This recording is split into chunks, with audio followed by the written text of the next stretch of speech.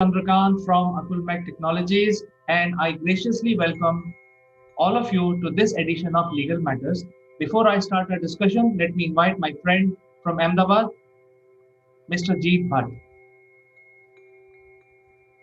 Thank you, Chandrakant, for introducing me and welcoming me. I'm looking forward for this discussion. Likewise, Jeet, and just to introduce a little bit more about yourself, you are a very senior lawyer practicing in Ahmedabad High Court and also very well known in various legal fraternity. And today we would like to discuss about the farm bills. And there has been a lot of agitation. There are certain farmers which are happy. There are certain set of farmers which are unhappy, and there are a whole lot of politics going around all these three farm bills. So, from your point of view, what is these farm bills? Are they going to benefit us? Not benefit us? Why there is protest? So, I think we will like to know more from you. Yes, Chandrakant, we see a lot of agitation going on right now and protest in the national capital region due to the introduction of these three bills, which have now been enacted and are the law of the land. So, the parliament in the month of September introduced three bills, which are the Farmers Produce Trade and Commerce Promotion and Facilitation Act 2020. The next one is the Farmers Empowerment and Protection Agreement on Fair Assurance and Farm Services Act 2020, and there was an Essential Commodities Amendment Act 2020. All these acts deal about and what they are, we will discuss. But before, I would like to tell you what is the existing system till now and how the entire agricultural sector was restricted and regulated under the APMC acts of the states. So basically, agriculture falls within the state list under the seventh schedule of the Constitution. It's a state subject, and states regulate it, and they carry out act, relating to agriculture. They issue laws and regulations and notifications. But this time, in order to have a entire one nation, one law system, wherein the central government has tried to introduce these bills, and basically it focuses more on trade and commerce, and it tries to do away in not completely, but in a way introduce a new system where the farmers can directly buy and sell outside of the APMC markets. So basically, the purpose of introducing these APMC, that is the Agricultural Produce Market Committees and the Agricultural Produce Market Laws, was because at the time of independence, the farmers were not so well off, and they were. It was seen that they were quite in debt because they had to every year produce uh, uh, farming products, and they needed loans, and so therefore a lot of times the private players used to exploit them, and therefore it was felt that there needs to be a law to protect farmers from being exploited, and therefore in the 1960s states started to introduce these agricultural produce market laws, and which regulated the sale and purchase, and every farmer as well as the trader who wanted to purchase had to be registered through those what is called as mandis, and every region and area had their own mandis, and through which the trader had to register, and then only he could purchase. And all sales and transactions were noted down and were kept in the register. So this provided for the laws to govern farm produce. It regulated the buyer trader registration, price information, recovery of dues, and dispute resolutions. Now, as time progressed and as we saw that the APMC Act also was not in tune with the current times of free market and free market economies. And when liberalization has happened to such an extent that almost all sectors, now the government wants to take away its control and push things into the market. So these bills now introduce this new system wherein the farmer and the buyers or traders can directly transact between each other.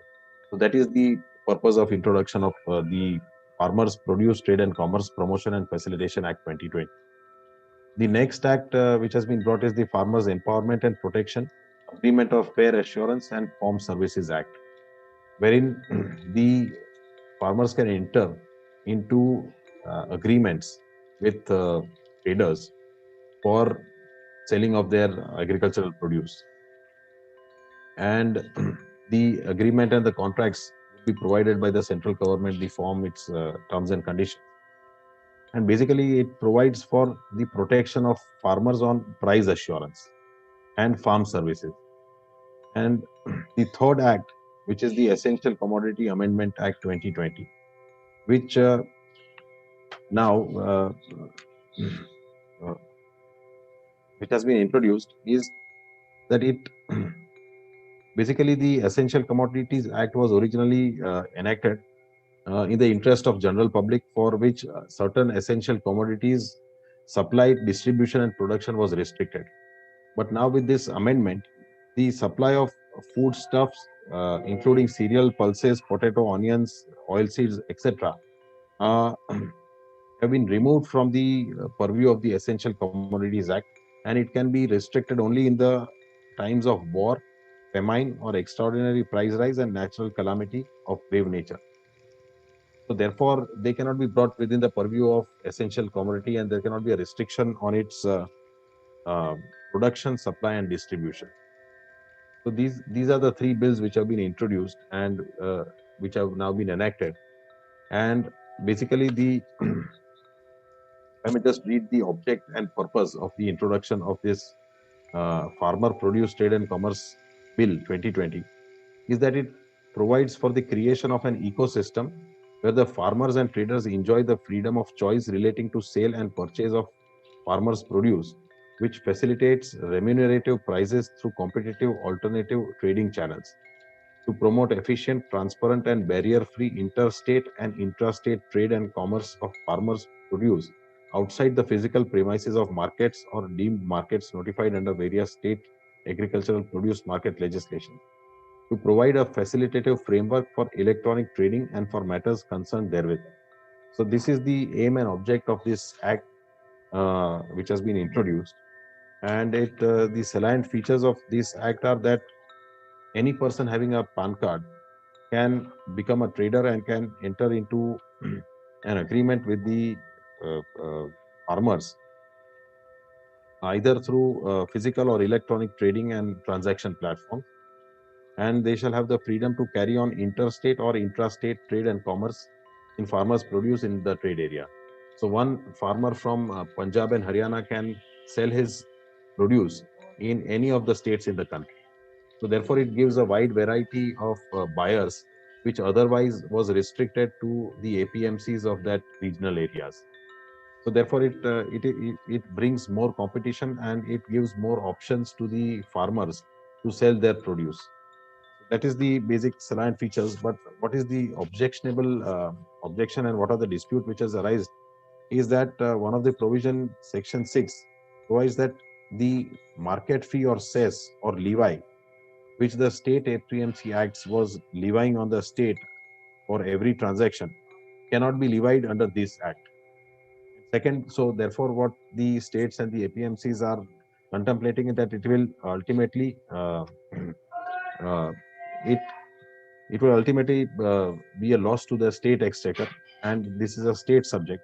So therefore, that will create a problem for the state's development, and uh, also it also provides for the dispute resolution, wherein the dispute, in case if there is any dispute between the buyer and the seller, then the same can be uh, put to an end through an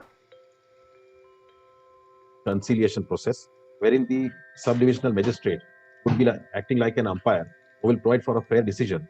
And if that decision is not agreeable to any of the parties, then the parties can also appeal it. But those orders of these sub-divisional magistrate and the appellate authority would be final and binding.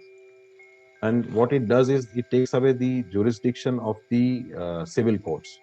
And that is what is one of the objections raised by the farmers. that this would not be a fair mechanism for dispute resolution. So this is the salient feature of the Farmers Produce Trade and Commerce Promotion and Facilitation Bill, and also with regards to the Farmers Empowerment and Protection Amendment on Price Assurance and Farm Services Act.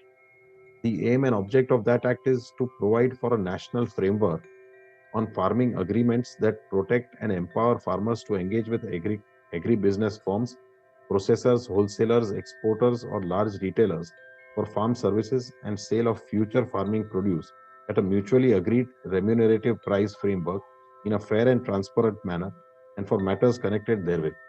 So, therefore, this provides for a national framework on a farming agreement. So, so this act provides that the salient feature provides that the price which is to be paid to the farmer for the purchase of a farming produce may be determined and mentioned in the farming agreement itself, and it also provides for a guaranteed price to be paid for such produce.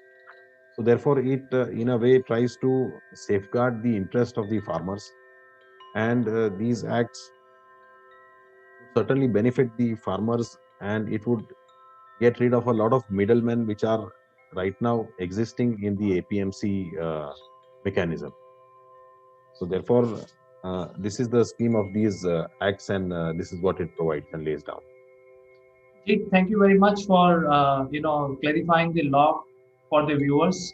And I'm not a lawyer, and I'm also not a farmer, but I'm a businessman. So I understand the nuances of running any business. Farming is a similar business like any other business. It has a production phase, it has a distribution phase, it has a wholesale, storage, and then retail. So I think all these principles applies to farming. The farmers are producing and then selling it to the APMC mandis, who are then wholesaling it, distributing it, etc. I think you mentioned about the independence in 1947. Situation that time was that almost 80% of the population of India was involved in farming activities.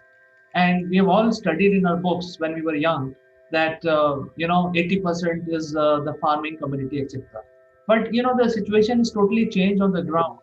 Today, the farming community has reduced to about 30% population of India, and the farming industry is not similar to any other industry.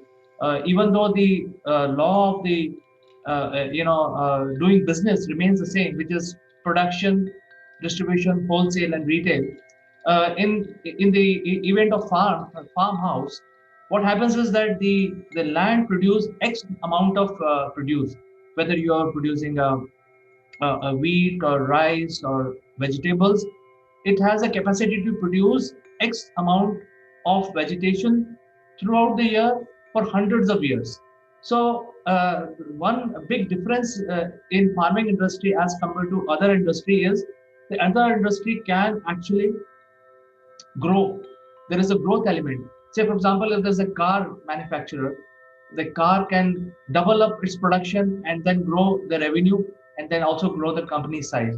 In case of farm, if you don't add up your land, you can't grow. The growth is only 1 to 2% year on year. So, in nutshell, what has really happened? I'm just doing this monologue with you just to explain to our viewers that what has happened over the last 70 years is that the farming community has reduced systematically because we have a finite land, and the contribution of farming has also reduced because the other industries like IT, manufacturing, automobiles, oil and gas have taken over those because there has been a lot of development in India.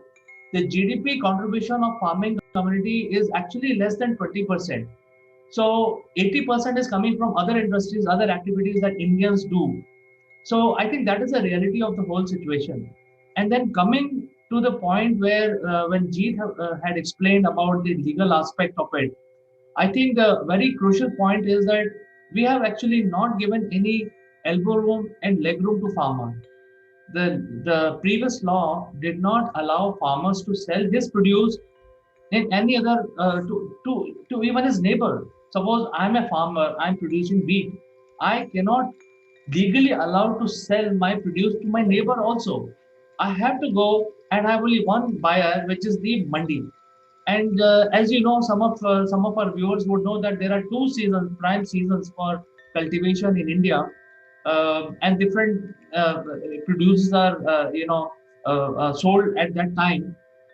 So the farmer has no choice but to load his produce in his truck or a tractor, go to the government warehouse, and take whatever money they get it, Right. right? And if, they are at the mercy of the person there. So I think, from my opinion, as a businessman, not as a farmer, not as a lawyer, I see as a pure Indian, I see that these laws will free up the farmers from all these compulsion, where they can sell to anyone, they can sell at any price, whatever price they can strike their deals at, and that will give them that will make them richer, just like any other businessman. So we should not doubt the intellect of farmers that they cannot do business. There are, what I've heard so far is that there are e-portals also started by government of India, where they can sell their produce. So I think we have to ensure that the farmers are intellectually more advanced, and they should welcome these changes, because now they will be able to get more value for their produce. And last thing I want to mention, Jeet, last year itself there has been another farmer protest in Haryana, where the farmers came to know that the peas farmer, the chickpeas farmers, came to know that the APMC bought their chickpeas for 6 rupees. I don't know the measure. I think it's a quintal or kgs. And within one day, in the wholesale market, they were selling it for 20 rupees. So you see, the farmers are, the wholesale market itself is selling it for 400%. So by these laws, I think you're empowering the farmers. But we'll go back to the legal discussion. Why so much confusion? Why the political parties are getting involved? Because we are now these laws will benefit the citizens. Right, absolutely. Well said. You really put it correctly. But as you said, that farming business grows 1 or 2%, but you must also see that since independence, the population has also grown 2 to 3 times. So basically, ultimately, the consumers are the people of this country. So therefore, they are increasing, and the agricultural produce should also increase. But recently, when this bill has been passed, what it provides is that today India has become surplus in most agricultural commodities. So certainly, farming and agricultural produce business has grown tremendously. And though people are coming out and not wanting to do agricultural business and want to shift into other businesses, but still agriculture has continuously grown in this country, and it needs the basic fair market and a proper market where it can take it to a next level. And therefore this act is very important, because earlier what the act is to do, and if I may just give the supply chain how it used to work. So initially a farmer has to go to APMC and give the agricultural produce. Then in APMC the commission agent would take it to the traders, and there would be a price discovery where the price would be decided based on the demand and supply. Thereafter, the trader would take it to the transaction agent. The transaction agent would thereafter take it to the wholesaler to the retailer to the vendor, and vendor thereafter to the consumer. So the farmer would sell it at, as you said, 6 rupees, but ultimately it will reach the consumer at 25 or 30 rupees, because in between there are so many people who are doing business with regards to the agricultural produce. So now with this new act, the farmer can directly take it to the wholesaler, retailer, vendor, or any of the trader. It can be anyone, and at the price which they can decide mutually. So these people in between who were to decide these prices are completely wiped out in this new system. Though the APMC will still be there and those acts will remain, but the farmer will have a new avenue of selling it directly to other stakeholders. So therefore, he will get a better price. I would assume that the prices ultimately of these farming products would also increase, because the business houses or the corporate houses who would also get involved would also sell it at a profit. So ultimately, the the cost of these products will increase, and ultimately the consumers will be at a loss. But I think the farmers would certainly benefit out of this system, and as it does away with a lot of middlemen who are in the existing system of APMCs. So, Jeet, let me explain my perspective on this one, especially when you talk about the prices going high. Uh, in my opinion, what will happen in reality is that the amount that the farmers will get, for example, let's go back to our 6 rupees wala example where the farmers are selling for 6 rupees. But in the new system, they will be able to drive more value for their produce. So they may get 15 rupees instead of 6. And the 6 rupees per kg feed, the consumer will have to shell out 100 rupees per kg. Ultimately, when I buy it, I actually buy it for 100 rupees. So my price of procuring it will reduce, and while farmers' income is increasing 300%, my cost of procuring the farm produce will reduce considerably, almost by half. So I will end up paying 50 rupees. And going back to the corporate buyer, I think the confusion has been created. I'll just like to clarify. You know, who's the biggest corporate house which is buying? It is the Nestle. It is Right. processed Pepsi. Pepsi, those kind of guys are Right. buying. And these places to go and buy from, they have to go to FCI and buy from there.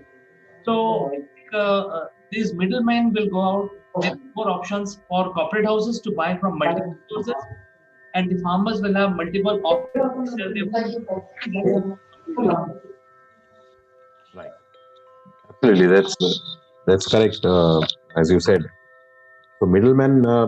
So it is required in that sense that these middlemen should go and farmers must benefit, because they are very important part of this country. So I think the farmers should understand, allow this law to operate, uh, allow this to grow, and thereafter take a decision where what are the loopholes and ultimately what can be corrected, rather than completely asking for the repeal of the enactments. So I think the people who are asking for these repeal of these laws are the people who are going to lose their jobs, and the population of those kind of people are the middlemen and the setup which is reporting this to the state government or different political parties. So I think the farmers of all other states like Tamil Nadu, West Bengal, MP, etc. They are not complaining about it. It's only the farmers from one or two states which are complaining. So I think in interest of 30 million farmers in India, hardly 3,000 are on the street. So I think we should just ignore them and move ahead and implement these laws. That is what, as a common citizen, I feel. What is your opinion? Yes, you are right, but the matters are also before the Supreme Court, and I think the farmers should wait for the uh, judgment of the Supreme Court in this matter. Because if they say that the provisions are unconstitutional or without power, then the only authority which can say it is unconstitutional is the Supreme Court, and they are already before the Supreme Court. So therefore, so they must trust the apex court of this country and wait for its judgment on this issue. I think I appreciate your point, and Supreme Court is the ultimate authority. Since the matter is in front of the court, the honorable judges will decide for the benefit of everyone. And I leave it at that, and we can discuss this further because this is the matter which is still sub judice. We will come back on the subject, Jeet, sometime in future once the decision is made. But for the time being, this is what we feel. You have explained beautifully, and thank you for finding time to explain to our viewers what it means from the legal standpoint. I think this is going to be very valuable and knowledge-driven discussion for the viewers. Thank you so much. Thank you very much. So I will catch up with you next Thursday as usual. Until then, bye. Sure. Bye.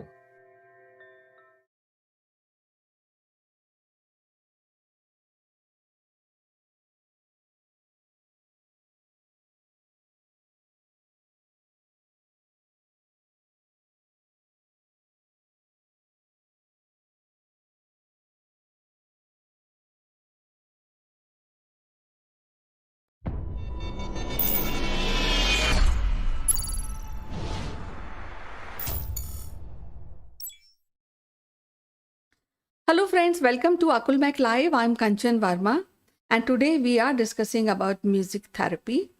But before that, I would like to remind you there's a free gift available only for you. Stick around to this episode till the end. We will guide you how to avail your free gift. Hello friends, welcome to our show today. And you know Wednesdays are very special, and here in our Akulmach team, we wait for every Wednesday because we get chance to listen to Dr. Shambhavi Das, who is a prominent musician and singer. So without wasting any further time, I would like to welcome Dr. Shambhavi Das. Welcome to the show, Shambhavi. How are you doing today?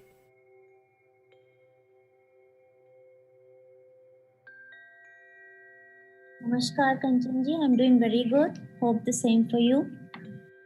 Yeah, we are good. We are coping up with this pandemic, but or every Wednesday we get chance to listen to your songs and understand the raga. So, what raga we are discussing today?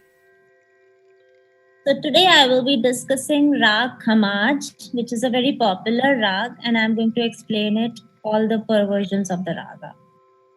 Well, as usual, our program doesn't kind of starts with a beautiful song, which we are waiting that you should sing a song for us. So in Rag Khamaj, there's a very recent and popular song, and it's a Bollywood song. I would like to sing. रघुकुल रीत सदा चली आई, प्राण जाए पर वचन न जाए।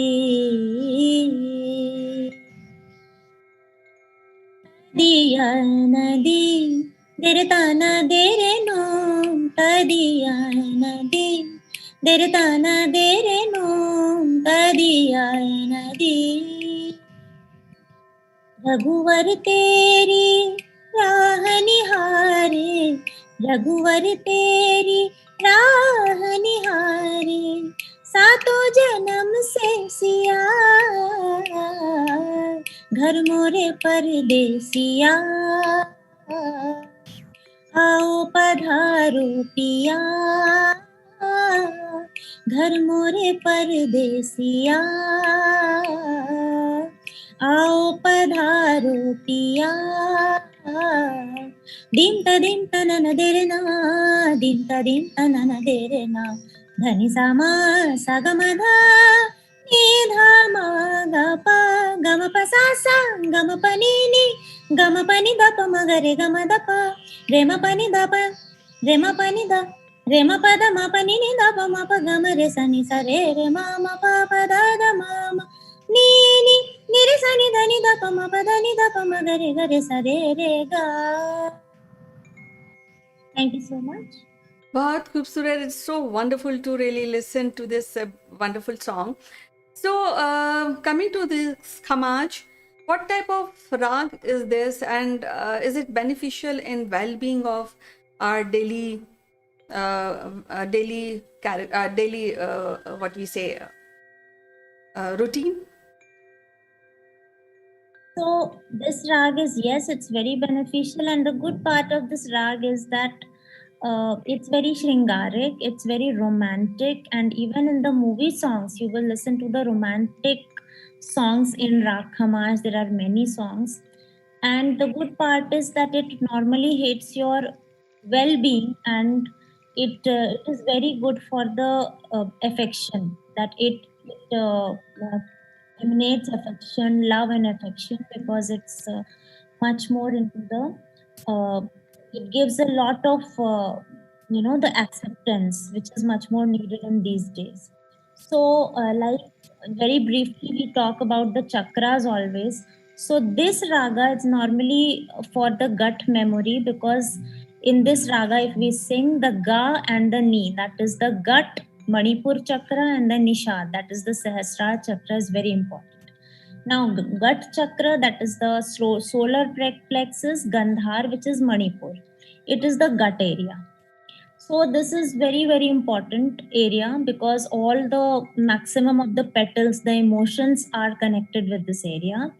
Second very important chakra is Sahasrar chakra, which is your pituitary gland, and Nishad is the sur, ni. Sa, ga, ma, pa, dha, ni. This is ni, and which is connected to the Sahasrar chakra. And Sahasrar chakra has, it's called a Brahmarandra. It has the thousands petals or emotions residing in it.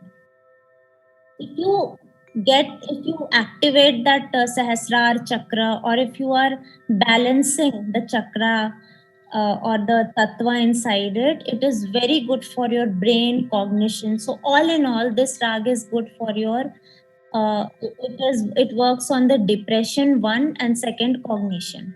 So depression, how? Because normally gut is related to the depression part. Gut, the metabolism, the constipation, digestion, indigestion, excretory system, all these areas are related to that. And this works on the intestinal memory. Memory, as in we call it gut memory, because mind and gut connections are very, very much studied these days.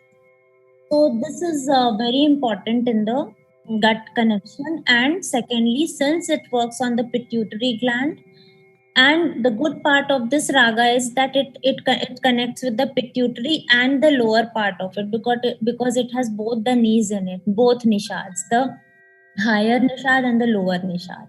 So lower nishad is not a prime chakra, it's an upachakra, the knee komal. So how it goes is sa ga ma pa dha ni sa ni da pa. So when it goes up, it has this chakra. Sa ga ma pa dha ni sa ni. So these both the frequencies are not the same, it's different. Sa ni dha pa ma ga re sa. And it's very good on the depression as well. It works on the depression, and we have tested many patients with it. Now, if we see the Ayurveda version of this, Manipur chakra is very, very important for the fear or the non-acceptance. Fear, like these days, it can be any fear. It can be that COVID stress, COVID fear. Oh, I should get the COVID. So all these fears are associated with the Manipur chakra, and therefore the depression is related to it. It's very important to activate the Manipur chakra or the abdominal area, and to make your gut strong. That is also connected to immunity. So therefore, in that version, Khamaj works. So if you can listen to the flute of Khamaj or Sarod, it's very, very beneficial these days. It is a very good advice to our viewers. Now, as you mentioned, we are undergoing into pandemic, and we, as family, as individual, we have a lot of stress. Now, what happens for children? We may say that we can scold them and ask them to really sit and study, but the problem comes when elder people, I mean the like grandparents, they have depression, or they are not able to cope up with the current situation. So what is your advice that how they can change their routine, and with music, and music act as a therapy to them also, especially in this period? That's a very good question. And these days I'm dealing with such clients, and I'm very happy to say that I have been associated with many NGOs of senior citizens. And this is a very big problem, that what they are dealing with. If the youths are not able to cope up the stress, how can they? Because they are quite. Now, we have to understand a few problems, first on a very basic level, and then on the psychological and physiological levels. Then we go to the Ayurvedic and the music therapy, the therapeutic level. So first, basic level, we have to just see and talk to them that there are many problems with. I am not generalizing that everybody has, but most of the old age people have problems. One is if we talk about one of the problems is that they take a lot of medicine. So that medicine stress is also there. Everybody is takes the BP medicine, the diabetes, the if they have some more comorbidities, so they are taking that medicine. Some of the senior citizens do take uh, the sleep medicine as well. So, and through that medicines they are taking from so many years, they have certain, like they have a diet problem, they have any mood swings, they have a lot of mood swings with that. So that we have to deal with. So now that is some other science, that how medicine works and how medicine affects the mood of the person, and how we have to tackle it. We have to talk to them, and that's a different kind of music they should be listening, and we make them listen to a certain kind of happy music. There is a rag called natai we use with the people, with such people. Now another very big problem is the lack of acceptance, fear again, the element as I said, it's related to the gut. So the gut memory has to be little stronger. Then as with lack of acceptance, many old age people crave that they are not given that attention. Then one very important problem, they don't like loneliness because they are unable to differentiate between loneliness and solitude. So we have to talk to them, we counsel them uh, that it's okay to be alone. They crave that their children are not giving the time. They are sitting in the US and not giving the time to. So we have to tell them that loneliness is not a problem. If you feel that it's okay, you are with yourself and you are into the solitude. Let's change the perspective. And how we change the perspective now, loneliness, that trance, like I said, it works on the muladhar chakra, that is our seat chakra, that works on the our spiritual angle. So that is very very important for every one of us to activate that muladhar chakra, because that is related to one of the petal or emotion we have in muladhar is the sahaj, means neutral. Yoganandam means we are into the yogic stage. We are good in all stages. That is, so once we, that's why meditation, quiet time. It is why it is scientifically proved that meditation is good, because meditation, in some cases, you are bringing yourself down, you are grounded towards Muladhara Chakra, which is your survival, your seat. So, one is that.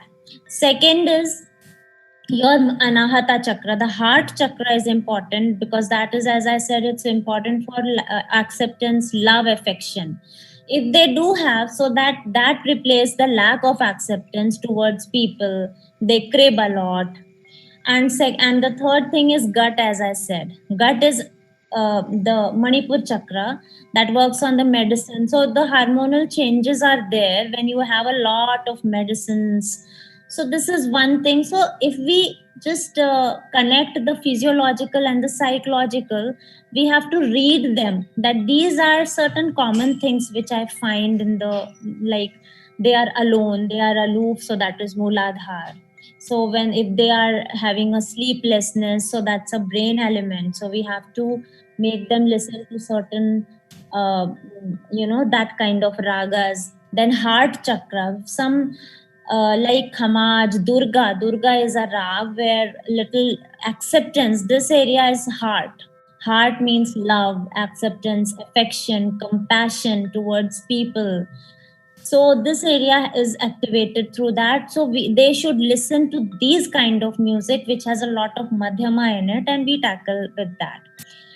So, and if they do have certain problems, like mainly old age people have dementia, so obviously we do have music therapy techniques for dementia, Alzheimer, Parkinson, these areas. So they do have, and we get results on that. But I think for stress and anxiety, these are the root causes. So instead of just tackling the stress and anxiety, we have to get how that stress and anxiety is affecting the person, and what are the basics. So when we go into that, and then we kind of heal them. And with the normal people, the normal ladies also, especially the normal old people, we play the musical games as well, which is very very good for the dopamine release. That is the happiness hormone are released. So we play a lot of musical games, antakshari, sing with this word, rapid fire, humming the tunes. So we play a lot of games and know, and they are so enthusiastic. So these are certain tools which we use. Very nicely you have put it how the raga can help in curing so many diseases and of course loneliness. At this point of time, I would like to ask you. Now, there are times when we have take up job and we don't have time, though we may be inclined to music, may be inclined to learning painting. Now, when we are retired and we have a lot of time, so I would like to know how to start learning music. Actually, how to choose that rag which from which we can start learning music. So ragas, which the basic ragas which everybody should learn and they will learn very easily is Yaman, like which I have taken in the last few episodes. Yaman is very very easy and it's so popular that people normally resonate with it. Then Bhopali, second. Then Bhairav third. Now Bhairav is which I think I have not taken that thing. So these three ragas are there which are quite and khamaj is also very basic rag. So these ragas are there which is very very popular, and it you can easily sing if you are learning that raga, especially Yaman. Yaman is so, like I said, 95% of the Bollywood songs, cinema songs, ghazal, bhajan, Sufi, qawwali, so many songs are in Yaman. So when you sing, definitely you will be able to, you will recall any song with it. That okay, this is the song. This was the song. So, so people can learn it very because it's very flexible rag. Now, but this is a very pleasant rag. Bhairav is a rag which is very, very important, and as it is, created by Lord Shiva, it's so ancient rag. So it's very important to learn rag Bhairav when you start learning classical music. But the thing is that it's a dull rag. It's a Gambhir Prakriti rag. So normally, I read the students or adults or whatever. If they are a little, some students tell me I'm a very serious person. I like Gambhir ragas. So then I start Bhairav. They have everybody is from different attitudes. Some people are very playful, bubbly. So the Yaman, Kafi, these kinds of ragas we do introduce. So we start with these ragas. Gopali is a very bubbly rag, very very sayonara. So these kind of songs, and it's very important to tell them the casual music of that particular raga, so they normally understand the raga. When they understand, so it's easier for them to go to other steps. Right. Actually, now I would come back to our day raga, where the raga which we are discussing now, Khamaj. So let's listen some music or some songs of this raga. So yes, so just to introduce this raga, has all the Shuddha Swar Saptak except Ni Komal while coming back. So we go with all the natural notes and it's very pretty much easier. Sa ga ma pa dha ni sa. Come back with Ni Komal sa ni dha ma ga re sa. So this is how all the other notes are. Now the prime notes in this raga is ga and ni, that is the Manipur, the ga and ni, Manipur and Sahasrar. And very important song in this, very popular. It is actually a thumri, but it has been taken into fusion music by Shafqat Amanat Ali. मोरा सैया मुझसे बोले ना, लाख जतन कर हारी, लाख जतन कर हारी, यही मोरा सैयो मुँह से बोले ना.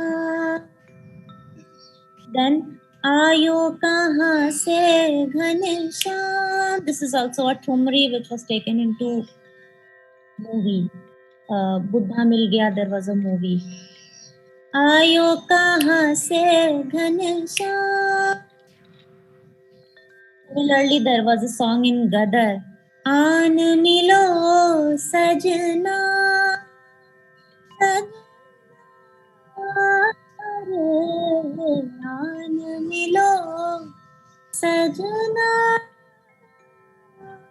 Then धीरे धीरे मचल ए दिले बेकरार कोई आता है. यूं तड़प के न तड़पा मुझे बार बार कोई आता है. धीरे धीरे मचल पिया तो से नैना लागे रे. This is not fully a command, but it's a base. पिया तो से नैना लागे रे, नैना लागे रे, जाने क्या हो अब आगे रे. नैना लागे रे, पिया तो से नैना लागे रे. These are certain songs which, if you are little dull, you're feeling low, if a person is, attached to something and he's not feeling very good, the opinion problem, so many problems, so they can listen to such songs and they can just feel good. बहुत ही खूबसूरत. It was so wonderful to hear singing you all these oldie songs, and they are good also. So as usual, it is so good to talk to you and to listen all the songs and understand the Khamaj rag. We'll be meeting again and discuss many more ragas in future episodes. Till then, bye bye. Take care. Thank you so much. We have some unique Akulmach memorabilia which will make you look outstanding. The graphics on these corporate gifts are based on the global best business practices. To become recipient of one of these gifts for free, you have to watch this video till the end and provide your valuable comments. Or you can also share your experiences. The person who makes the best comment would be chosen to become a recipient of these beautiful Akulmach gift, absolutely free, delivered to your doorsteps. The winner would also get a chance to be invited live as a distinguished panelist during our next video. What are you waiting for, friends? Please subscribe Akulmach and smash that like button.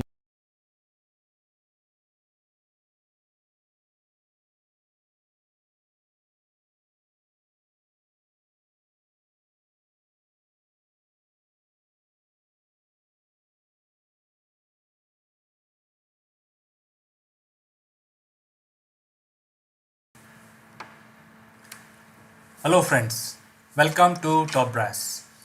This week I would like to draw your attention to one of the leading story which happened last week, and in this program we will not talk about the unrest in northeast part of Delhi, but a news which is related to this particular episode, and this is regarding transfer of Justice Muralidharan.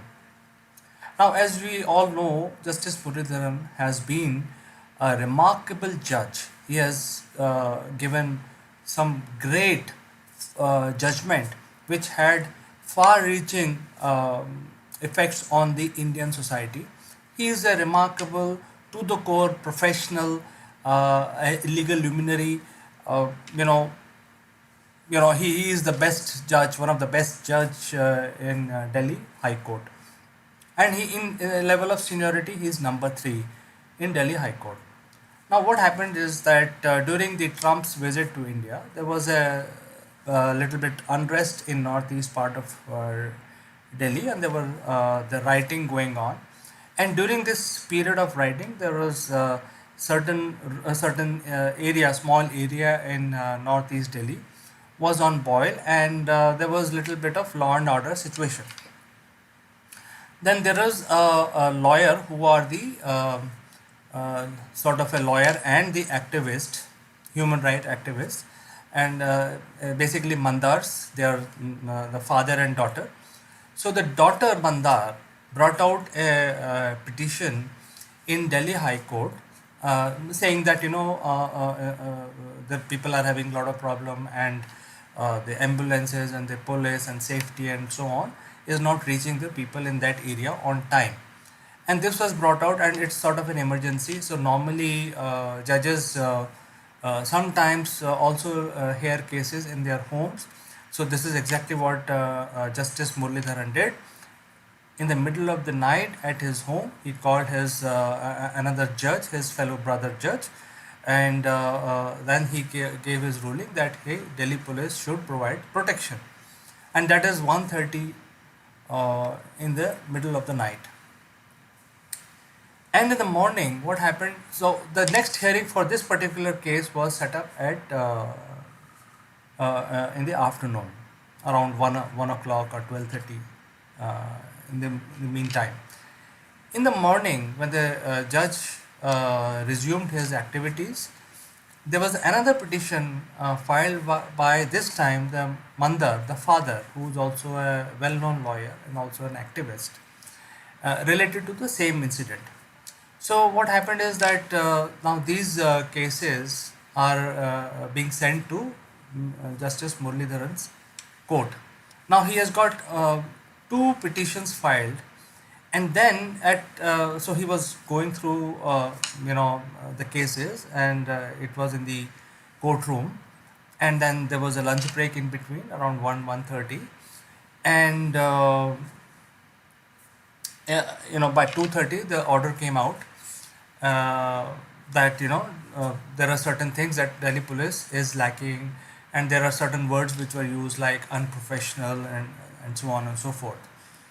But so this is what has happened, and this created a little bit of news. However, the news related to the incident, which is the rioting, is much bigger than this one. In between, what happened is, I just want to draw your attention that this has happened in a period of 14 hours, which is 1:30 in the night and 2:30. So roughly about 13 to 14 hours duration, where people have taken, they have slept, they have attended to other things, and then at 2:30 he came out with a ruling which is sort of, or which looks like that the Delhi police is being put on the spot, and they had given the judge has given the Delhi police 24 hours to give response.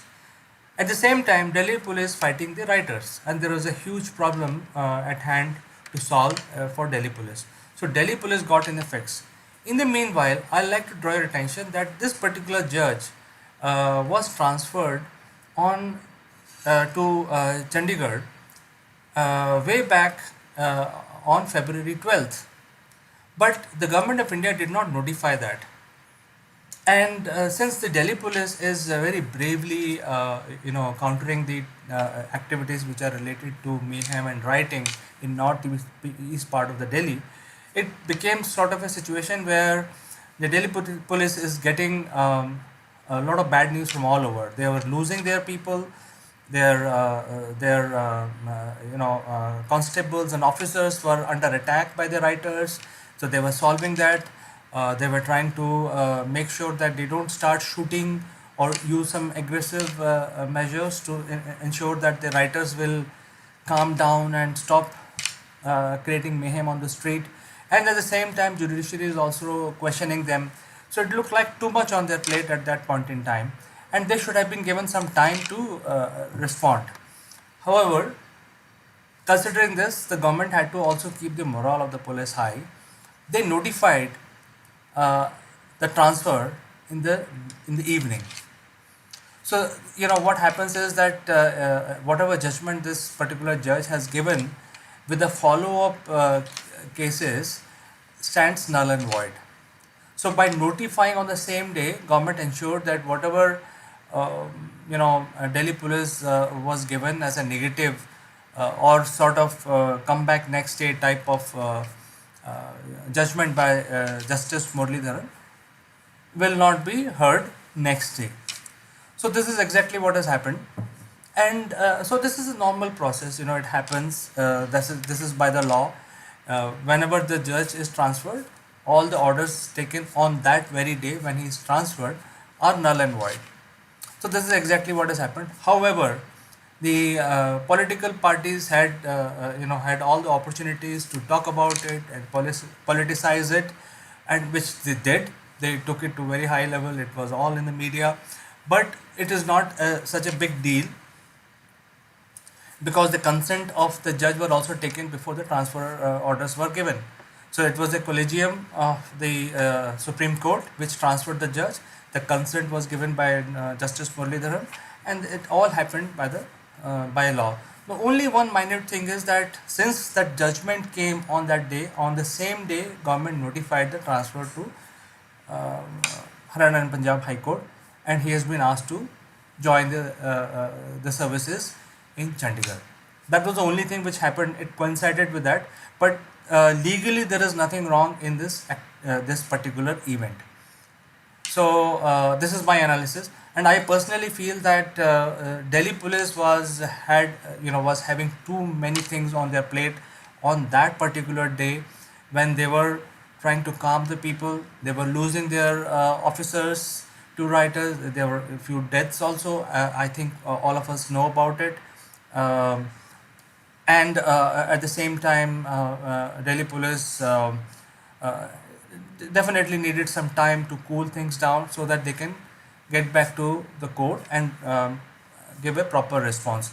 So this is exactly what has happened, because the Chief Justice of Delhi High Court is back, and they have given them 6 weeks, or something like 1.5 months time to respond. So which is sufficient time for Delhi police to prepare and give a proper response. Now there is calm. The life is coming to normalcy in northeast part of Delhi, and I think this is everybody is happy. And this is the event that happened last week, along with the mayhem and the violence in northeast part of the Delhi. So this is my analysis for this particular event, where the judge was transferred within on a day when he gave a judgment and asked Delhi police to respond the very next day. So I will meet you tomorrow again with some more analytics about the current affairs. Till then, bye bye.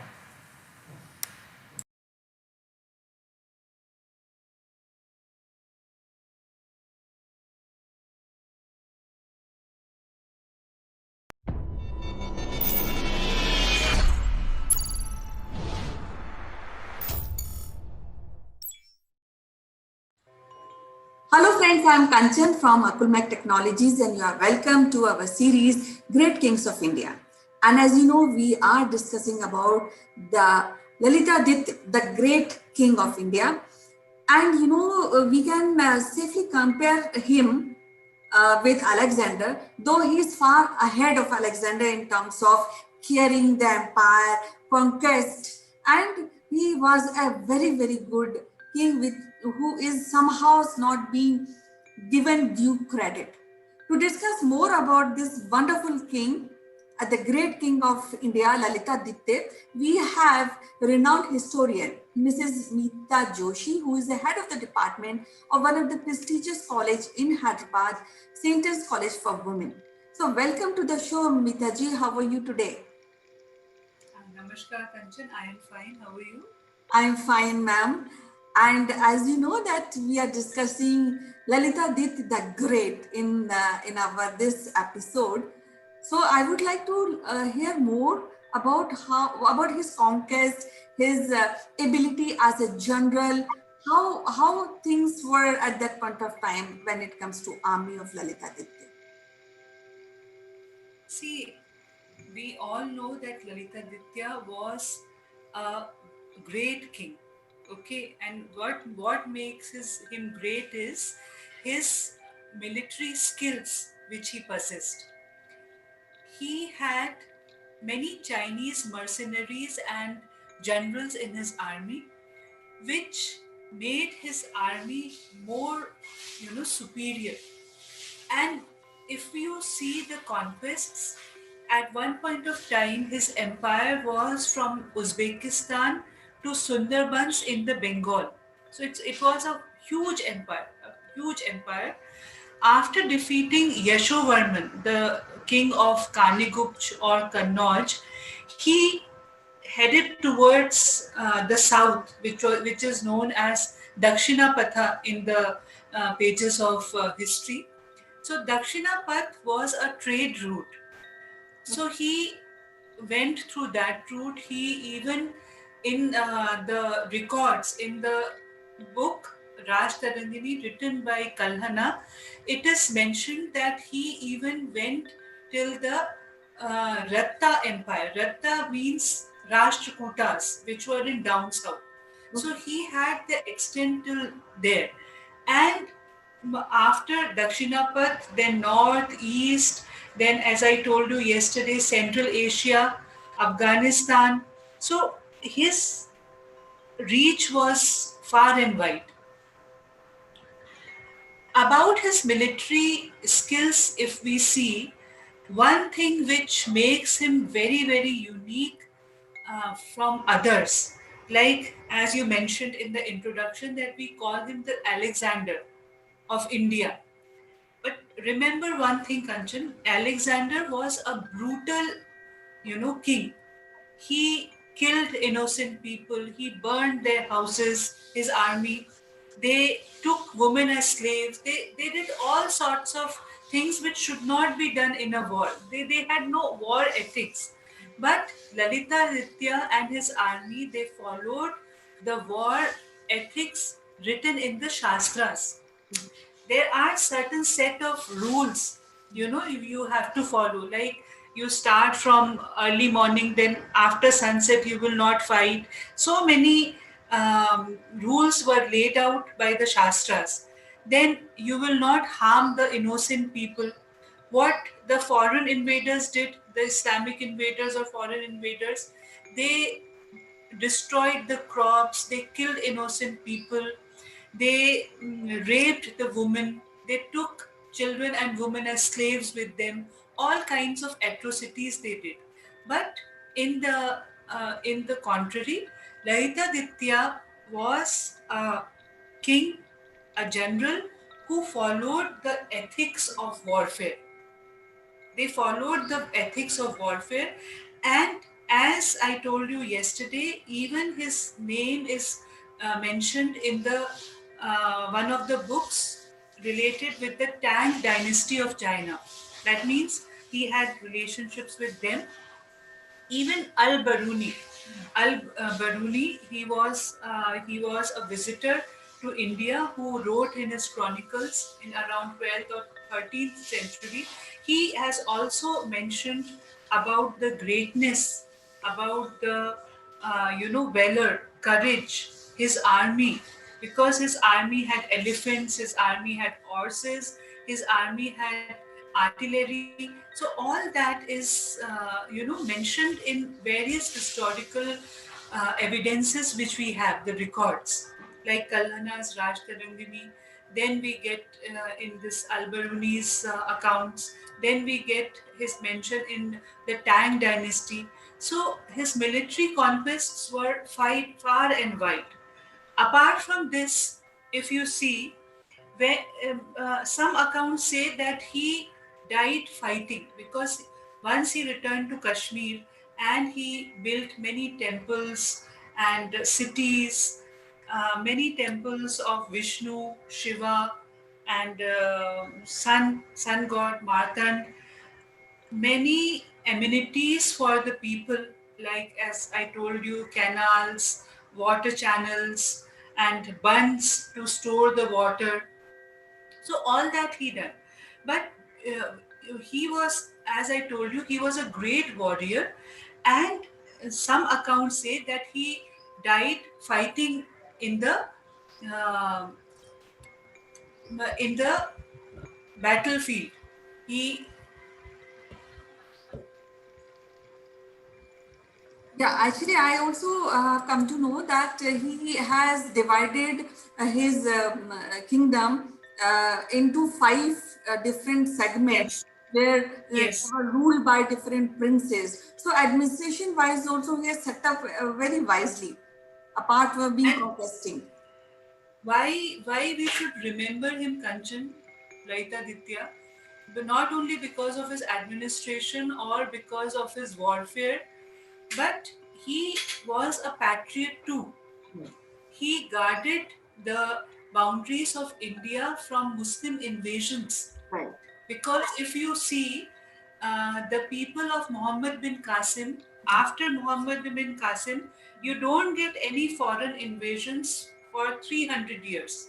Okay. So, because he had that fear, people had that fear of Lalitaditya, that no Arab, no Arabian invasion, no other foreign invasion happened in that time period. And because Kashmir, see, Kashmir was known for its richness, because it was a hill station, Kashmir, and because of saffron, so many things Kashmir was known. So foreign invaders, they were allured to attack that area.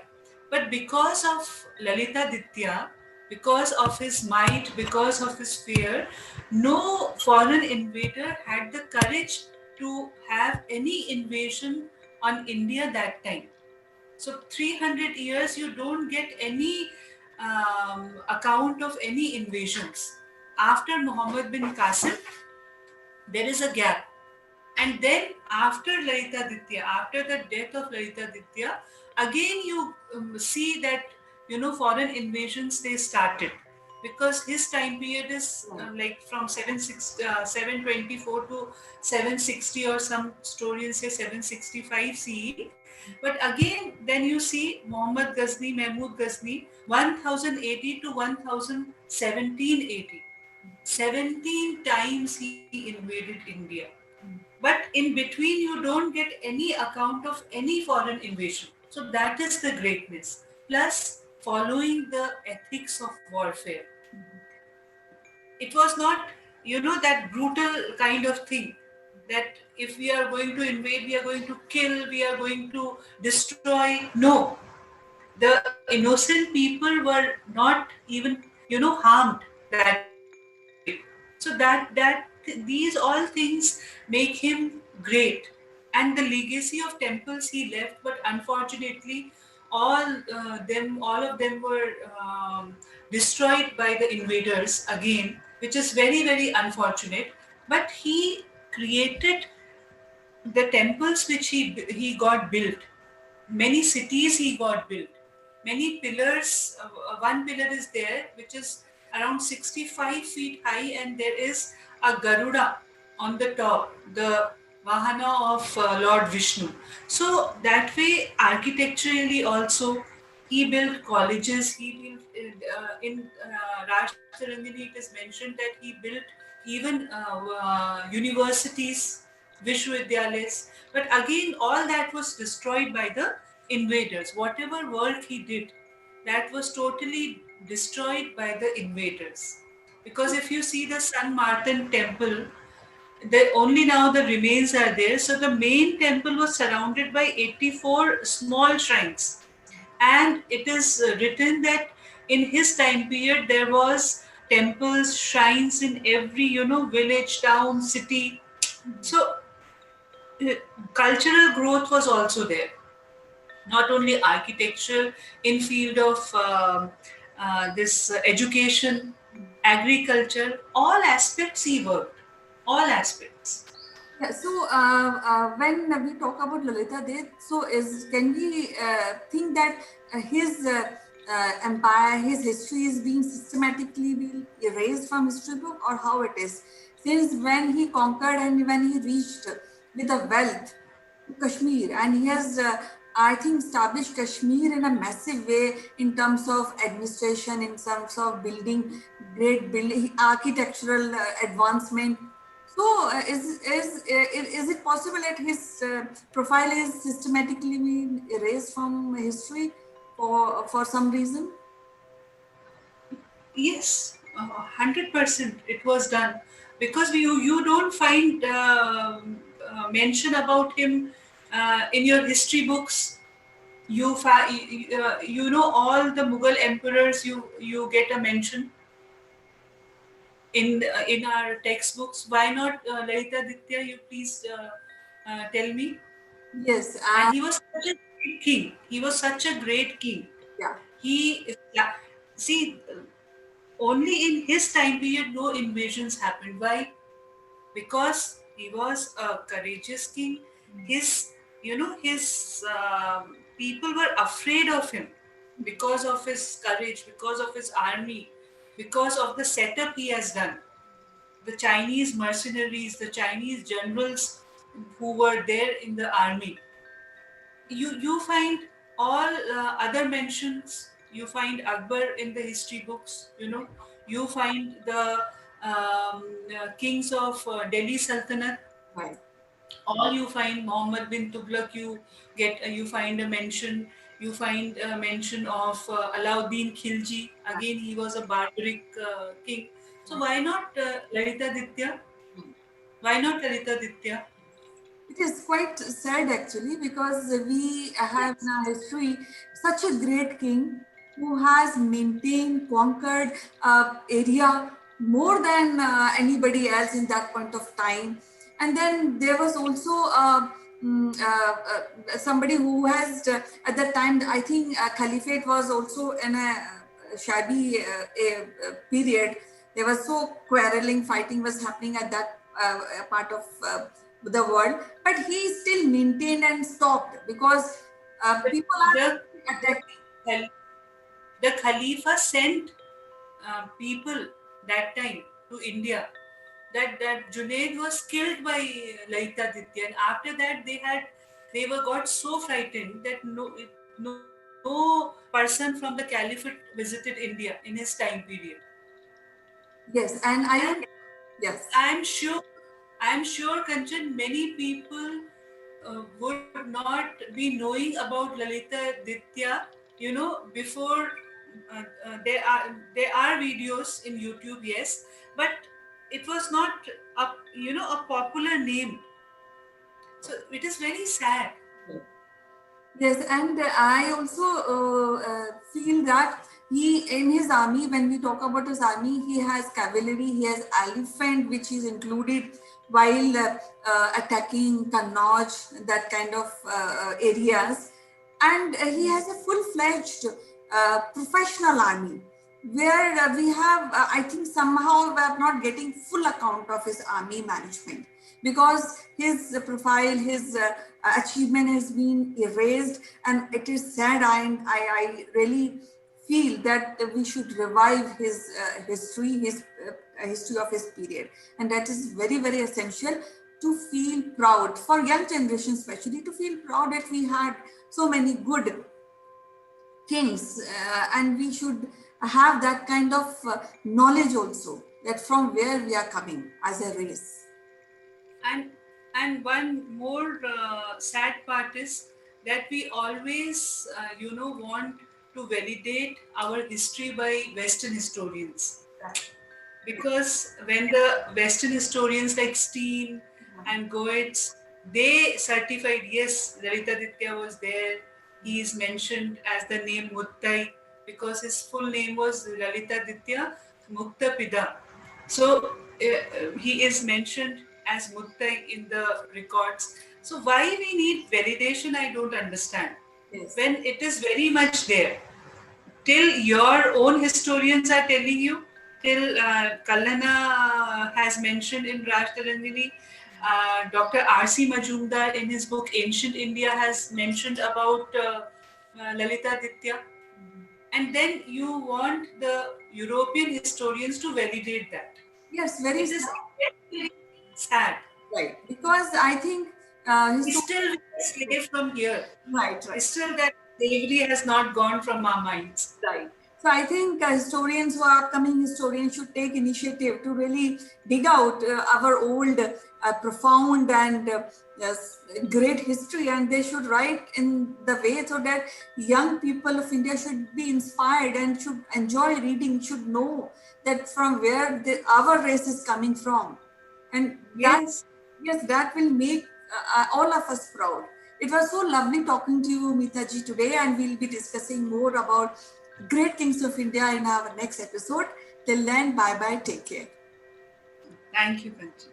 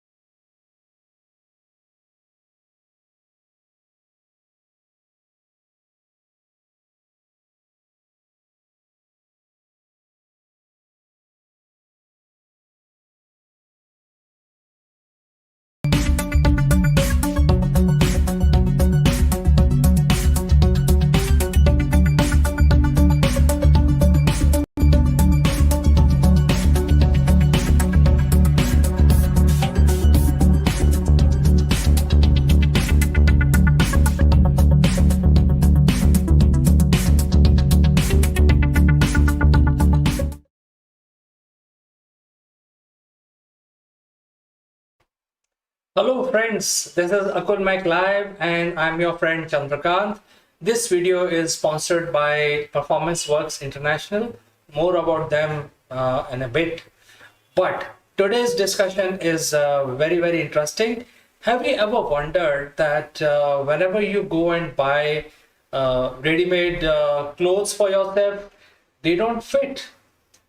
Same is the case with shoes and many other things, you know. So I think there is something that is missing, especially when it comes to the measurement for Indians, and this is exactly what we want to discuss today.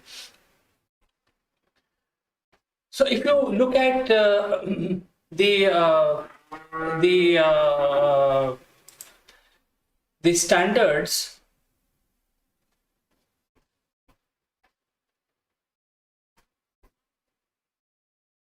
then we already know that these standards are not fitting everyone. If you look at the market segment, it is not fitting everyone in the sense that there is no size which you can buy, because we are forced to follow the standards which are prevalent in US and UK. In fact, if you go out and see the labels as well, they will tell you exactly that whatever shirt you're buying or whatever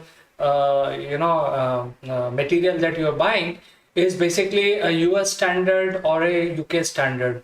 And that is why 30 to 40% people the standard will fit into 30 to 40%. What we need is a different measurement system which is India specific. And the India specific measurement system is basically may fit up to 70% people. So I'm not saying that it is going to fit the 100%, but at least 70% of the people. And that is why so far, even after 75 years of independence, Indian government has not done this kind of a survey. They might have done this survey in the past, but they have not come out with their own standard of measurement. And that is why the Ministry of Textiles and NIFT, which is the National Institute of Fashion Technology, they have teamed up together and they are going to conduct a survey in a very unique manner. The survey will be conducted across the sidewalks in multiple cities. And basically, when we are doing this kind of measurement and this kind of survey, what it takes to come out with the standard for Indian sizes, it's basically we have to take numerous different measurements of different variety of people and then average them out. And that is why we need to take this average across the length and breadth of the country, because India, being a very large country, has people of different sizes and different races. Therefore, if we have to come out with an India specific standard of measurement, which will include your clothes, also your shoes, then a lot of measurements are needed to be done. And once this survey is done, the average out of this will then form the all over India matrix for measurement across India. So if you see, how it will benefit the people, in one way it will benefit the manufacturers, because then they will basically make things which are meant for Indian population. They can very well say that, hey, my product, my clothes, my shoes, my wearable, whatever different things that I'm producing in my factory will be is being manufactured for Indian sizes. So if you can then very safely say, hey, this size will fit. Unlike the current situation, if you have a person like me will have to go for double XL, which may not fit me, and it may not fit me perfectly. So that is why it is going to benefit a lot of manufacturers who can then use this measurement to produce and to basically make sure that their measurements are fine-tuned to Indian population, and hence Indians will be able to choose whatever sizes they want to choose, and they will be very happy. So on the other side, the consumer will also get a lot of benefit, because now they don't have to follow US and UK standard. They can follow the Indian standard, and there will be a totally Indian measurement matrix. Um, the survey is a very difficult thing, because you cannot spend a lot of time in making measurement, and it will look very odd when you're doing on a standing on a sidewalk and asking people to come and give their measurement. People will not come. So therefore, NIFT has devised this apparatus, which will be put. It's going to be inside an enclosure, and it will have multiple sensors. So the people who are going to manage this booth, so they will create sort of a booth with all these sensors inside, and they can invite people. Hey, we are doing some survey. Please walk in and help us. So with that, if there is no measurement, there's no inch tape required, people will not hesitate. It's just a walkthrough. And as you walk through this apparatus, the measurements will be taken. So I think this is a very different method of taking the measurement, where the NIFT and under the consultation from Ministry of Textile is going to take thousands and thousands of different measurement across multiple cities, and they will be doing on the sidewalk of prominent places where there are a lot of people walking around. So, for instance, in Delhi, it will be in an area called Connaught Place, and so on and so forth. So there will be public places where these apparatus will be kept, managed by people from NIFT, and they will ask people to come inside, walk through, and the sensors inside this apparatus will take the measurement and build the database. Once the database is built, the averaging numbers will then help Ministry of Textile to come up with India-specific size matrix, and then they will publish it so that different manufacturers can use this to produce, and the consumers can then very safely buy the material which they can actually want to wear, and it will fit them perfectly, not like compromised, only 30 to 40% population is happy right now with the US and UK standards, and nearly 60% population does not have the fit. So therefore, this will solve this issue, and I am very happy to bring this information back to you. Before I go, a word from our sponsor, and I will catch up with you next time with something even more interesting. This video is sponsored by Performance Works International. Are you ready for the challenges facing the modern workplace? Recent events have taught us the importance of transformation.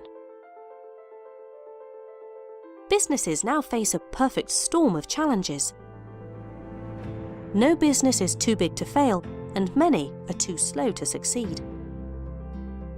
Our workforce is changing fast. We're entering a new age of empowerment, and everyone can contribute.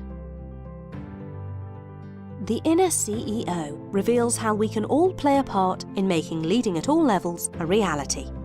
Written by Jeremy Blaine, an expert on business transformation and growth, it provides a roadmap to help everyone unleash their inner CEO and contribute beyond their job role, whatever their level. Traditionally, strategy has been owned by the few.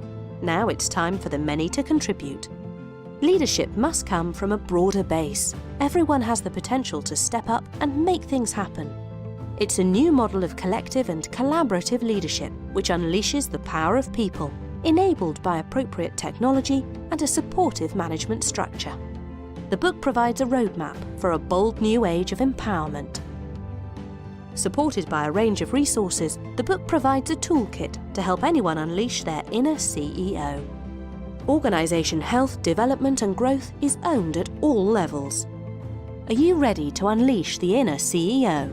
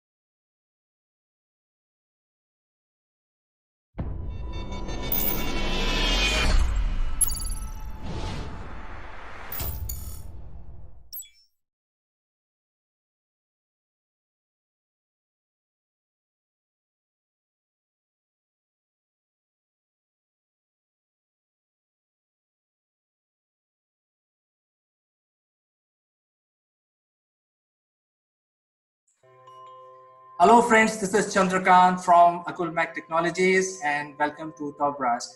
Today we have a very special guest on the spotlight. Her name is Melissa Sassy and she is representing IBM. She joins us from SFO. Welcome to Top Brass, Melissa. Thank you for having me.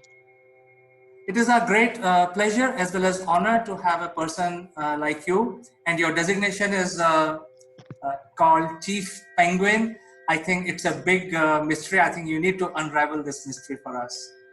Yeah, everyone always asks me, where the heck did this come from, and how did you get IBM to agree to allow you to use this this job title? I'm actually an ex-Microsoftie, and I suppose once a Microsoftie, always a Microsoftie. Sorry, Arvind, we can arm wrestle about that later. Um, when I was working at Microsoft, I worked with two individuals. One of them called herself the Chief Ninja Cat, and the other one has this Twitter handle that's called Thready the T-Rex. And I was working in a team that was called initially the Affordable Access Initiative, or Microsoft Airband, which was all about impact investment and driving connectivity, both internet connectivity and access to energy, and then bringing digital skills to people without. And I saw these two people with these fun animal job titles, but I didn't feel, based on my team, that I could give myself this funky job title, because I worked with a bunch of attorneys and they were more kind of straight-laced in nature and probably not so open to me creating this animal job title. But I really wanted one, and I know that sounds a bit hokey and silly. I left Microsoft at the end of 2018 to join IBM, and one of my focus areas, we'll talk a little bit more later about all of the different things that I do and the different hats that I wear, both within IBM and beyond. But I left to create a new startup program. And as I was working on recruiting for new startups, I took a trip to Pakistan. And I was in Pakistan with a woman by the name of Jian Atta. And Jian Atta runs an incubator and accelerator in Karachi. And Jihan goes, and it's called the Nest IO. And she gave herself a title, like this is her formal title, the big bird of the nest, right? And so I got there and I thought, man, somebody else has this animal job title and I got nothing. And so I started thinking about, what my animal job title can be. And I started thinking about a lot of the work that IBM does with, one of the companies that we bought, recently or not too long ago, Red Hat. And for those of us who work in technology, we know that, Red Hat is all about open source. And one of the things that the Linux Foundation, or the open source community uses as a mascot, if you will, and I know IBM does some of this as well, with our Linux One machines, is use a penguin. And so I thought, that's my animal. And so I started thinking about how I could combine my animal with a job title. And so I came up with Chief Penguin, and I started using it, and I started putting penguins on my presentations, the ones that are internal presentations as well as external. And it kind of caught on, and I think what really kind of culminated in it being so was I was participating in a hackathon that I created with UNESCO and SAP. And UN News picked up what we were working on. And this is a publication that is viewed online by diplomats, by ministers, and a variety of people, that work within UN and or development circles. And they wrote about, and it was on the homepage of UN News, and they wrote about Code the Curve, the hackathon that I created with, again, IBM, UNESCO, and SAP. And they called me in the letter IBMZ's Chief Penguin. And so I realized that, hey, if the UN is calling me the chief penguin, then I'm totally the chief penguin. So when we kicked off the application process for my startup accelerator, our GM, Ross Morai, and he has, one person in between him and our CEO, so a very senior individual within the grand scheme of the IBM world, as well as within the broader tech community. He introduced me as his chief penguin. So I thought, you know what, if the UN and Ross say I'm the chief penguin, then there we go. So I changed it in our company directory. So if any IBMer looks in our company directory, they find my job title, chief penguin. So there it is. A very interesting story. So, ladies and gentlemen, Melissa Sassy, Chief Penguin of IBM Hyper Protect Accelerator. And she works with a lot of, she works on very detailed program, a lot of very, very high level initiative. So Melissa, you work with various digital business transformational initiatives across the world, and you work with a lot of entrepreneurs. What is your one or two top expectations from the budding entrepreneurs or the SME owners? Yeah, I think if I put on my IBM hat, and I'll put on another hat in a second, because I think there are a couple things I could talk about. So my chief penguin hat is on, my IBM hat is on right now. And one of the things that I think is really important is to really think about, how are you going to, build and scale your business through business mentorship and putting together the right advisory board. So when I think about the work that I do at IBM, we provide business mentorship to 15 startups, because again, I just came to IBM and launched this brand new program last year, 15 startups from 8 countries in the program, and I'm adding another 30 on September 5th at IBM Z Day, which anyone that's interested in taking part, there are wonderful skill building opportunities and opportunities to learn, but I will be announcing my cohorts for this year, which will be 30 new startups. So by the end of this year, I'll have 45 startups under my team's management. But I think that first piece is business enablement. How can I enable them to transform industries? I think that's one piece of it. Second piece of it is how can they use technology to transform their business? And because I focus on fintech, caltech, and insurtech, these are highly regulated industries. These are industries where companies are either collecting, transmitting, and or storing high levels of personally identifiable information. So that's medical records at the individual level, bank records or financial records at the individual level, insurance records, again, at the individual level. So the kinds of things, Chandra, that you would want as a person to be protected to the highest level. So in the US, that would be a social security number, or, again, your bank records. And I am very adamant that we need to be managing data protection, privacy, and security through technology, not through policy. And so through that, I focus on providing a number of different products and technical enablement through my team that helps startups gain access to enterprise-grade tools.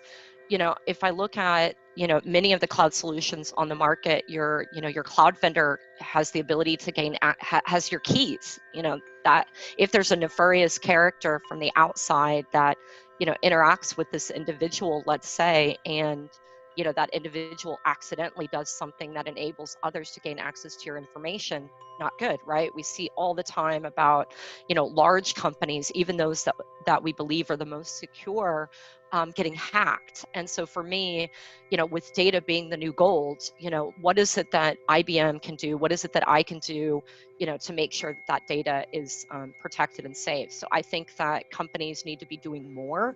And again, it shouldn't just be about a written policy to say, you need to do this, you need to do this, you need to do that. There should be technology that prohibits people from gaining access to such sensitive data. So I think it's very clear what is your expectation from the entrepreneurs, and you spelled out very clearly without mentioning the words that these are the A, B, C that is required, and your expectation. One more though, I got one more for you. So that's when I wear my IBM hat. And, I wear a lot of hats. One of the things that is very important to me as a as an individual, whether that's personally or professionally, that's being both an entrepreneur, so someone who's innovating inside of somebody else's company. So IBM, for example, which I guess is kind of my company as well, because I work there. So I feel like it's mine. And an entrepreneur. So that would be, me as a CEO and founder. I have two endeavors. One of them is a nonprofit called Mentor Nations, where we taught tens of thousands of young people to code. I also have an ed tech platform that I'm building that's called the XTP Hustle. It's all about empowering young people with digital skills, entrepreneurship, and professional development skills. It's not out yet. We're building it now. But when you ask me about what do entrepreneurs need, I'm going to put on my Mentor Nations hat for a second. And one of the things that I do when I wear that hat is focus on youth entrepreneurship. And, I think that diversity and inclusion in the VC community, in the broader tech community, in the startup, ecosystem, diversity and inclusion is often lacking. So if you look last year, 2% in the U.S., if I'm not mistaken, I think this is a U.S. number, of venture capital funds went to female founders. If you think about 50% of the world is women, what are we doing to empower female founders to gain access to capital, to be entrepreneurs, and to be able to prosper? I'm a big fan of design thinking. I'm a big fan of user-centered design. And so you need females in leadership positions in the C-suite to be able to really talk to your customer. It's not just about women. It's also about the Black community, the Latinx community. It's also about youth. And so I'm a big proponent of youth entrepreneurship. Those numbers are dismal when it comes to gaining access to capital. Through my nonprofit, I have a co-working space in Tunisia. We have a robotics lab, we have an IoT lab, and we focus on how to empower youth with identifying problems, solving problems through technology, creating business plans, creating business models, launching their apps or their solutions, into the market, whether that's in the Google Play Store or, whatever. But not just building technology for the sake of technology, but using technology to solve problems and empowering people to make meaningful use of the internet so that they're creating outcomes, whether that's educational outcomes, healthcare outcomes, economic outcomes, gaining access to e-government services, whatever. So those are, and not that that's not important to IBM, because it's important to IBM, but I have a little bit of a different target market when I'm wearing my IBM hat. But I will say, last year, I had really dismal percentages when I looked at the applications to my startup program. I changed the way I worked. I asked a lot of questions. I evaluated how I said things, how I operated, what my budget was when it came to diversity and inclusion. And I'm excited to say that of our applicant pool this year, we went from last year being 1% to 3% diverse to 50% diverse this year. So a massive increase. I'm super excited about it. So diversity and inclusion is something that's important to me, regardless of what hat I'm wearing. Very nice to hear this because I think the women empowerment is a big issue globally. I think what you're doing is really remarkable. Thank you. And I will come to what we are doing in the end. I will just give you an update. But for now, Awesome. We have been hearing about from especially, I think you need to wear your IBM hat now because the next question is related to IBM. All right, I got it. It's on. So this is something that we have been hearing about tech for good initiatives or tech inclusion initiatives. So I think our viewers would like to know more about this. Yeah, I think that nowadays, if you ask young people, or it's not just about young people. Think about yourself. What are your passions, and what are things that, enable you to help make the world a better place? And I'm not saying that everybody has this altruistic idea of, all right, I want this job where I'm going to go out and create social good and make the world a better place. But I cannot tell you how many people come to me, and these are very senior people, as well as, interns and first year employees, interns, graduates, all over the place, who tell me they want to incorporate social good into their jobs. And I think it's also this big differentiator that companies have where they have, in my mind, a bit of a moral obligation to stand up and step in and solve the world's wickedest problems. We know that we have, 17 UN Sustainable Development Goals, so you can find that at globalgoals.org to learn more about the UN Sustainable Development Goals, and they're all about solving the world's wickedest problems. If you look at those wicked problems, climate change, gender inclusion, quality education, economic opportunities, or reducing inequalities, if you will.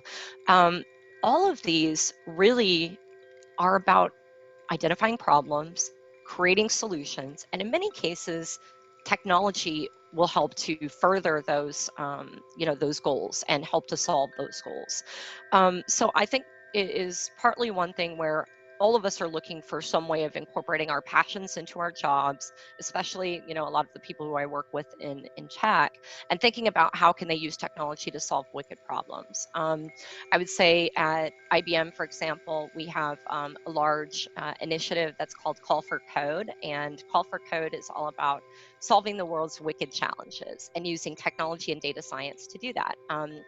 Actually, I'm a judge for it, which I'm really excited about. I actually today will be reviewing applications and submissions where people submit their idea, their solution, their team, their business model, and their code in GitHub. And our team of experts review those, and the winner gets $200,000 and the opportunity to bring those ideas to life by working with IBM and its partners. We've had some really amazing winners throughout the years. It's a 5 or 6 year program. We invested about $26 million into this program. So this is one example of what IBM is doing. It's happening across tech. It's happening in, companies like BlackRock that are, the largest asset manager in the world, that's saying, you need to focus on diversity and inclusion. You need to focus on social good. You need to focus on climate change, because business plays a big role in tech for good, helping to make the world a better place. And I think that it also serves as a really interesting opportunity for employee engagement. The more excited an employee is to wake up in the morning and come to work and solve problems, the more engaged that employee is. So I know in my job, I have 20% of my time, give or take, depends on the week, that I carve out for social good and tech for good initiatives. It could be, attending a talk like this and talking about, initiatives and how people can get involved. It could be me going out and training young women in rural Pakistan, or rural Bangladesh, or rural Kenya about technology, about learning how to code, about careers in data science, and things that can help to further their prosperity, in the world. It could also be looking at the solutions that my startup program is creating to innovate in healthcare, providing people with more access to healthcare, more access to quality information, or enabling them to make solid decisions in their life choices. Does that make sense? Absolutely. In fact, the name itself, Tech for Good, is really, really very powerful. And I think you work globally with many countries, with a lot of people, a lot of established players and also new players. I think you would agree when I say that the personality and attitude are two key ingredients for anyone to win your $200,000 prize. Because, right? So if you don't have an attitude to win, no matter what, you may be a very smart person, you can write a good code, but if you don't have an attitude, the right attitude, you may not get $200,000 prize. I think that's a really good point, because I think just, the attitude of saying, I want to go after this, I want to try. And, last year we had about 180,000 developers, give or take, participate in the challenge. And to submit an idea that goes up against 180,000 developers, it takes a lot of oomph in you to say, you know what? I think I can do it, and I'm going to go after this. But I think the other piece of it too is not being frustrated if you don't win, the grand prize, but feeling like even if I don't win that grand prize, I'm still creating a solution. I was on a talk yesterday with a bunch of students, and it was the same topic, Tech for Good. you know. And one of the things that we were talking about was, you know, I'm afraid that I'm not a developer. How can I participate in a hackathon, you know? And what if I don't win? You know, and I said, it doesn't matter whether you win or not. The idea is to create a solution and to build your skills. It's not about winning or taking home a t-shirt or having free pizza. You know, it is about identifying a problem, working as a team, learning new skills, and, you know, creating something new that didn't exist before, innovating, you know. I'm a big fan of also stretching yourself. I'm not a developer, funny enough, but I have, you know, hundreds of developers working in my nonprofit, and I've empowered tens of thousands of young people with computer science and data science. I'm not a data scientist either, but I know enough to, you know when I need to pull someone else in to roll up their sleeves and run a coding camp. And, you know, for a while, I felt like an imposter. I felt like an imposter working in technology because I'm not an architect. I'm not an engineer. I've written one line of code in my life, and that's hello world. For those of us who are technologists, you know, you're probably snickering. And I wrote that at a developer conference, actually at Microsoft Build, because I convinced the senior vice president or the corporate vice president responsible for this developer conference to send me. And I promised that I would write my first line of code, and I did. Now, that's the only line of code I've ever written, full disclosure. I can do a mean hour of code through code.org, but you know, you have to have this attitude of realizing that you're not an imposter, you belong, and that you have to understand, you know, kind of who your squad is. There's no I in team. How do you bring the right team together so that when you think about this concept of, you know, attitude, you think about this concept of infectious love for yourself and, you know, positivity, that you also recognize where your strengths and weaknesses are, and when you need to bring in someone else who might know more about that topic than you do, but also owning when you do know something and owning when you don't. I'm a big fan of crafting your personal brand and figuring out what do you want to be known for, and how do you make sure that, you know, when you're not in the room, people are talking about you in a way that you want to be talked about.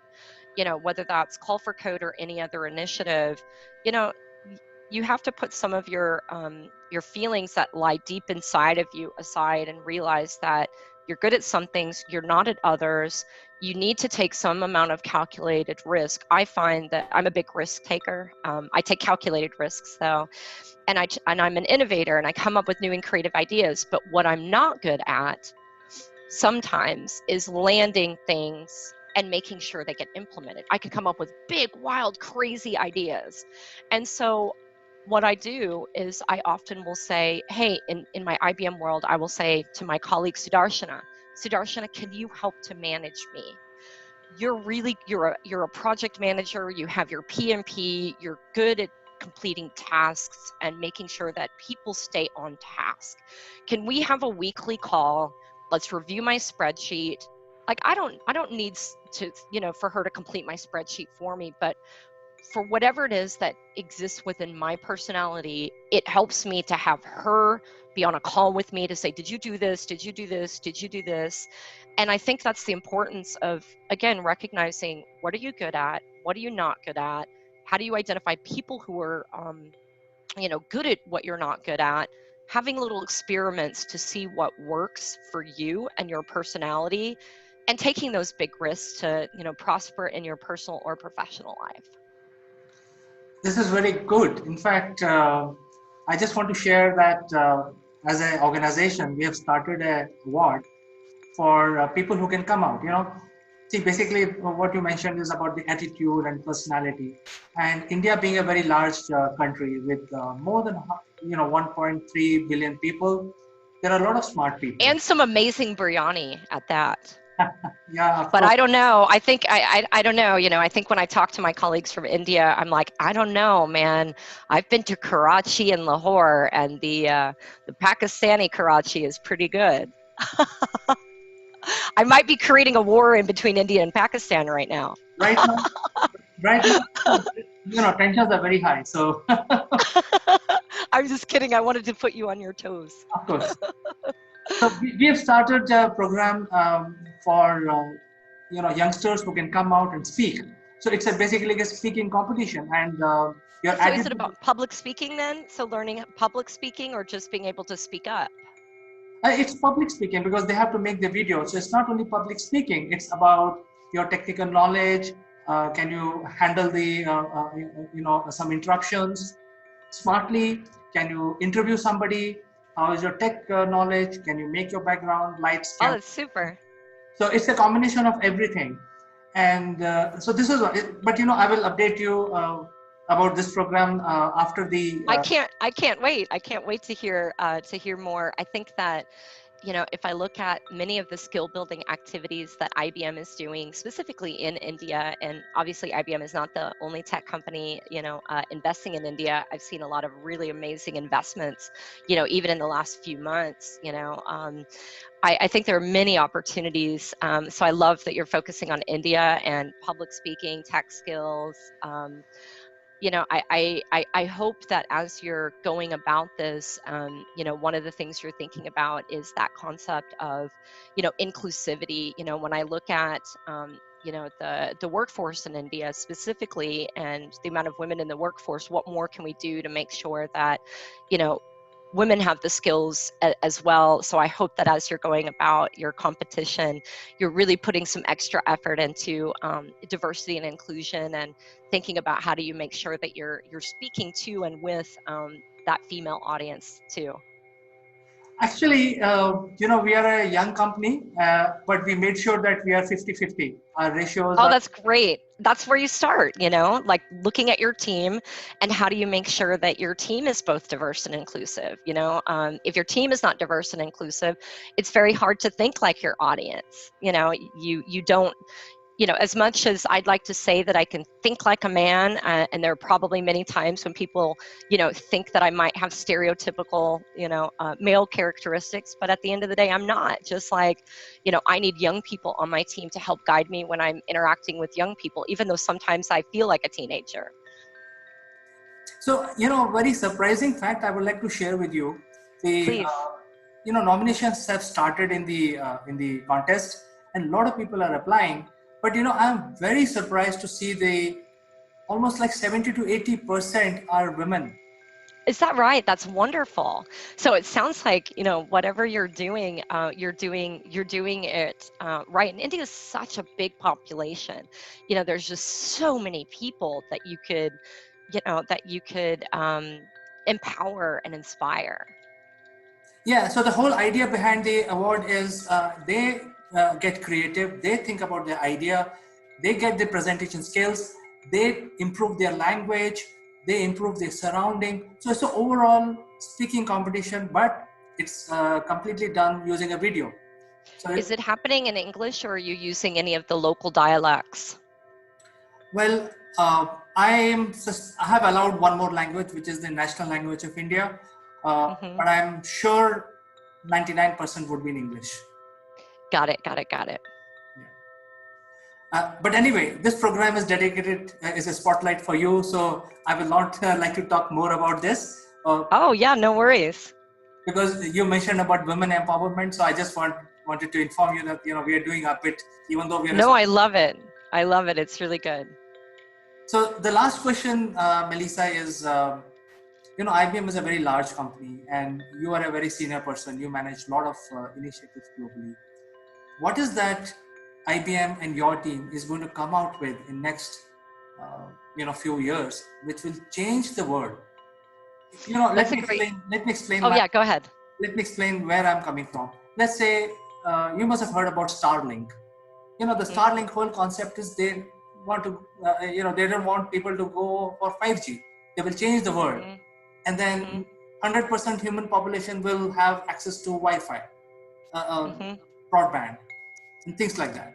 So there is something that is coming out which will change the world in next 5 years. Now we are going through COVID. Yeah, so I think a couple of things I've been really excited about, and this isn't something that sits within, kind of my team, but I've been really excited about, some of the, compute power and just some of the, I think I read an article yesterday about, the innovations that IBM is creating when it comes to quantum computing. So I think there are some very, very, if I can use this word, sexy things coming when it comes to quantum computing. I would say that's one piece. I would say when I think about, and that's kind of IBM as a whole, when I think about my team specifically, now, I think when you're talking about working with startups, you never know which one's going to be a unicorn and which one's going to be a dud, because we know that, 80, 90% of startups fail. I hope that through my program, I have created something that will empower these 45 startups to really build, scale, transform the world. I look at the startups that are in our program now, and they have some really transformative and innovative ideas in healthcare, in financial services. And those are all about, if you think about how many people have access to banking, right, a bank account. How many people have access to a digital identity or an identity? How many people have access to healthcare? Different payment mechanisms for people who are at the bottom of the pyramid. These are some of the things that I'm working on. So I'm hoping that, by investing in startups and by giving them access to technology and business mentorship and credits to start to build, before they have the money to pay for that technology, that is a decent investment that allows them to prosper and change the world. I think the other piece that we need to think about is that if you talk about data being the new gold and data being something that is so important, and what role will ownership of our data play in the future, and how do we protect and save our data? Now, maybe that may not seem like a change the world sexy thing, but think about if we were to, have solutions, which they exist, and they exist through IBM, how can you protect your data and make sure that it's used for a specific purpose and that it's being controlled and protected by the company in which you're sharing it with? Now, I know that when we talk about social media, a lot of us are giving our data away for free, but there's certain pieces of data that we expect protected. And so again, I don't know if that's the sexiest topic out there in terms of change the world, but it should be. And data protection, privacy, and security should be something that my grandma, if she were alive, would be talking about and demanding of her relationships with businesses. I don't think that consumer demand or that influence of consumers is quite there yet, but I'm hoping that through regulations, and I'm not saying regulations are the exactly the only answer, because it's not, but through movements like or regulations like GDPR, I think these things help to make sure we're protected. Again, not sure if that's as big as how do we give everyone broadband access, but it is a need that we all need to focus on, and it should be sexier than it is. I think we all look forward to the IBM now because there are a lot of things that you actually hinted. A lot of great things are going to come out from these initiatives. So it was really. I did get to see a quantum computer, by the way. So I've seen one with my own eyes. Really? Mm-hmm. I have. Wow. So it's pretty. It's a pretty thing. I was quite mesmerized just looking at it. I saw it in an IBM location in Poughkeepsie, New York. So it is real. It's no longer in the lab. It's a product which is on the. I mean, I don't know about how it kind of interact. I don't know about the customer footprint, because it's not something that I manage personally. So I don't know about that, and I don't want to misspeak. And I don't know exactly, all of the different, research elements where it's being used. But I know it exists, and I've seen it with my own eyes, and I know where to go and who to talk to for information. So great. I think there are not many things which are going to come out, starting with quantum computer. I think it's a big deal. We all know that. It was my personal pleasure and honor to be able to speak to you, bring to you to our program called Spotlight. Thank you for having me. Ladies and gentlemen, let me present you the Chief Penguin of IBM, Melissa Sassy. Thank you. Thank you for having me. And we'll catch up again in another session of Spotlight very soon. Take care. Bye-bye.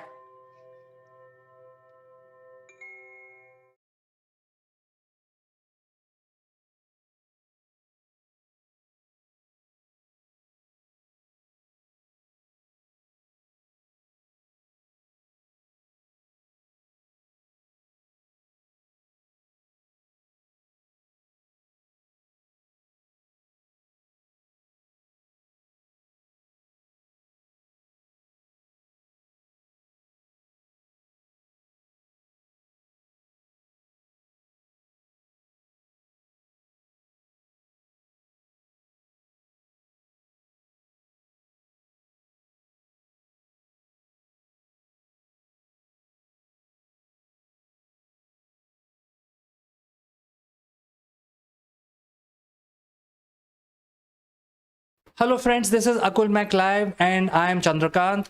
Today is a very big day for India. Today, on Monday, which is August 2nd, 2021, Indian women hockey team has defeated the arch rival Australian women team at Tokyo Olympic 2020. Why it's a big deal? Because Australian women team is a formidable team. They have won the gold medal 3 times previously, and India has always got defeated to Australian team whenever they got defeated. So I think it's right to say that it's an arch rival, but this time all the team members in Indian women team, they have excelled. They have not done any mistake. They followed the line of the ball, and I think we should dedicate this video to one person. That's the goalie of Indian team, Savita Punia. So a great deal of information is coming up about her, how she prepared, and what is the kind of background she comes from. So friends, don't go anywhere. I will be joining back after a few promos within a minute.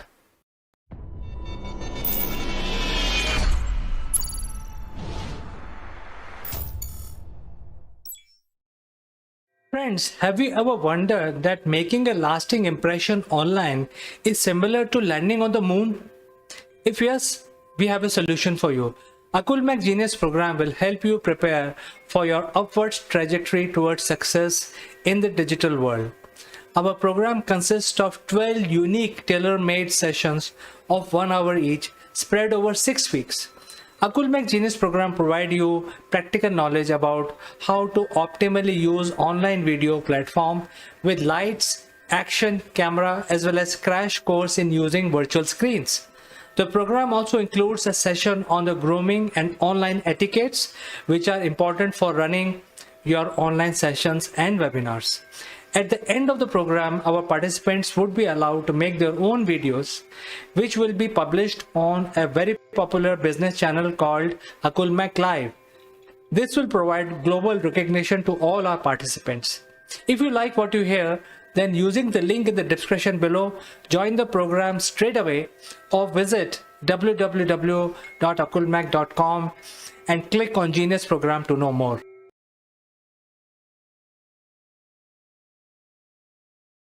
Welcome back, friends. Today it's a big day as Indian women hockey team has defeated the Australian women hockey team.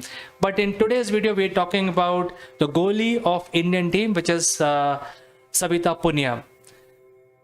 The 30-year-old throttled every Australian attack to help India register a 1-0 win to reach semi-finals of Tokyo Olympics. In the final minutes of the game, the Australia got 2 penalty corners, but Savita ensured to keep a clean sheet. She lay on the ground to push the ball away from Aussie players. The commentator also said she has made the most important save for Indian hockey, thus earning the name The Wall. Let's understand a little bit about the background of how this great player became The Wall. Back in 2003, when young Savita Punia joined Haryana government hockey nursery at Sirsa under the coach Sundar Singh Kharap, she would often ferry her goalkeeper's kit on Haryana roadways buses from her village Jotka. She would often complain to her father about bus conductors not respecting her kit or not letting her board due to two kits. Her father used to work as a pharmacist, and young Sabita's interest in hockey would grow as her grandfather, Ranjit Singh Punia, a farmer by profession, would listen to the radio commentary of hockey matches and take her along to the local games. Mahinder would take Savita to hockey nursery at nearby Sirsa in 2003, where the coach Khara was posted as a coach. While Savita initially wanted to be a forward or a midfielder, according to her grandfather's wishes, Kharab insisted on grooming her as a goalkeeper. Kharab trained Savita from 2003 to 2007, but then his transfer order came and she was shifted to Hisar, where he took Savita along to get her trained before she was selected for by the Sports Authority of India Center and to play there. The youngster would play for Haryana junior team and often compete for a spot along with players in Shahabad, a town famous for producing more than 10 international players, including current skipper Rani. Savita would soon impress the national selectors and would make it to the junior Indian team in 2007 before making her debut in 2008. As a goalkeeper, her footwork and arm and leg positions were very good, even in her junior days, and she would also make sure to spend a lot of time with the team forwards and midfielders to understand their thinking. Whether it is summer or winter, she will always be ready to train. She will keep her kit always ready to go. She had a lot of patience, and that helped her a lot. Once at a tournament in Delhi, Haryana's two teams, one from Shahabad and other from Hisar, and Sabita's was playing from Hisar, played in the final. Even though Hisar lost, the former Indian player and coach M.K. Kaushik and Amrit Bose forwarded her name to be included in junior team camp. Against Australia on Monday, which is today, quarterfinals, Sabita made number of saves. She helped India win Asia Cup in 2007, where she was declared the best goalkeeper, and the silver medal at 2018 Asian Games. Today's match against Australia, she was always in the line of the ball, made some direct saves too. Even though Australia did not have their experienced penalty corner specialist, she made sure that India survived the last quarter. And earlier in the tournament, she did not follow the line of the ball and let a goal in. She learned from such mistake, and hopefully in the semis too, she will be like a wall. So friends, we look forward to the semi-finals, and we expect Indian women hockey team to score goal for India. So we will keep following this, and kudos to everyone in Indian women hockey team, and especially to the wall, our hero, Savita Punia.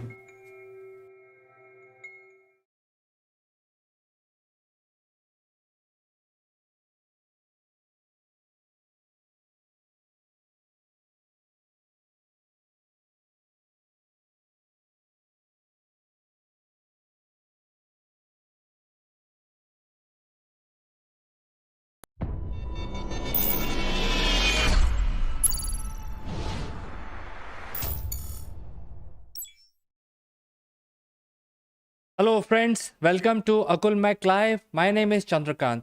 Today, there is a fantastic news. As of last night, the Ingenuity helicopter took off for 30 seconds on the surface of Mars, flew around a couple of feet, and then landed after 30 seconds.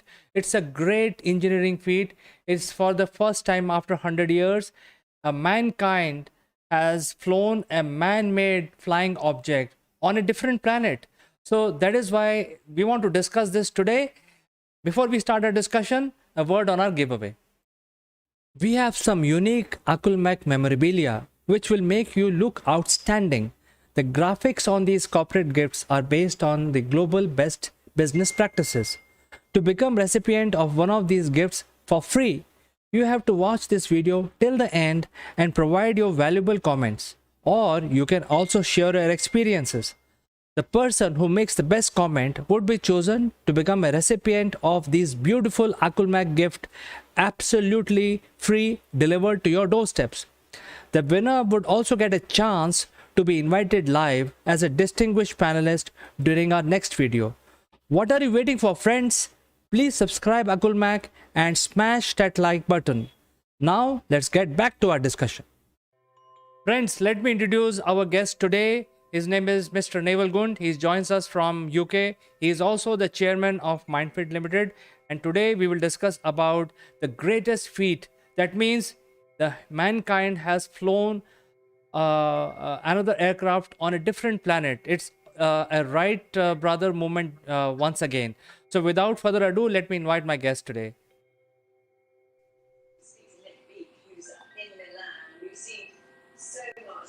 Good morning, everybody. Good morning, CK. Yes, what a feat of engineering. Millions of miles away in a planet we've never walked on before. And all of a sudden we've got, as you quite rightly say, it's a Wright brothers moment. And the irony is, it's just a little helicopter that's taken off, gone a few hundred feet in the air, flown around for a couple of minutes, taken a few pictures and landed safely. But what a feat of engineering, all done remotely from millions and millions of miles away. I mean, it's unbelievable. And we should be excited. You know, it's not like a little drone taking off in your backyard and going up and smashing into the window because you couldn't control it. This is miles away. So what does it mean to you, CK? Well, Naval, one thing is for sure is that I tried to tune in into NASA live feed because it was coming live on the internet on the NASA live feed, and things were moving very slowly. So I want to tell the viewers that what was really going on and why the NASA live feed is showing you things which happened like very far miles, thousands, millions of miles away. And what really happened. So there are two things which are very important. One is when the signal from Ingenuity craft comes to Earth, it requires a lot of process, and there are very, very powerful antennas spread across the Earth which are capturing those signals. So even a 30-second flight, the processing of data has taken 4 hours. So the NASA live feed, why it looks like that people are sitting and nothing is happening. It actually, the fact is that a lot of things are happening, and the data which is flowing from the aircraft and finally it is reaching Earth is taking 4 hours. So it takes a lot of time to process. So that is one thing I want to say. What is your opinion on this, Naval? Well, I'm a bit of a techie, really, when it comes to all this, and I love playing with a drone. I've got my own drone. As a boy, I used to play with trains and Skeletrics and watch them go round and round and round and round. You know, never got bored with it because you never know, it might fall off. You'd have to put it back on again. But this is an amazing feat of engineering. This is humankind at its best. We are miles away. We're not literally operating it from where we are. And this is all pre-programmed. It's all very clever stuff. It shows our technical capability. It shows that humans are incredibly ingenious in what they're doing and what they're designing. And one of the feats here is a lot of people don't appreciate the technology that's gone into this particular machine. So there's one thing having a rover on a number of wheels go over terrain. And there's another thing actually taking off a flight, taking off on gravity system that's not normal to the UK, to the globe. You know, we have got our gravity here, thanks to Newton, measured it 9.8 meters per second is the pull of gravity. There, it's a lot thinner air. So these rotors have not only got to rotate much faster to get the lift, but they're also rotating in the opposite way, which is why they had a test the other day of testing the rotors on the ground. So making sure one spin the way it was supposed to spin and the other one was spinning the way it was supposed to spin too. And they're doing alternates. So it's a bit like do you know the little thing about patting your head and moving your hand? And if you can do that, that's what these rotors are doing. They're going in opposite directions. And that to me, that is the real feat of engineering here. It's making sure that everything works in sync. And we've seen some amazing pictures from a few hundred feet up in the air. You know, we've seen the shadow of this little flying machine. And no wonder. I mean, did you see the pictures of the NASA engineers when it actually took off, when they saw it take off for the first time? They were absolutely elated. This is the ultimate in some of their careers. You know, some of them will be retiring in 2 or 3 years' time, and that's it. They've now achieved, you know, their lifetime's ambition, only paving the way for other people to take it to the next step. For SpaceX, you know, to take over and start colonizing Mars. I mean, we're seeing real amazing innovation in mankind. And by the way, we need to tell the viewers that this ship took off. This spaceship took off, not yesterday, not last week, but months ago. So it's not today's engineering that we're dealing with. It's engineering that actually is probably 5 years old. Because by the time they've manufactured it and they put it into design and got the specifications right, and let's face it, they couldn't test it here really because we didn't have the same atmosphere. So all of these things, will it work, won't it work? All this anticipation, all this risk, all these human emotions that they're going through, it's no wonder that some of them were jumping for joy. I wish I could have been there with them because to feel that excitement as an engineer, it must have been absolutely amazing, stupendous.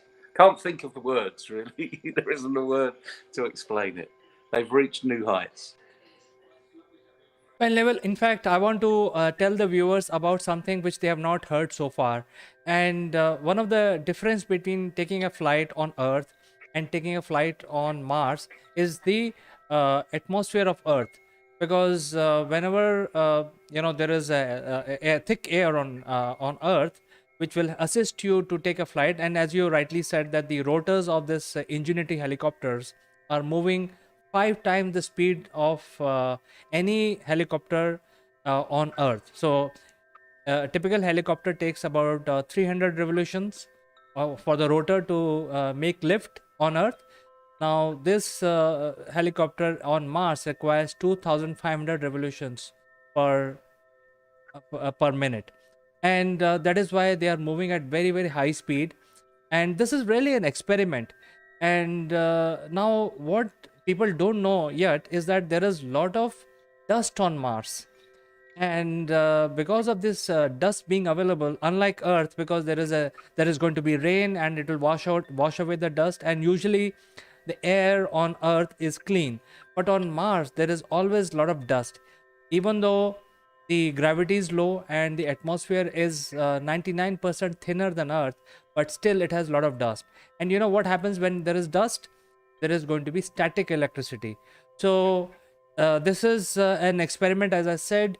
As it actually ages or it takes into multiple flights in future, then the rotor and the helicopter body will generate static current because of the dust particles, minute dust particles, which its rotor start rubbing into. And over time the static current will start building up into the outer surface of the helicopter. And it will be very interesting to see what happens, whether it's going to discharge or whether it's going to attract more dust, rendering the whole device not useful very soon, and it will not be able to live its own life, what has been planned for it. But I think it's very interesting because this static current will start building over the rotors, over the body, and then it may discharge. If it discharge, it will be a catastrophic explosion. So I think that is something which people are not aware, and I thought I will bring this fact upfront. No, it's a really important fact. I mean, there are two problems with dust. One of which you mentioned is generating static electricity. And the other one, of course, is it clogs up engines. So there needs to be a filtration system to make sure that it doesn't actually get into the engine. And it's not, I think we need to make sure that people understand this is not a typical combustion engine that we're talking about there. This is an electric engine, which is even more of a feat of engineering, you know, to create an electric engine that actually delivers the power to weight ratio so that we can actually get lift. I did read somewhere that they will be manually discharging, and I think that's why some of the early flights are going to be quite short, and they'll be almost going back to the rover and plugging itself back in and manually discharging, and maybe even utilizing that electricity back into the battery power of the rover. I mean, who knows? But these guys are clearly, you know, these guys are at the top of their game. I mean, they really are pushing boundaries. Let's just recap here. This is a completely different planet. This is not, you know, a mocked up space facility in the middle of the Nevada desert. This is a long way away. It's Mars, you know, and to get something there, everything seems to have gone to plan, which has to be a first, which can only set us in good stead for moving forward. I mean, like anything else, as we've seen, space travel is not without risk. Going down in a submarine deep in the water is not without risk. So let's hope that these engineers are mitigating a lot of that risk so that they're making spaceflight, you know, maybe not for the likes of myself, you know, part way through his 70th decade. And so we'll see. I mean, who knows? I mean, I'd love to go to Mars, wouldn't you? Well, Neville, I would love to go to Europa. And I know for sure that Mars is just an experiment. And the next NASA mission to Europa is actually going to fly. It's not going to be a rover. So it's going to fly with 4 drone type engines, which will, you know, fly off to another mountain, cross another valley on Europa, where the air is thicker, atmosphere is much thicker. So I think the learning on the Mars, because of this Ingenuity helicopter, will help us refine our designs for Europa, which is going to be in 2030. So I think this is a stepping stone, as you rightly said.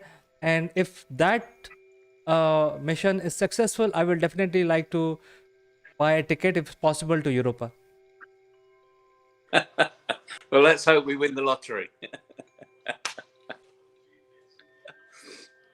Absolutely, Neville. I think this is something very exciting, and as we all know that it is like taking a flight on a different planet for the first time for modern humans. So it's very exciting. It's a stepping stone. Thank you so much for coming live with us today. We will catch up again tomorrow on something more interesting. My pleasure. You're not going to get much more interesting than this, as far as I'm concerned. Absolutely amazing news. Good luck, everybody. Just log into NASA. Just go online, Google it, and you'll see what we're talking about. This is phenomenal stuff. See what the human race is capable of. Have a great day. Have a great day, Neville. See you tomorrow.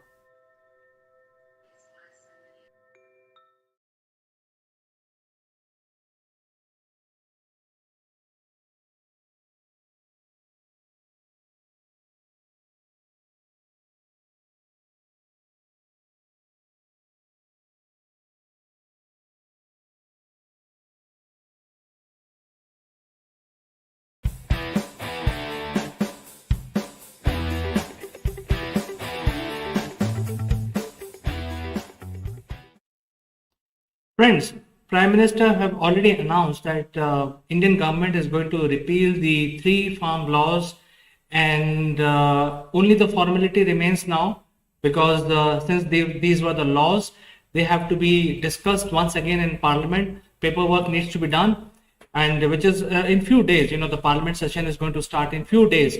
So these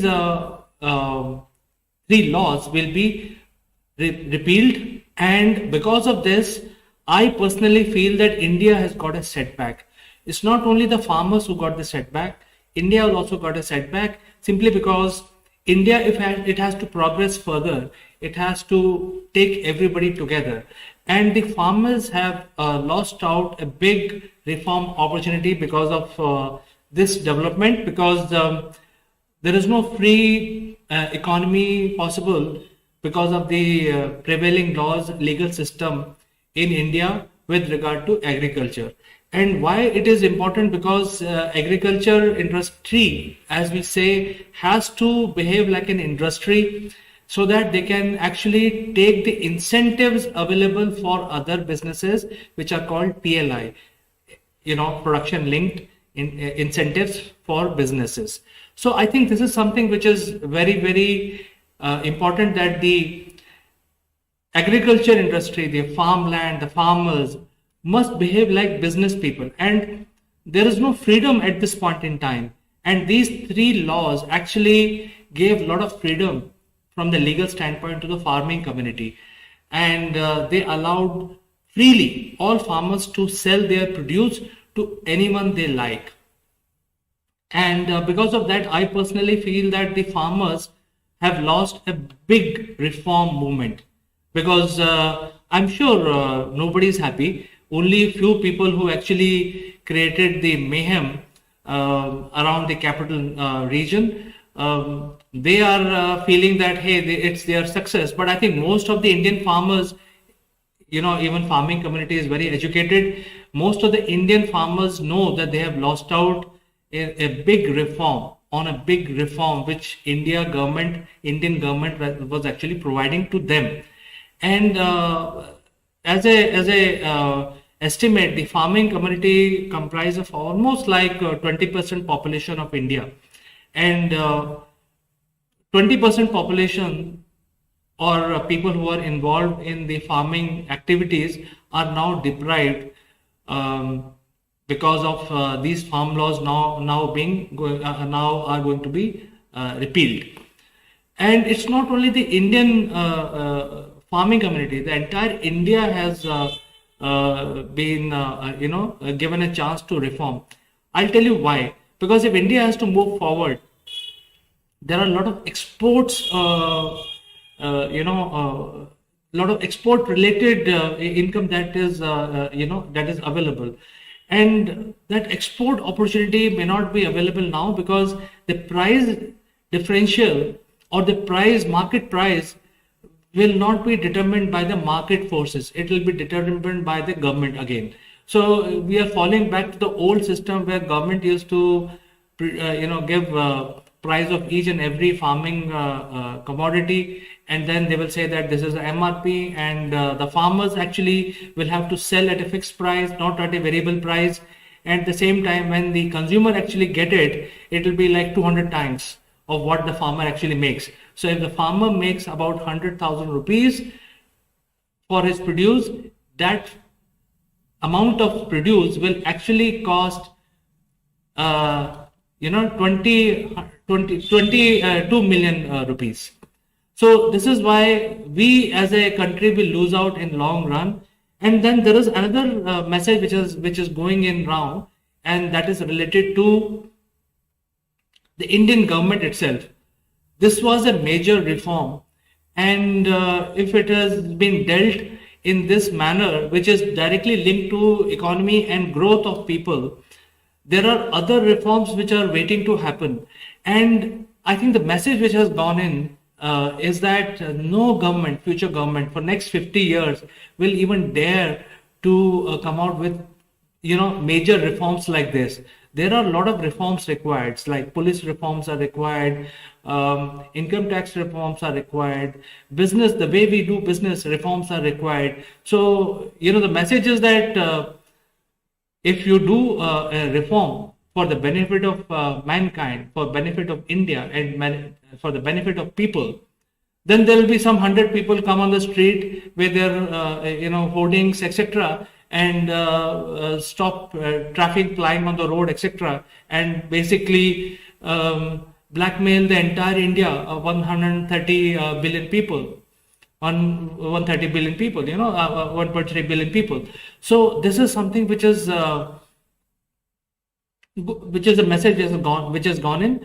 For next 50 years, the hangover of any major reforms by any government, because the government is run by a political party which has to win elections.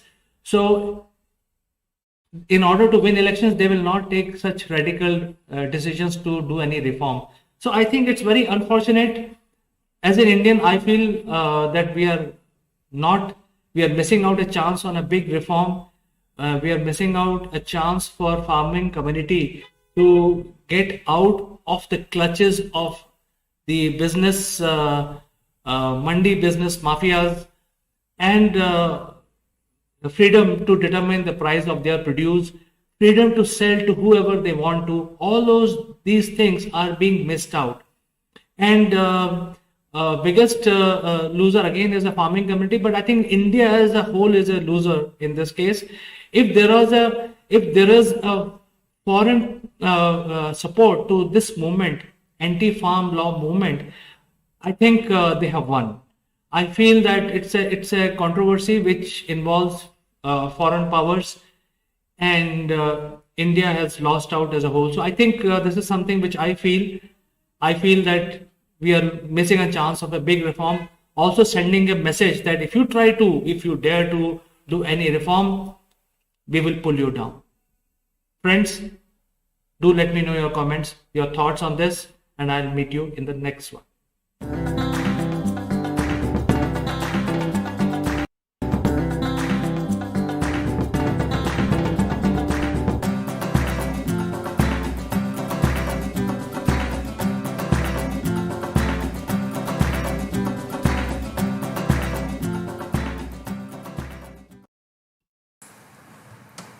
Hello friends, this is Chandra, and today I would like to talk to all my startup and small medium companies and give some ideas on how you can take your product and your knowledge and your services to right people, right audience. And this is something that I have personally tried, and I would like to share this information with you all with the intention that you can also leverage this and probably take some of these action points, and if you like, you can implement them and also grow your business. One of the things which I would like to mention today is the marketing strategy of all the people today is by and large based on the email. And while we get so many emails, we also individually delete all those emails which are hitting our inbox. So the chances are that if we are sending our emails, somebody else is deleting those emails. So there is a risk of your email messages not being reaching to the right audience or the intended audience, or even if they are reaching, they are getting deleted. There is very little analytics that is possible on what you can do to increase the interest level of the recipient. So that is one of the issues that there is, which is plaguing all of us in the field today. And the other issue is there are a lot of compliance related matters which we have to take care. So while there is a social media and many organizations are leveraging social media to take their messages and they are moving away from email, I personally feel that time is right to move away from email marketing and get into the social media marketing completely. For various reasons, there are a lot of advantages. One of the advantages is non-intrusive. That means whoever is seeing those messages, the control is in his hand, and he can actually control what he wants to see. And suppose he doesn't want to see your post, then he can simply move on and see something else. So it's completely non-intrusive. It is not interfering in any privacy. At the same time, you have leverage of reaching a lot of people globally. So you can now address a bigger segment of people on social media. The challenge on social media is how do you send your messages and the same version to all of these different social media which is available today. So we can help you with all these new techniques, and if you go to the link which is there on the website, that is topbrass.akulmach.com. This is a new platform that we have created which will help you do all this at a very low cost. So I think my ideas, my suggestions are in line with what you are thinking. My sincere suggestion is move out of email marketing as soon as possible, because you're spending a lot of money in building the infrastructure, buying client databases, building CRMs, running campaigns, and the ROI is not visible. So start using social media as quickly as possible and you will see the difference. Thank you.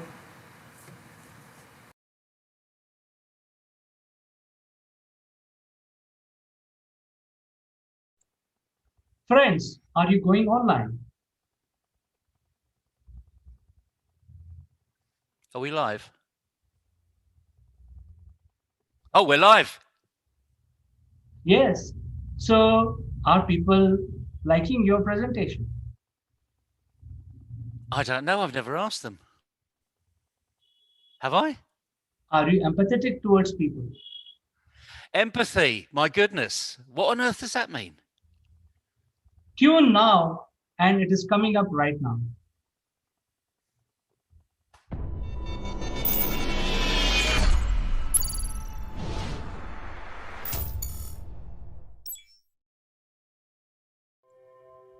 Hello, friends. This is Chandrakant from Akulmach Technologies, and welcome to Wednesday morning edition of Akulmach Nation. Before we start our discussion today, I would like to call my friend from UK and Mr. Naval Gund. He will be talking about a very important subject which affect us all, uh, even in real life as well as in digital life. It is something called digital empathy. So without wasting any further moment, let me invite Naval Gund. Good morning, CK. Good morning, everybody. Good to see you all today. It's pretty cold in the UK, I must admit. But let's get this discussion going. Digital empathy. What on earth is that? I mean, it's two words that have been thrown together in the 21st century, because prior to talking about digital, which is very much a 21st century word, we would never have put digital and empathy together. So, CK, it's an open floor here. What does digital empathy mean to you? Naval, I think empathy is a word, and digital empathy is the sort of extension of the empathy. And empathy is driven from the compassion and ability to convey your point with emotions. So communication becomes a very important part of empathy, and it requires little bit of training. It requires normalization because of culture. It also requires things like how do you convey your point without hurting anybody's feeling. And digital empathy, from my point of view, is very important because that is the way of life when you present yourself digitally without putting other person down in any way. So I think it has become very important to train people today about digital empathy. Yeah, it is. You're absolutely right. And let's break this down a little bit. Empathy. So, what is empathy? Well, it's having this relationship with someone else. It helps us to communicate our ideas in a way that makes sense to others. So if I can understand a bit more about the way you think, I can present my case in a way that will help you think. rather than stop you thinking, as most people tend to do in the workplace. So, I mean, we've only got to take a look at the really good adverts on TV.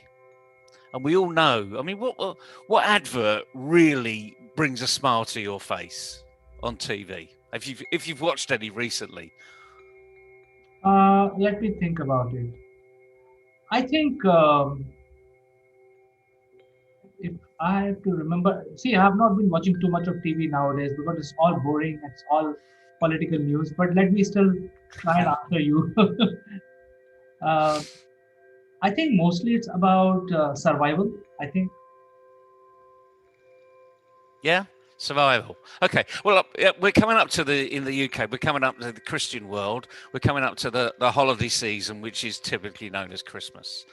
And one of the nice things about this part of the year is all of the big brands start to put their Christmas message out there. And it isn't actually to say, come and buy more of what we've got. It's for them to say, here we are, and here's our Christmas message. And I always remember the Coca-Cola one, you know, and it's the big. They show Santa at the beginning drinking a Coke. There's a surprise, you know. So there's the advert, but it's got this jolly old man, big white beard, you know, red coat, the typical Santa. Empathetic person that we see in front of everybody, and in the background there's this music going, holidays are coming, holidays are coming, holidays are coming, and then there's this huge entourage, this huge sort of train of coaches, of trucks that have got Coca-Cola on the outside. You can imagine the Christmas scene. That is empathy personified. They are drawing you in. They're trying to make you engage in their world. So we can take a lot from these type of adverts. So if you've never really enjoyed adverts in the past, go and take a look at a few, because then you'll understand what real empathy is about. They may turn you off, in which case they've missed you as their audience. But if they turn you on, why do they turn you on? What emotions are going through your body, your brain, your heart, your mind that are switching you on? Because it's really powerful stuff, this. And the more empathy we can reach down into, the easier the discussion, the easier the conversation. And we see, just turning to directly to the subject, digital empathy. In your background, you know, I can see all these pictures going past about social media. You know, I'm seeing all the icons in the background. There's Facebook, there's LinkedIn, there's Twitter, there's Pinterest, there's Instagram, and they're all there, you know, and they're all coming in. That's empathy. That's memory power that's kicking in. And most people that go onto Twitter can tell you what the Twitter icon is. It's a little bird. They can explain it really well. And it's amazing how they can explain something that's impacted them to another person. And it's as simple as that, really. This is not complicated. It's how can I relate to somebody else, go into their world, understand their issues, and get my message over. Equally, help them get their message over to you. So this is where leadership comes in a big way, in that leaders really should encourage people to say what they're feeling, and then help them mold the way they say it to other people by understanding what this word empathy is really all about. Is this making sense, Chandra? Well, I understand this very well, and thank you for explaining the empathy and also the digital empathy.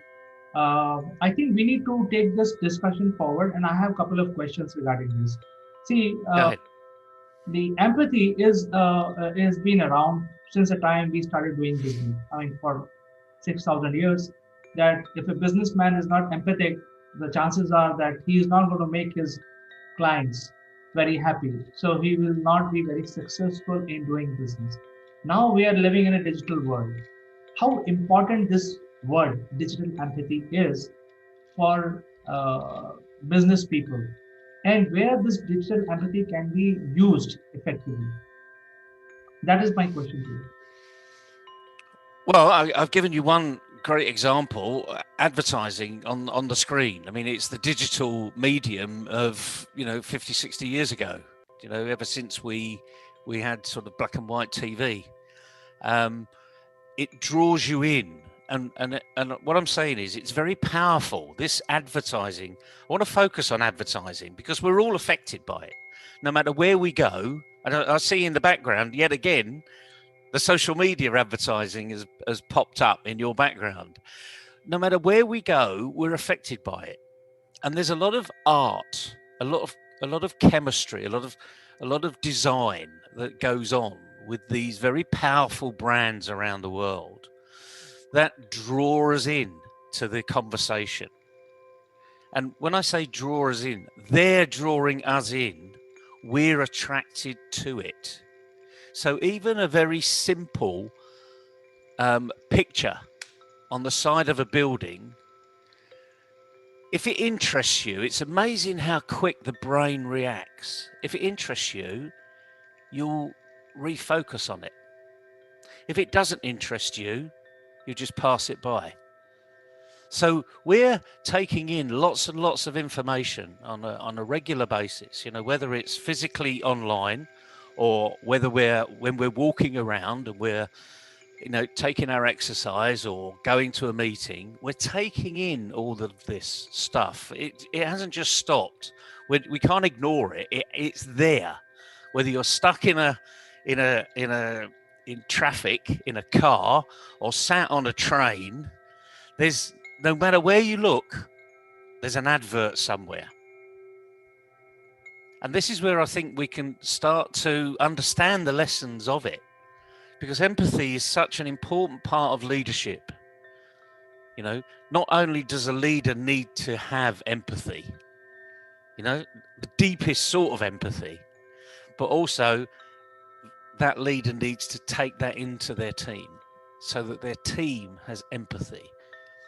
Zoom is an absolute classic of having empathy over the last 7 or 8 months.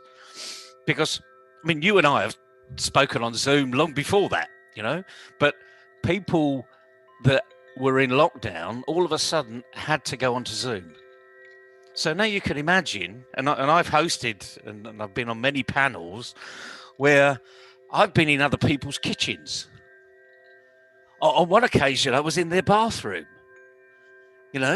which is really, it wasn't that embarrassing because they were actually showing their bathroom. So they were making a case was this is the quietest room in the house. This is a very busy apartment block and this is the quietest room. And I can turn the fan heater on and I can actually have a decent conversation with myself. This person was physically sitting in the bath, doing a Zoom panel, which I thought it was just absolutely fantastic. You need to do it sometime, actually. We need to get everyone to come and be on a Zoom panel in the bath. It's bringing tears to my eyes now because it was just absolutely hilarious. He was panning round the bathroom saying, here's my taps, here's the shower. Yeah, absolutely hilarious. But my point is, we were taken into their home.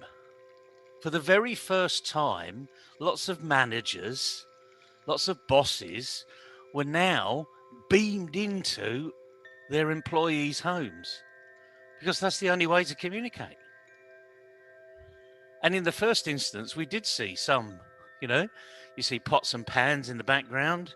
You see a very organized, picture frame and goodness knows what else in the background.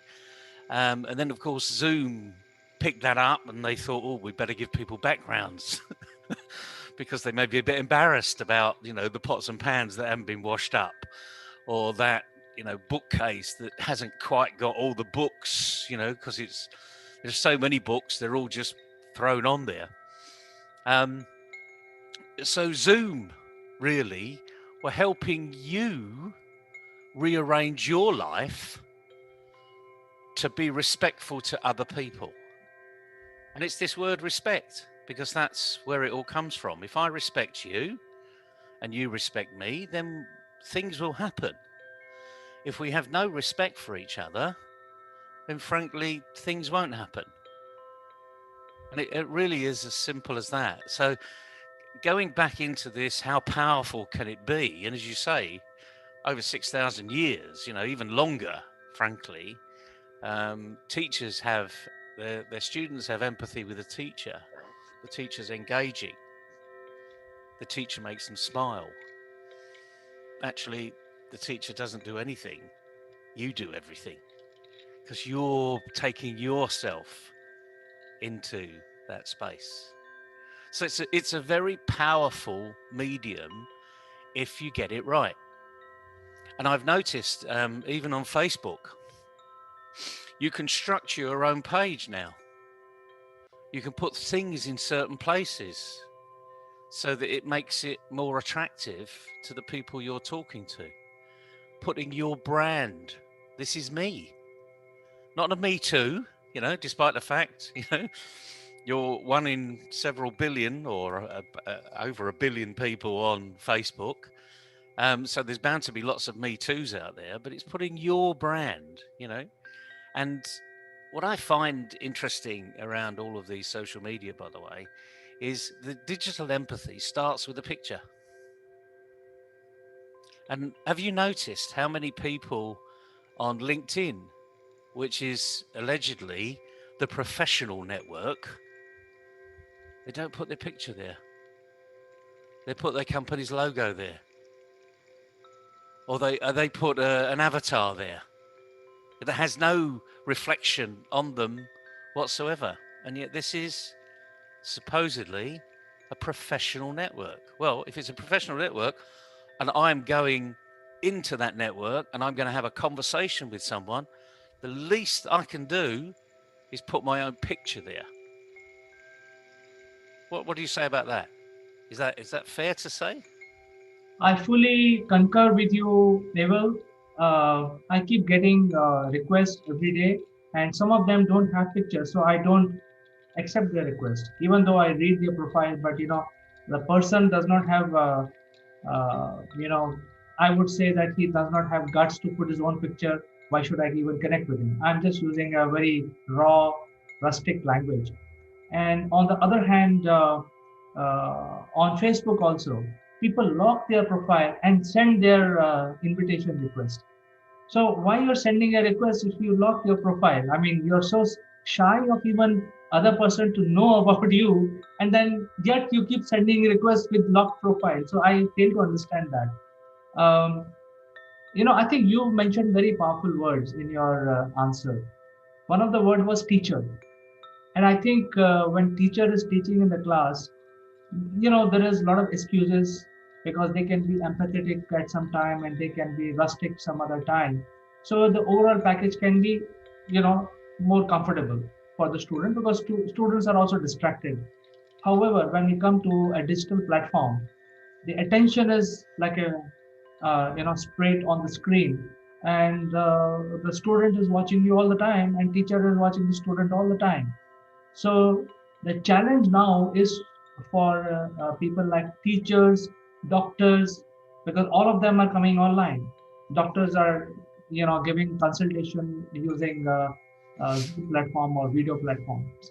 So it is very important. I mean, if you go to meet a doctor in the hospital, they will say, okay, oh, these are your prescriptions. Okay, they keep going, and then you're just sitting like a, you know, you are dependent on this doctor because he's going to prescribe medicine. So you can, you know, just ignore, you know, if he is very is not very courteous to you, you can ignore because he's a busy guy.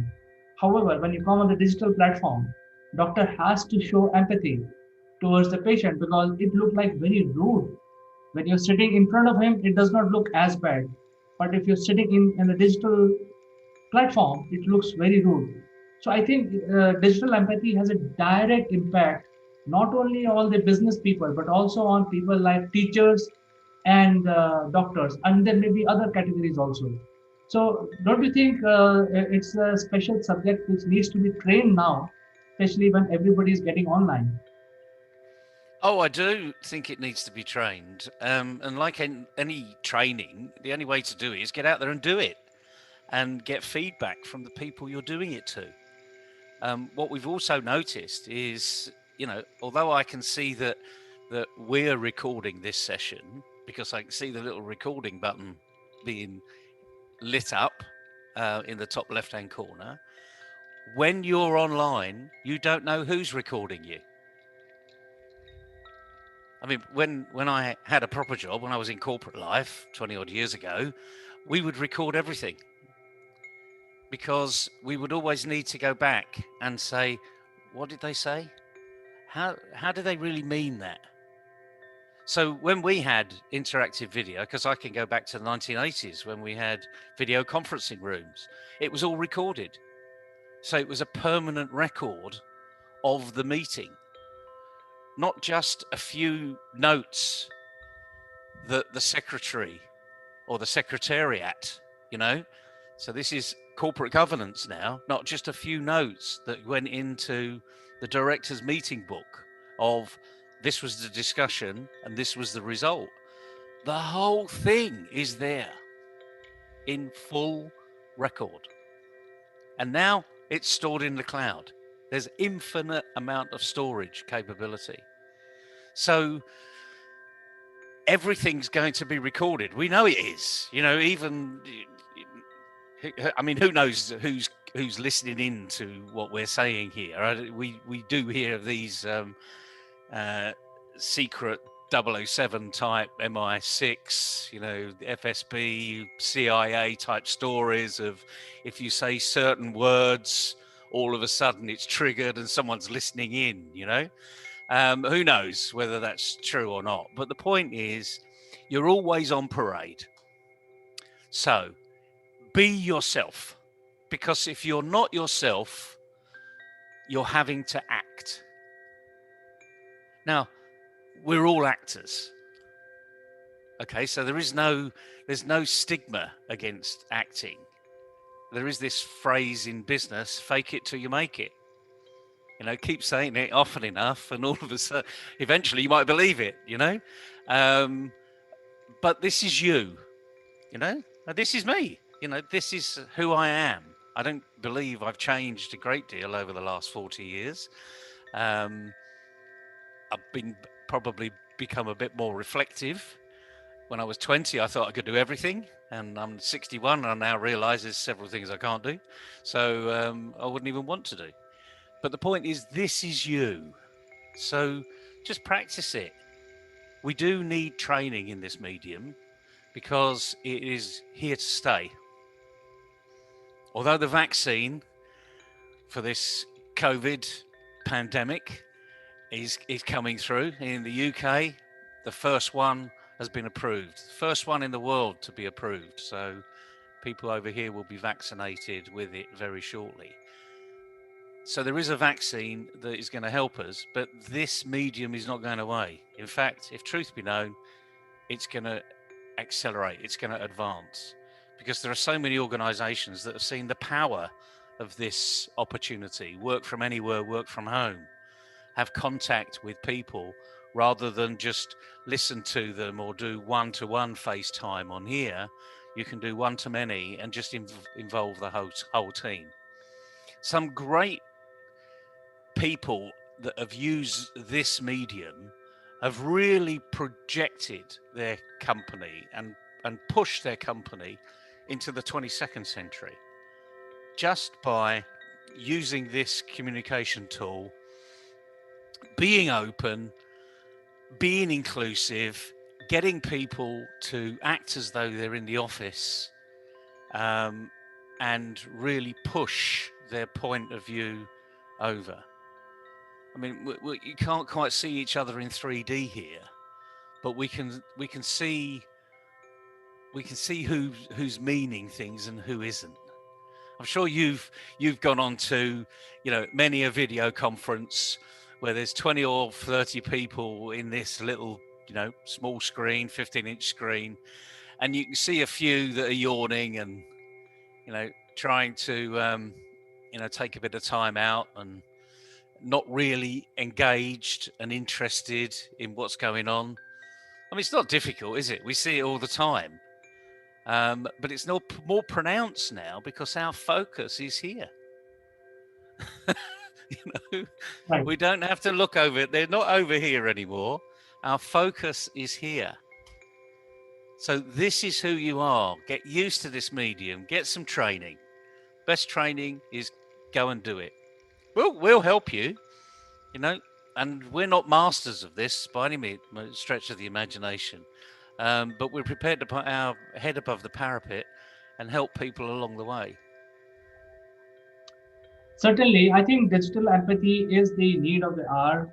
And as Neville, you explained so many examples today you gave today. And I think it's not only the business professionals, but it's everyone. So when you're talking to people using digital platform, you need to have empathy. You can't be rude because it's like make or break. There are so many people on the digital platform, and if you lose one, who knows? I mean, you're going to get him back after a few years, but he will make a lasting impression of you. So even when you are a very senior doctor or a very accomplished teacher, you still have to be empathetic towards your students, towards your patient, specifically on a digital platform, because you don't have an excuse here. You are full blown visible all the time. All your expressions are visible to people. So with this, I think these are small tips. We can end our discussion. Any viewer who wants to know more about this subject can reach out to Naval directly or can reach out to us. We will connect you with Naval. So with this, Naval, we would like to say goodbye to you for today until we catch you again in the next episode of Naval Goes Live. Thanks very much, CK. As ever, it's been a delight. And the main thing is we're trying to help people go and make the best of their own world.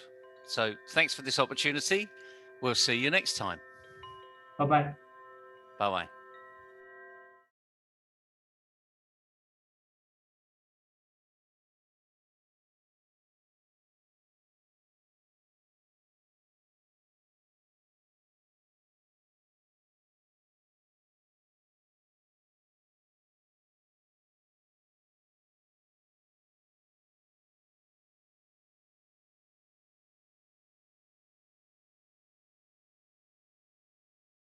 This video is sponsored by Single Point Solution. Single Point is pioneer in production and distribution of electric vehicles like electric bikes, electric scooters and three-wheelers. Single Point also provide consulting services to small F players.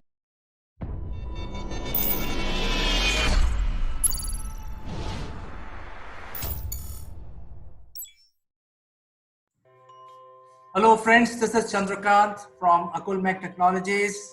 Welcome to Top Brass. And let me also welcome my friend from London, Mr. Neville Gunn. Good morning, CK. Good morning, everybody. And what's the subject for today? What's spiraling round your world today, CK? Well, I think this is spiraling around the world, not specifically around India. It's a great news that scientists have found traces of certain gases that on the Venus, in the atmosphere of Venus, and those gases can come in the first place if there are life basically is present in the atmosphere of Venus. So this is very exciting amongst the scientific community. Well, I'm sure, the scientists have been here for years, and forget all of the Area 51 issue about aliens in America, etc., etc. Let's look at reality. We are all connected. There is absolutely no two ways about it. Science has proven it Mathematicians have proven it.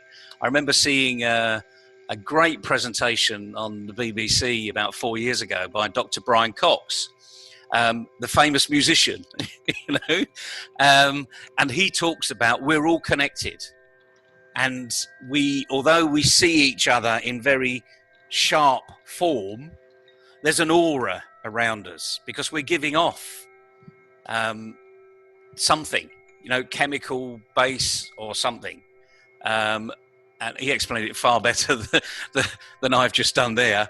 But in essence, we make something simple out of something very, very complicated. And quantum maths and quantum physics have come together, and they're proving that the whole universe is connected. Is that a surprise? No, not really. With just the thought process, I mean, just life on Earth, are we the only being, and I'm not talking about human being, are we the only being in our universe or all of the universes? Remember, there are many universes out there, trillions of universes, so they're saying. Are we all connected? Well, scientists are now saying, well, we're getting gases from Venus. Well, there's a surprise. Well, I think what you're talking about is probably is a very vast subject. You're talking about aura, and the aura is connected of all living beings. This is true, by the way, because everything boils down to energy. And if we are doing, thinking is a part of mind energy. So, you're eating food, and then that is converted into thought process, and that thought process is then connected with other person's thought process. So I think it's a connection at the energy level, at a higher level. So we will talk about that some other day, Neville. But I think let's go back to Venus.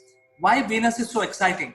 Venus is so exciting because it is just 100 days trip with current technology.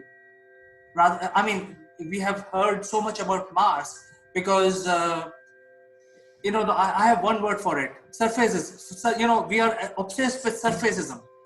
So, because we are able to land on Mars, NASA has sent so many spaceships and probes to study. But the real fact is the Mars is not suitable for humans to live, simply because there is no atmosphere, there is very little gravity, and there is no water on the surface. Oxygen is a problem. So a whole lot of problems with Mars. Whereas Venus is just 100 days away. With current technology, if you fire a rocket, it's just like 3 months away. Within 3 months, you can reach Venus and you can come back. So now the problem with Venus is it is very hot. It is the hottest planet in the solar system. So you cannot survive on the surface. But where you can survive is 50 kilometers up in the atmosphere. So if somebody is trying to settle on Venus, they have to think of a way to float in the atmosphere, because the temperature is close to Earth's temperature. You don't have to go down. The gravity is equal to Earth gravity. It's a large planet. That is why it is called a sister planet.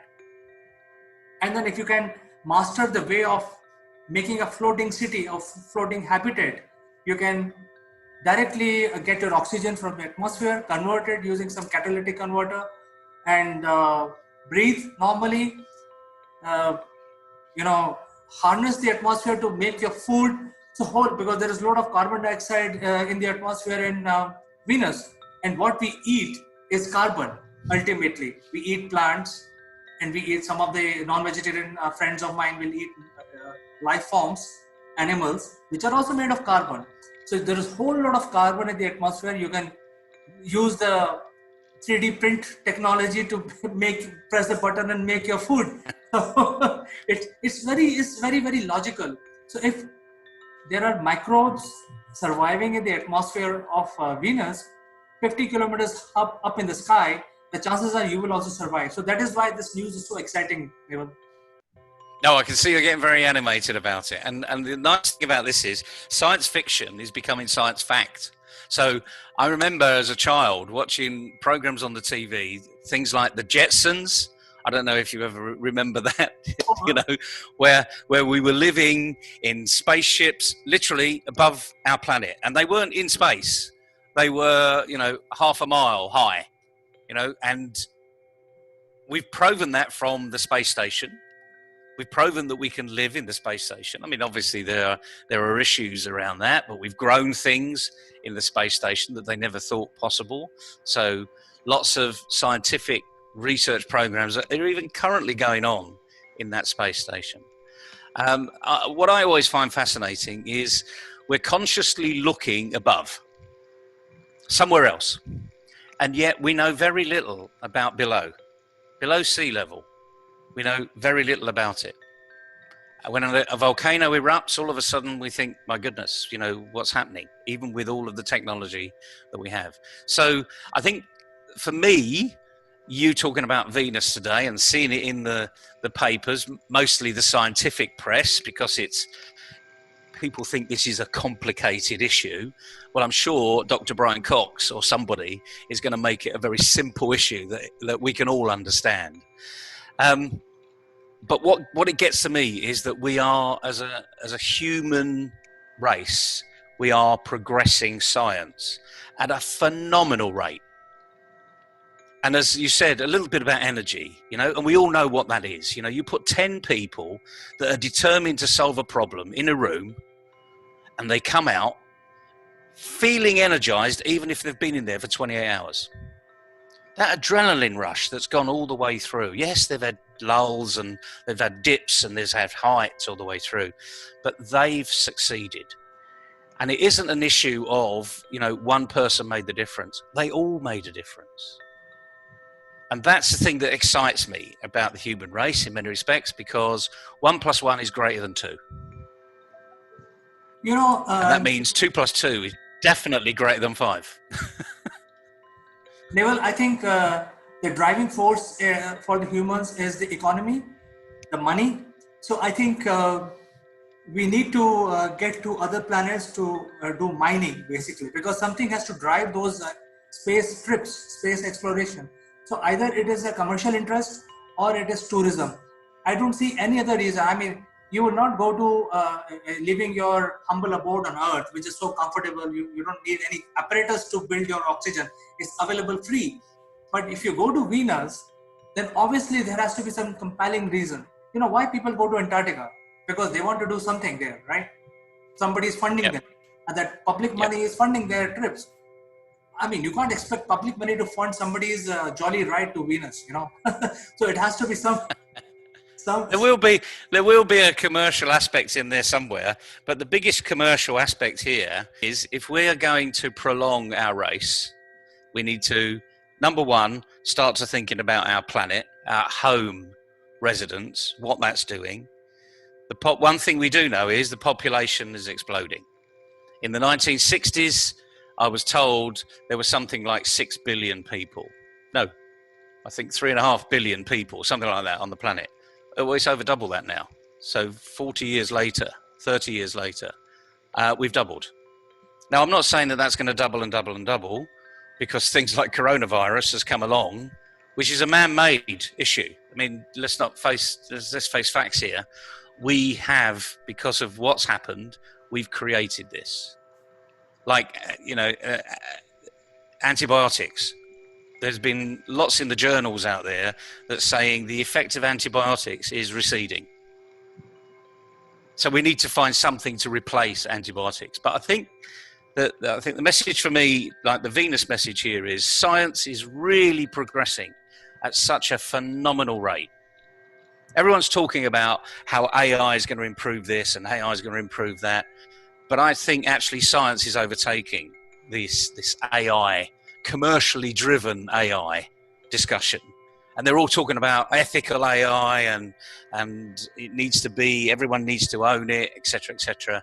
Well, one thing we can own and push is new science.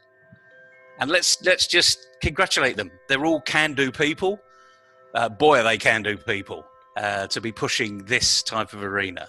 So take my hat off to all of you scientists out there, and all of you pending scientists, all of you young scientists, the 14 and 15-year-olds that think, do you know what, I really fancy a career in science or engineering. Our advice to you is do it. If you love it, go and do it. Because the job that you love is not a job. Well, Naval, there are a lot of advancements which are going to happen in AI, and I think I will give one example here: the 3D printing. Now, why 3D printing is so important and so exciting, because you don't have to carry your gadgets with you. All you have to carry in your spacecraft is a 3D printer and a raw material. So if you have some raw material which can be used by 3D printer to make things. So for example, your toolbox, your spacecraft is a machine and somebody has to fix that machine if it goes south.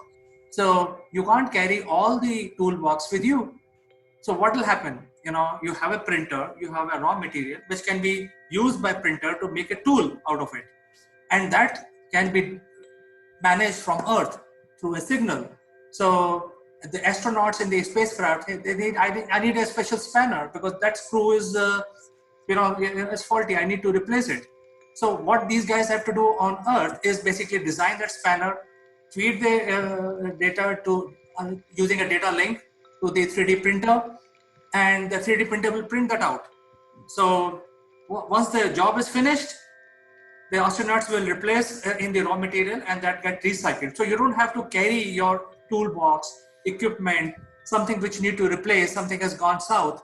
You don't have to carry it with you, because that is the biggest challenge. So that is why the 3D printing is so exciting, and AI is going to be even more exciting, because you need somebody to manage this, because suppose there is a human being, he cannot check all the parameters. So you need an intelligence computer system to manage all of that inside the spacecraft as well as outside the spacecraft. What is happening in the sun? Is there is going to be a flare which is dangerous for you? So things like that. So something is required to manage all the show, and then you go to Venus and basically do mining, and then who knows, that can be a stepping stone to go to Jupiter, because in Jupiter you can do mining of gases, because Jupiter is gas giant as the name suggests. So you need to mine hydrogen. Why hydrogen? Because hydrogen is your fuel for future. So you need to mine hydrogen. You obviously can't go to sun to mine hydrogen, but you can always go to Jupiter to mine hydrogen. So I think this whole thing is so exciting. You can build floating cities on in the atmosphere of Venus. You can float around, just like the Star Wars, the Empire Strikes Back. There's a floating city. Yep. So you can also build a floating city there. So yep. I think this whole thing will open up, and it should, because you raised the point about population doubling. Now the thing is that we were 1 million people, maybe 10,000 years back. From 1 million people, we have become 7 billion. And the next doubling will happen in next 10 years. The problem is that from 7, we will become 14 billion if we continue the rate of expansion in the same way. As per the studies carried out by the scientists, this planet cannot support more than 12 billion people. So the next doubling will happen, and we will consume all the natural resources which are available on this planet. So I think logically we have to spread out in the solar system. That is why this discovery on Venus is so exciting. Well, it opens up immense opportunity, lots of which are going to be problems. How do we get over it? But I think already, as I said, we're seeing fantastic strides in the science field. Many people never hear about it. It's on, page 52 of your national newspaper, and it's only in the bottom, scientists reveal life on Mars. That would be probably front news, news of the world. That would have put, Elvis has returned or something. But the reality is we are really moving forward fast. And our message, I suppose, my message today is for all of you students at school, at college or university, get out there quick, get out and follow your dream. Follow all these, bits of news that are typically hidden away, but they're not that hidden if you know where to look. So start Googling, start finding out. There are lots of science journals out there that are factual science journals. Some might speculate about what the opportunity might bring, but the point is they're based upon facts. Scientists do like facts. A bit like Sherlock Holmes, give me the facts. Or a good chief exec, give me the facts. I can still make a bad decision, but just give me the facts. So, can you handle the truth? There's another thought for you. But anyway, I think that's probably enough for today. I hope you enjoy the rest of your day, CK. I've got a very busy day ahead, but more about that tomorrow, maybe. Sure. Thank you very much, Naval. I think we will end this discussion by giving just one more information about India. In 2 years, India is launching their manned mission to space. So I think it's Wow. it is very relevant because all youngsters who are who want to get into space sciences, space technology, I think they can do it in India also. Well, there you go. I've recently been watching something on Netflix called Away. It's one of these Netflix miniseries. It's an incredibly interesting program.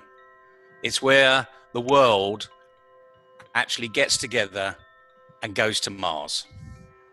I won't say anything else about it, but if you're interested in Netflix, go and binge it, because it says a lot about collaboration. It says a lot about competition, and it says a lot about human nature. So anyway, again, great speaking with you this morning, CK. Enjoy the rest of your day, and I'll see you tomorrow. Thank you very much, Naval. See you tomorrow. Bye-bye.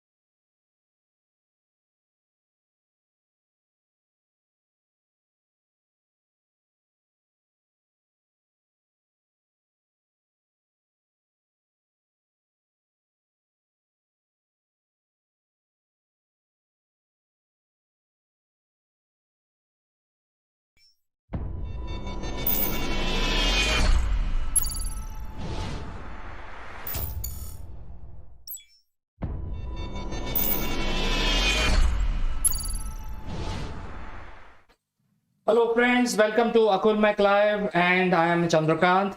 And in today's legal matter, we will discuss one of the pressing news that we have heard, all of us, which arose from the northeast side of our country. And to discuss this matter, I will have a very distinguished personality who understands the legal aspects. I will basically take a very short break and join you back along with my guest after a disclaimer.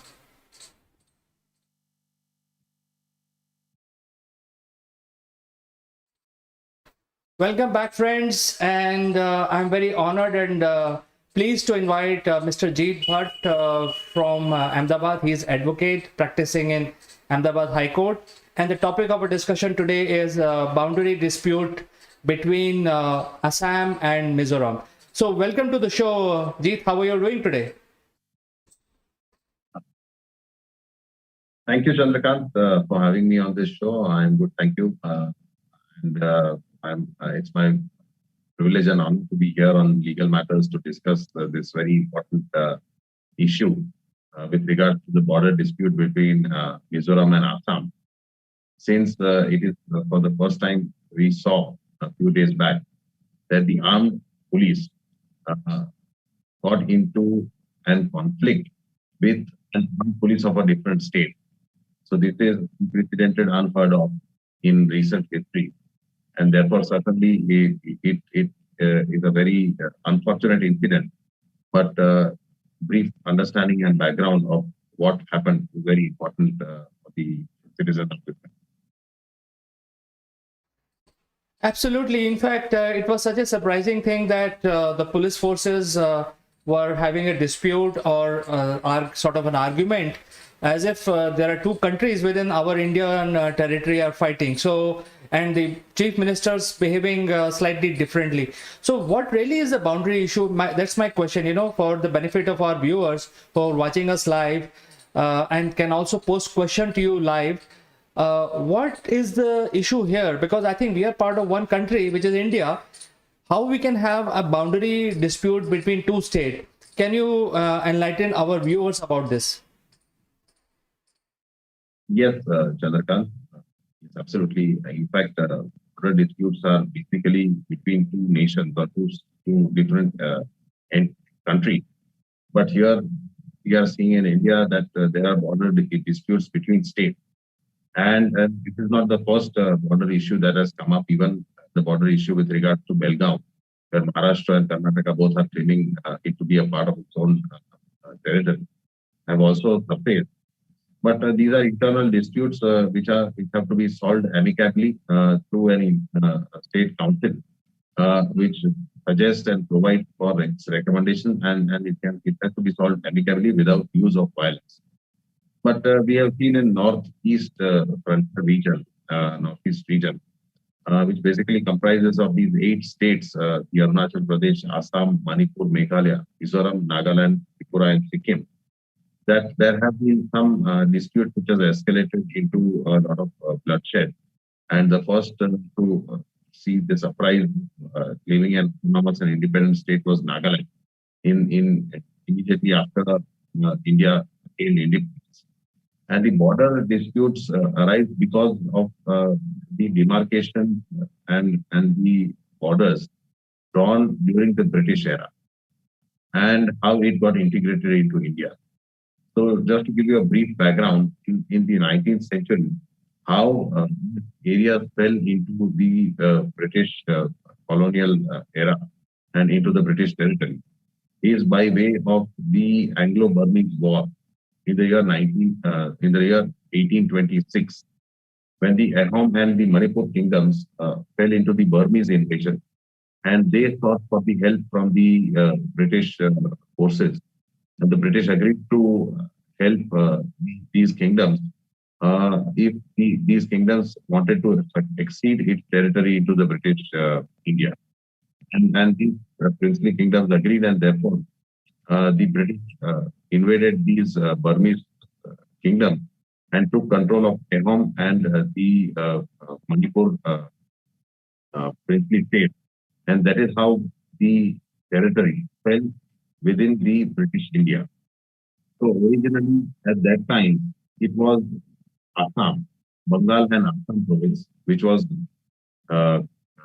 controlling and managing these states, namely Arunachal Pradesh, Manipur, Meghalaya, Mizoram, Nagaland, and Tripura and Manipur and Sikkim were these princely states.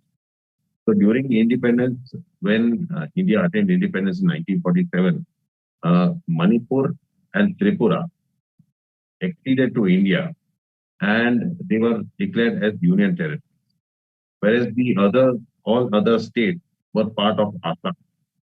And even the British, while ruling these states, the ethnic minorities or the ethnic groups of these states always felt that they were isolated and they were not centralized.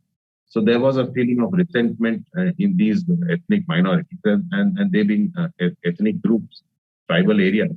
They had their own lifestyle, they had their own manners of living, and their traditions were very important for them. And therefore, they hold it very, very importantly to their heart. And there should be no problem with that, because that freedom of speech expression or to freedom to give the manner in which is a part of the fundamental right enshrined to every citizen. But there are also protections which are granted to minorities like the scheduled these tribal areas, where even the constitution as well as the majority believes that the entire legal system also should not be trusted upon them, or it should not be imposed upon them. So therefore, a lot of provisions of the criminal procedure code are not applicable to these tribal areas, because these tribal areas have their own codes and they have their own manner of conducting a trial if an offense is happened. So therefore, this much liberty, this much leeway and this understanding has been shown, but somehow they have felt that there has been a feeling of resentment in them, and therefore, initially in the years after independence, Nagaland started insurgency, then it went on to Mizoram. And Mizoram in particular, because in 1959 to 1961, there were famine. and which were resulted due to rats, but they are known as matam. And a lot of people died, and there was several widespread famine. And they that time believed that the government is not helping them to the extent that it should have helped. And therefore, this resentment led to Valdenga creating a party, and which ultimately was tried to be suppressed by the government. But that became an insurgency and became a violent. And it led to a lot of trouble. Ultimately, in the year 1972, the Mizoram was granted the status of a union territory, as Nagaland was earlier granted the statehood. So on that line, Mizoram was also granted autonomous body, and it was declared as a union territory in 1922, and ultimately in the year 1986, it was granted complete statehood. So since 1986, Mizoram became a state in India, and now there were tribal areas who were tribal people who were inhabiting, that is known as the Mizo people, Mizo. And in 1875, the British had passed a notification wherein they had demarcated the territory of the Dushai Hills, and they had demarcated it from the plains of Kachap. And that was done under the instructions and also the viewpoints of the tribal leaders at that time. And the Mizos believe that that is the correct border demarcation that had been done after consultation with their leaders in the year 1875. But thereafter, in 1933, the British came out with another notification and demarcated this boundary between Lushai Hills and Manipur. And that is the cause of problem, because today the Mizos want the 1875 border, which was demarcated, as the correct border of their state. But in the year 1972, when Mizoram was granted a union territory, at that time, this demarcation of 1933 was taken into consideration, and the demarcation in 1875 was neglected, considering that the 1933 is the new one, and that was considered to be the correct without consulting the leaders and the political persons in Mizoram. So therefore, this Kashar area has been demarcated, and it falls in Assam, whereas Lushai Hills is part of Mizoram. So this is the dispute, and this is why the Mizo people are claiming the original map of 1875 to be the correct border between Assam and Mizoram. And therefore, there are disputes, because what has happened is that family members who are living on that side have gone into another state, whereas they are here. And this has resulted into a lot of resentment. And therefore, this dispute has enraged. And now it resulted into violence from days back. And then the chief minister is also making statement that we will send forces on our border, as if they are saying that India is going to send forces on the border of China, towards China. So these statements are also not very supportive to these sensitive claims of these tribal people. And therefore now Constitution provides under Article 263 that interstate council has to be constituted to inquire and advise on disputes and to discuss subjects common to all states and make recommendations for better policy coordination.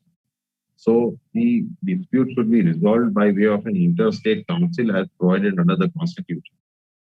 And it has to be done under constitutional means and not by using violence. So this is the short background of how this dispute has arisen because of this demarcation in 1875 and later on in 1933 between by the British administration. Well, Jeet, I think this shows that our decision to divide these states on the basis of language is a wrong one. I think there should not be any dispute, because in the end of the day, we are part of India, which is a much larger country. And how we can have a dispute and the police fighting between two states? So I think we should do something about it. The division should not be based on any ethnicity or anything like that. It should be the India. And if you look at India today, it is completely mixed up. We see people from all over the place, everywhere else. And if you go down to even Chennai, you'll speak Tamil speaking Gujaratis. So I think we cannot demarcate on the basis of language. I think we should do something about it.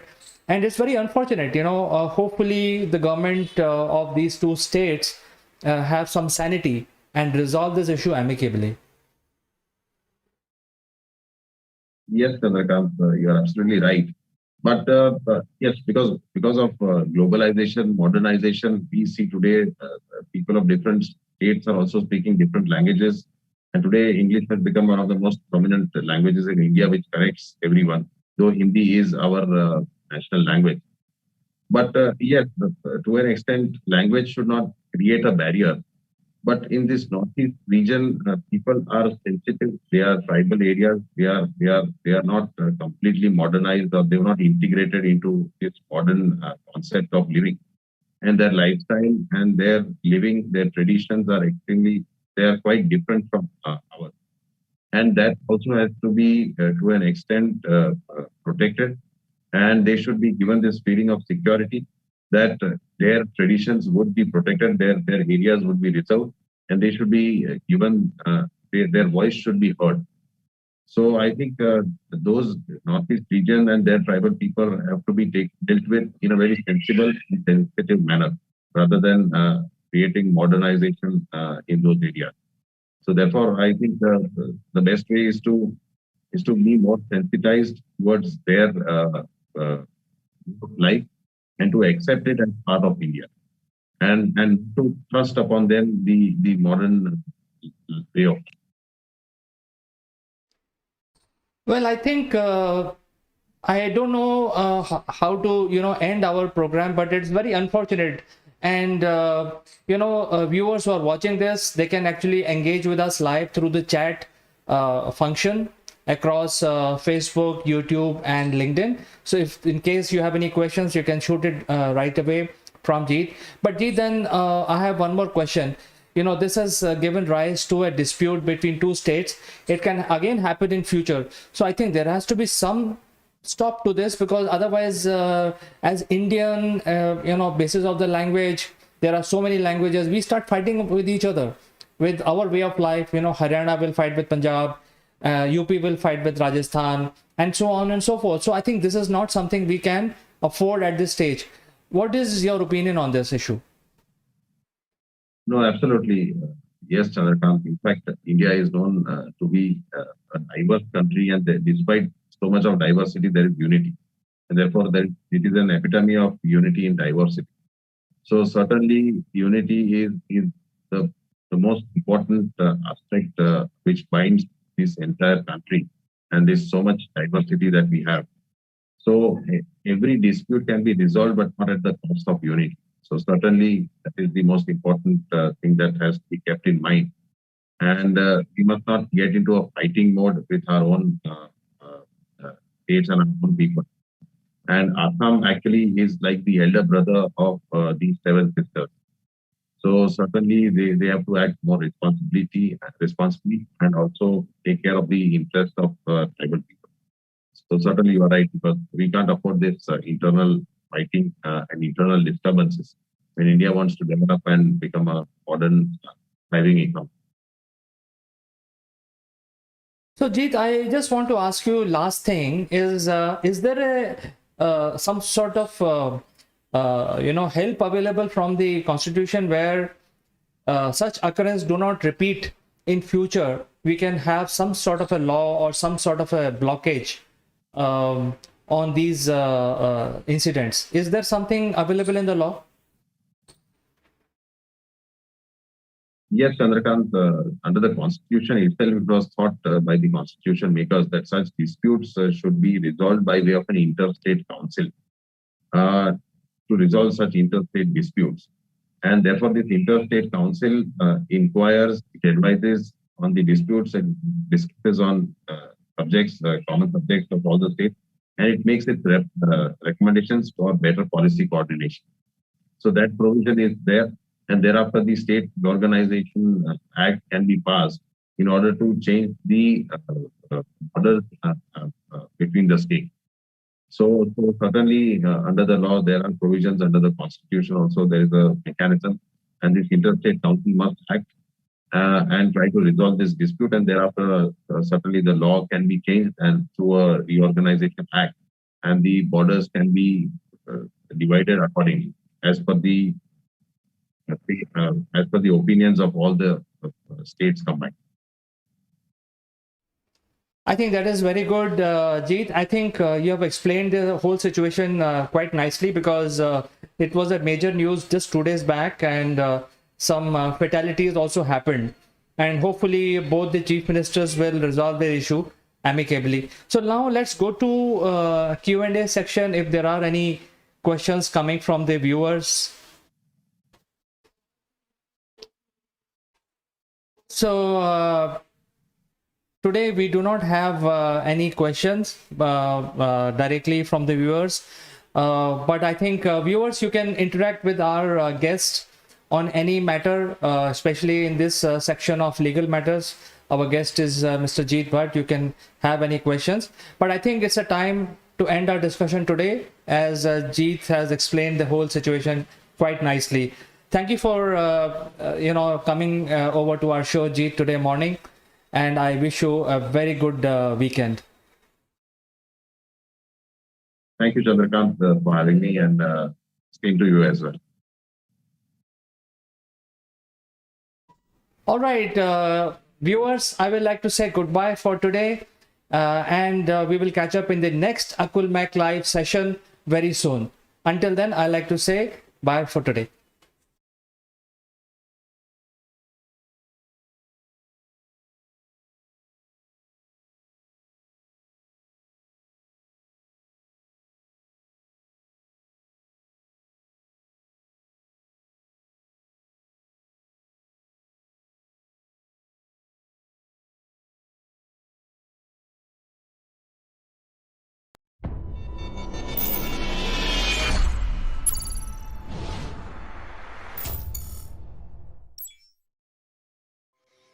Hello friends, this is Chandrakant. Welcome to Akulmach. Today we would like to discuss something which happened last week, and it was amazing. It was the landing of Perseverance, or rather touchdown, a smooth touchdown on the planet Mars. And we would like to discuss something which you have not heard so far in the news, in the Google, apart from the usual news. To discuss this further, let me invite my friend from UK, Mr. Naval Gund. Good morning, CK. Good morning, everybody. Space, the final frontier. Anyone remember what program that came from? Well, we're going to spoil it. It's the Star Trek arena.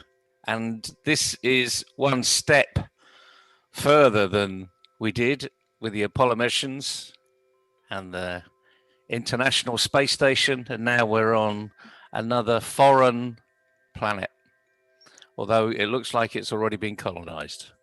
So not necessarily by mankind, but certainly by robots. So, CK, let's have a look at what's actually been happening on Mars.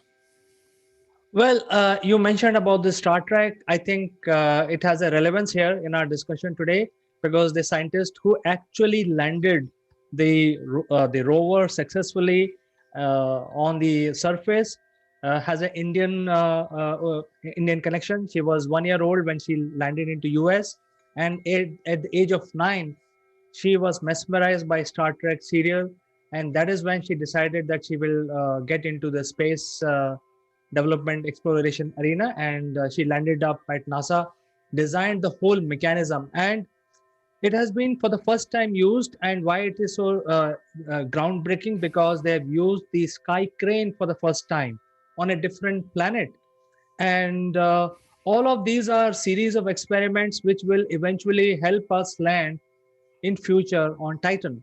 So we should not look at Perseverance success in isolation, because it's it's a small step towards reaching further.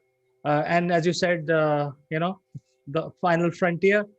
the other frontiers like Titan, Europa, which could be habitable in future. So the sky crane is a very important aspect of landing the rover on the surface of the Mars.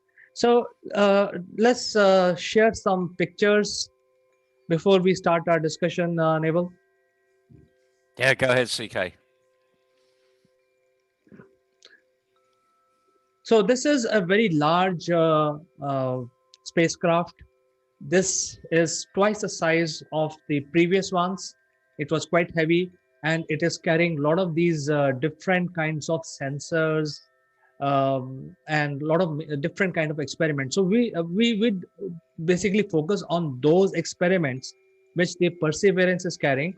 And one of the major experiment it has is the drill, because the objective of drill is to get the samples and study the material which is available on the surface of the Mars. Because in future, if humans have to settle, they cannot carry material from Earth. They cannot carry metals. They cannot carry the construction material from Earth. They have to get it locally there in Mars. So basically, Perseverance is actually a sort of a scout, which is scouting and selecting the area where they can set up their first base. And for that, you need to get the ground samples, how stable they are, what are the composition, can they be used like a limestone here as a mortar we use on Earth. So things like that. So one of the objective of Perseverance is to collect about 30 samples from different locations and sterilize them, put them in a sterilized bottles, drop them at a designated place, and then there will be a future exploration. There will be a future spacecraft which will land in 2026. The objective of that one would be to collect all these bottles and shoot them off from the surface of the Mars for Earth, so that a much deeper study can be done in terms of material of which the Mars is made. And then in future, if people land on Mars, can they use these material for construction? So this is one of the major item that needs to be discussed in our program today. Naval. Absolutely. And what we've got here is a little bit of a Heath Robinson vehicle. We can certainly see a camera at the top. And if you look closely, that camera can extend upwards and be brought back downwards. The arm of the drill can go to a distance. It's probably got a maximum distance, so that means the vehicle's got to get fairly close to where it needs to be drilled. And if any engineers out there watching, you also know that as you start to drill downwards, it puts pressure on the back of the vehicle. So the laws of physics are still happening on Mars, if not the same effect as they got on the UK in the world. Sorry, I'm always lost for words with this because I'm just absolutely fascinated by where we are as a global nation. And I know this has been led by NASA, but already, CK, you mentioned an Indian girl that probably wasn't born in the early Apollo missions, wasn't born when the first Star Trek program was put on TV, but was inspired by a TV program. And we all can do that. I mean, I loved Doctor Who when I was a kid. And you knew that, and Thunderbirds. Remember watching Thunderbirds, you know? Hello, Mr. Tracy. And you could see the strings of these people walking around. Well, the thing is, this is now reality.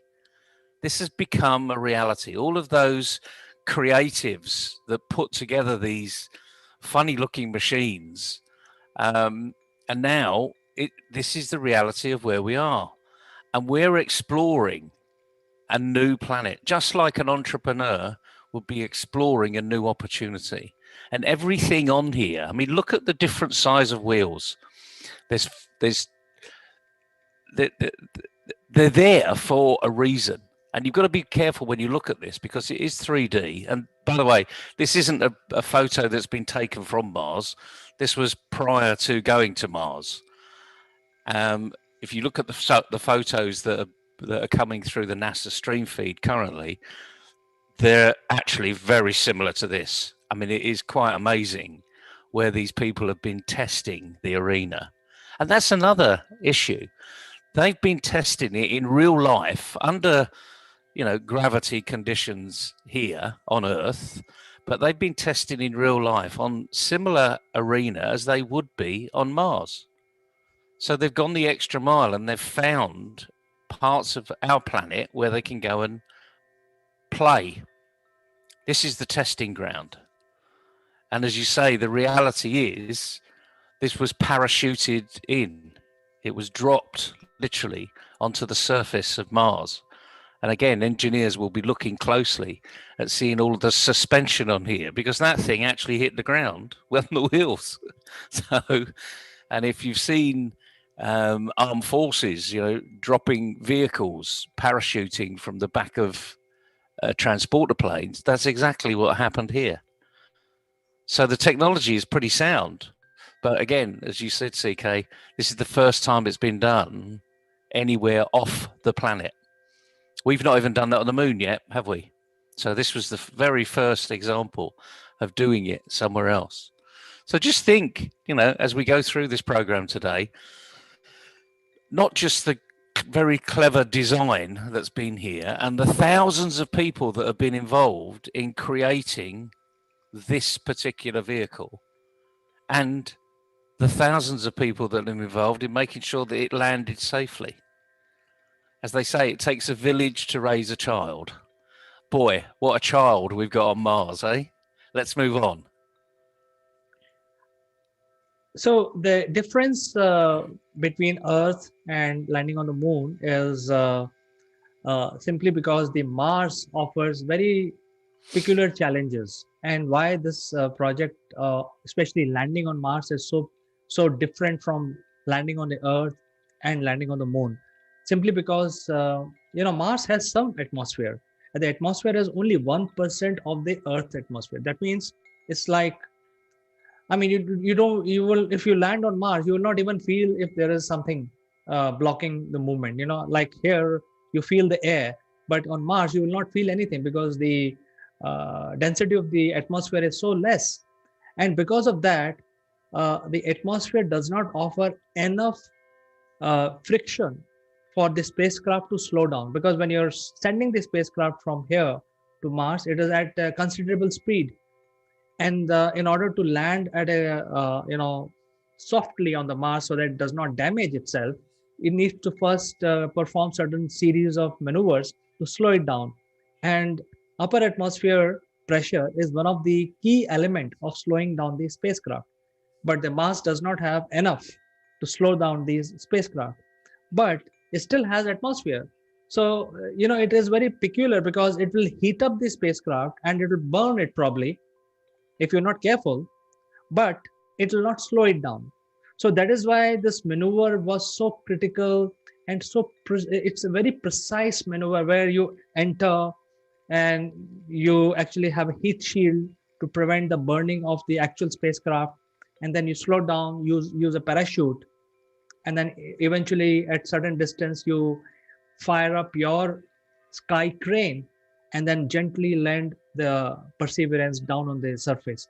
So it is basically series of steps we had to take to land such a heavy spacecraft for the first time on a larger planet, because moon is still smaller, the larger planet with the gravity 1/3 of the Earth. So I think these are certain salient features of this particular land. Now what this Perseverance is going to do, it has to roam around in a crater, because the crater has been chosen as a place where they want to explore further. The belief is that this crater where it has landed was filled with water uh, many billion years back, maybe a billion years back, and they want to see whether the water is frozen there in the surface of the crater and a permafrost, and can they leverage the water, can they take the water out and use it for their own benefit. However, Perseverance is carrying some new experiments this time. And for the first time, this spacecraft is carrying these remarkable experiment. I think I will just change the slide. And this is the one which is an oxygen generator. And Naval, as you know, that oxygen generation has been going on since 1960s, or even before that, even during World War, when the mustard gas was used. Soldiers used to wear a mask to filter the mustard gas. So it's not a new science, but this is something new for the first time. Why? Because Mars atmosphere has more carbon dioxide and less of oxygen. So this device, using the electricity, can break down CO2 into O2 straight away. So this is why this is so unique, because in the past, when the astronauts or cosmonaut goes to the space, they convert water into oxygen. They don't use atmosphere to convert their oxygen. They use the water. So water is a very heavy element to carry in a spaceship. So for the sake of breathing, for the survival of astronauts, a lot of water is being sent in the spaceship. But this device is groundbreaking because this will convert Martian atmosphere into oxygen. And now this is an experiment. This is a very small box. And this is going to generate about 2 kgs of oxygen every hour. So if this is successful experiment, then in future, NASA plans to send a huge machinery like this, not small one like this one, a big one, a big box, maybe multiple boxes, so that when the humans land eventually, they have enough oxygen available for them to breathe. Your opinion, Neville? Well, as you say, this is a very small box, and you can see how small it is by just the top right-hand corner. You'll see someone's hand holding it. So it literally is just almost like a little packing box. So this is incredibly small. But as you mentioned, when we eventually land on Mars and we colonize it, these will be much bigger, and there will be a number. We won't rely on one. What entrepreneur relies upon one system? We don't, actually. We make sure we've got a backup and more backups, and especially in that particular arena where, assuming we human beings are going to be those people that are on Mars, we need oxygen to survive. So this is absolutely critical. This is mission critical, really. So it's an important little test. And as we'll see over time, this is a small box. And there are many similar type small experiments that are going to be going on from the one rover. So we've seen the drilling arm, we've seen this small box, and I'm sure now you're going to show us another little experiment that's going to be going on, CK, in your little box of tricks you've got here today. Yes, Neville. In fact, I'm not going in detail about the science behind this particular experiment, but this is going to use the electricity from the rover. And there are a lot of fine balances, because using the different foils within this device, it will break down the CO2 into carbon and in oxygen, basically ionized oxygen, which is the single atom, and then combine the oxygen into O2, which is like 2 oxygen atoms combined, and that becomes the oxygen, which is breathable. So it is using the rover electricity to do this. So I think there will be a fine balance between how much electricity will be given to this. If the rover has extra electricity available, then this experiment will work. Otherwise, the rover will conserve its energy for other things. So I think this is a very exciting experiment, because if this one succeed, a larger version of this will be airdropped or paradropped, or using the sky crane, dropped multiple numbers in advance before the humans arrive there, so that these machinery start working, cranking the oxygen out, and then when humans arrive, they have the oxygen to breathe. So the next experiment, important one, is a powered flight, because once humans go there, they need to go from place A to place B. And as you know, as we have seen the pictures of Mars, it's not a very smooth place. It is filled with boulders and rocks and sand. So you need to get from place A to place B, and you need to fly, because you can't construct road. So the best method to do that is make an aircraft.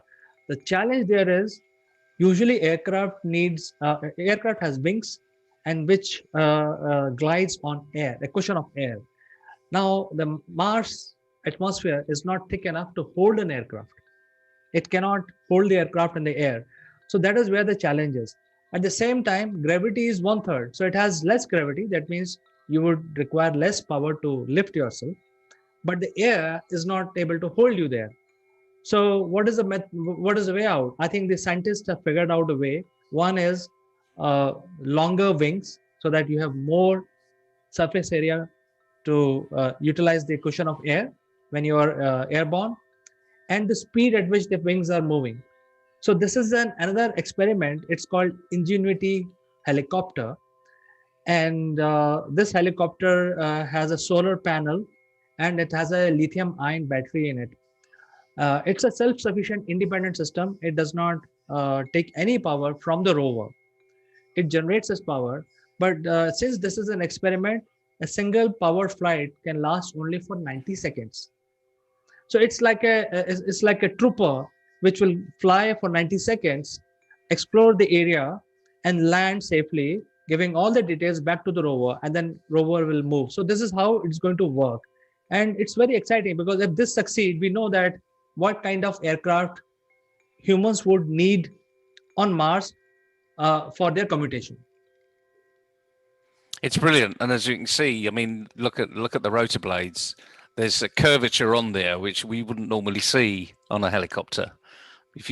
There is a slight bend on a helicopter, but you can see these here. These are really curved. You know, as you said, CK, there's no air effectively, or there's very little air, and it's actually got to work with the system that's there. We can't just create air overnight. We can't put it in a bubble. There is no bubble there. So it's got to utilize what is currently there. And I'm going to link it back to being an entrepreneur. This is the reality. Work with the reality. Don't work with perception. If these engineers hadn't known the reality of what they were working with there and tried to recreate that reality here with a few tests, and I can bet your bottom dollar that just like Edison, that threw away the first 9,999 light bulbs just to get to the one that worked, I'm sure they had several tests along the way that improved what they were doing. So this is a real test and measure. And as you can see, this is just a little tripod at the bottom. Doesn't have to be very complicated here because there's no one going to damage it on Mars. The only person damaging it is the person flying it. That's you and me, or the robotic algorithm that we've put into the system. The other thing it's testing, of course, is the connectivity between a remote vehicle and another remote vehicle. So there's lots of things that are being challenged here. 90 seconds doesn't sound a long time, though, does it, CK? I wonder how far it can travel in 90 seconds. Well, I think it's not going to be too far, but I think that would be enough for it to do the surveillance or reconnaissance, as we can see, and tell the rover that this place is safe. There are it's like smooth. You can come over, you can drill, and things like that. So there is going to be AI-based decision making, which is going to work because every time they cannot send message back and take inputs from the Earth station. So for between the aircraft and the rover, there is going to be some decision making software which is going to run. Important thing is that this whole Ingenuity helicopter weighs less than a kg. It is so light, and as you can see, the length of these rotors is like 1 meter. So it's a significantly large aircraft with very little weight. And these wings are made of carbon fiber. And as you can see, these are special. These are not something which is run of the mill. These are specifically made for Martian environment. And on Earth, helicopter rotor moves around 300 revolution per minute. But this one, each of these will be going at 2,500. Wow, that's one rotor. Wouldn't get in the way of those. Don't put your hand in. Don't put your hand in when those are moving around. You mentioned something that's really important. We need to bring people back to is that This is 1 kg. Right. But we are talking at the moment, it's 8 months away from Earth. So that 1 kg has utilized a lot of power to get from the NASA the NASA launch pad to Mars, where it currently is, you know, millions of miles away, and it's only 1 kg. But the cost of that 1 kg, we're not going to tell people what the cost is because, frankly, I haven't even looked it up. But it's in the millions of dollars. This is not a cheap exercise. And again, we've put a lot of faith in lots of engineers that have said, yes, this is going to work. And eureka, you know, it hasn't taken off yet, this little drone. But I'm really looking forward to the live pictures when it does take off, because that would just be absolutely fascinating. Oh yes, they are using a lot of these cameras this time, you know, in these rover, and also in the Ingenuity helicopter, also in the Sky Crane. They have actually used a lot of visual imagery for during landing, during entry into the atmosphere, and also this. So there are a lot of cameras this time. In fact, there are cameras which will imitate the human eyes, so you can actually see for the first time in 3D. All the images which will be sent back will have much higher resolution. So going to the next thing, you know, why we are doing all this? We are doing this simply because we want to send humans, and the target of SpaceX is to send a million men and women to Mars. But you know, when they go there, they would need place to live, they would need place to survive, they would need things to do. So I think human just cannot go pitch a tent and start living on like a hiking mission on Mars. So there has to be some preparation. So I think these are all preparatory steps that we are taking. Right now, we are in the phase of R&D, where we know what samples we need to get. What is how is the soil of Mars? Can it grow our plants, our food? Can we use it for construction, etc.? But eventually, if things are looks promising, we would end up sending another robot in future where it will have a 3D printer, a large 3D printer, which will land without any humans being there. And this robot will construct a structure like this. And as you can see, these are multi-floored buildings, and they have used the Martian material. A 3D printer is basically start constructing this whole thing. As you can see that it's layer by layer erected, and it will have an opening at the top. So you can see the sky probably when you live there, because looking at the sky is also important part of human psychology. And then it has multiple uh, floors where you can have storage in certain areas, you keep your machinery in certain floors, living quarters, your freshening up facilities, study, and communication. All of those things will be taken care in this building. This building has actually, this design rather, has won an award, and this has been chosen so far as a viable design for Martian buildings so far. It can change in future, but right now this design has got an award, and this has been selected for as a viable building that can be constructed on Mars by a 3D printer. And all the machinery will also be placed before the human arrives. So the whole idea is that we should have some sort of dwelling already developed. Oxygen production plant should be already there. Water generation plant should also be there, so that these buildings can be pressurized with Earth-like atmosphere, and we have drinking water, and also some sort of cultivation can be also provided on surface of Mars. So until these 3-4 steps happens, perseverance is the first step towards that. I think we are still 20 to 30 years or maybe 40 years away from landing the first humans on Mars. Well, according to SpaceX, of course, he wants to take 1 million people there before 2060. So we better get a move on, haven't we? But just looking at these buildings, it's quite interesting that you take one. When I saw these originally, a while back. The first thing they said, it's a windmill without the windmill. Because it just looks like if you were to go to Holland, you would have seen lots of these things side by side, taking advantage of the wind. I mean, there's no windmill there as such, but it's certainly the foundation of what we would see right the way across Holland in particular, but certainly right the way across Europe. It would be just a bunch of windmills. I mean, I would love to be one of those people that actually steps foot on Mars. I think, sadly, I'm not going to be there, so I'm just going to have to look at the pictures and imagine the movies that are going to be created from it.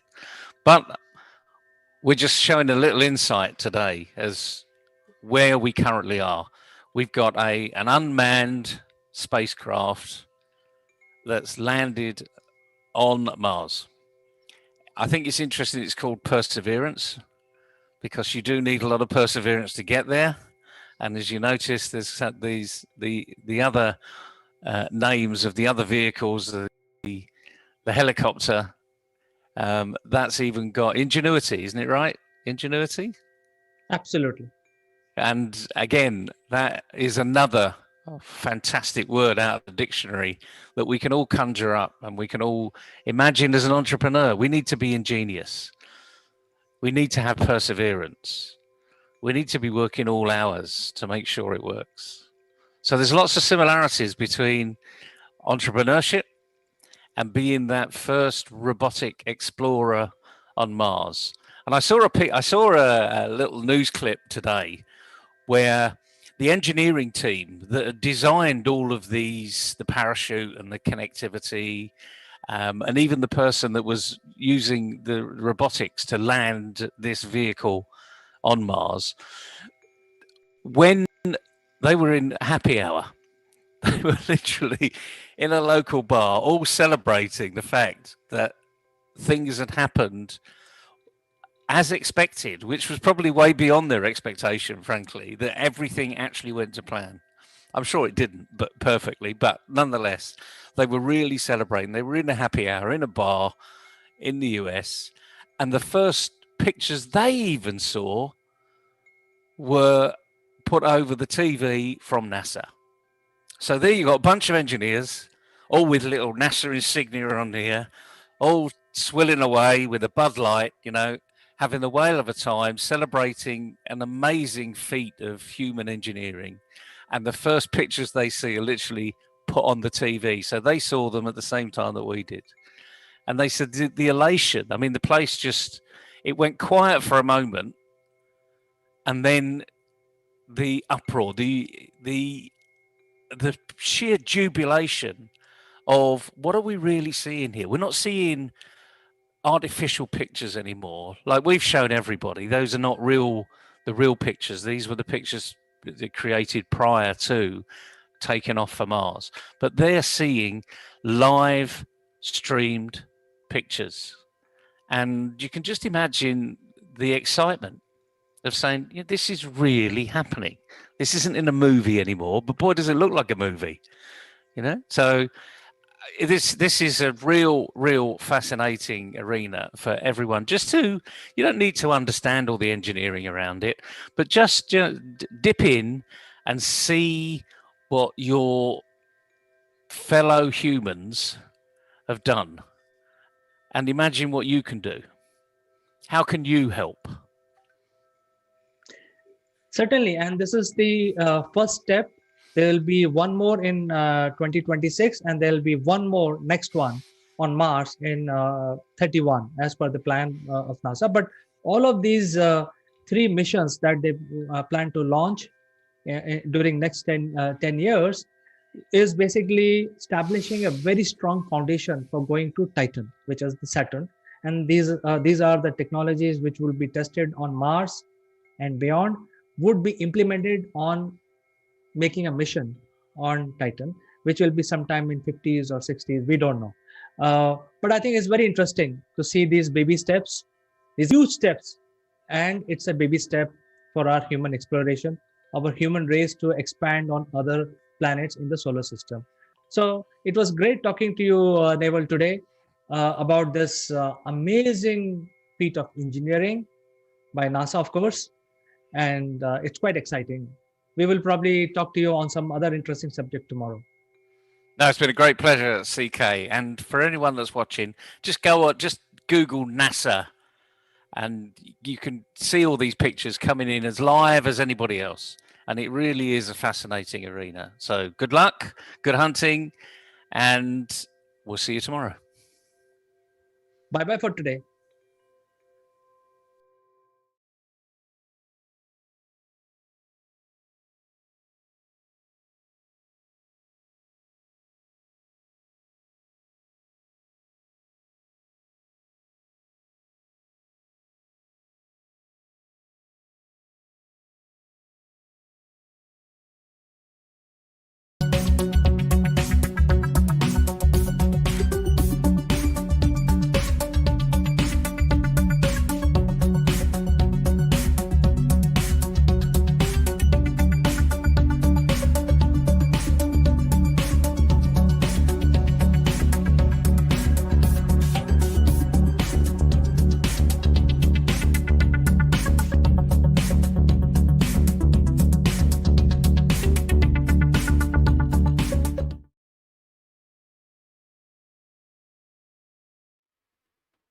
Hello friends, welcome to Akulmach Live, and I'm your friend Chandrakant. Today we want to discuss about recently, the Maharashtra extortion case where, there is a lot of development from the legal standpoint. And today in the show, we will have a legal luminary who will talk about Mr. Anish Deshmukh extortion case. Before we start discussion with our guest, I must tell you, viewers, that we are live on all platforms and you can engage with us by writing in using the chat message function from whichever part of the world, from whichever social media. So without further ado, let's welcome our guest, Mr. Jeet Bhatt, who is the advocate in Ahmedabad High Court.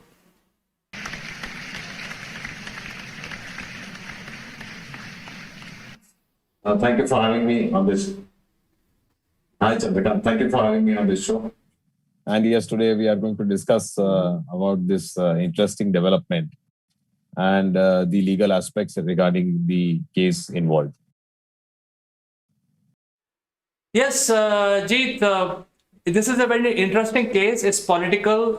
So I think we will keep the politics aside and only discuss the merit from the legal standpoint.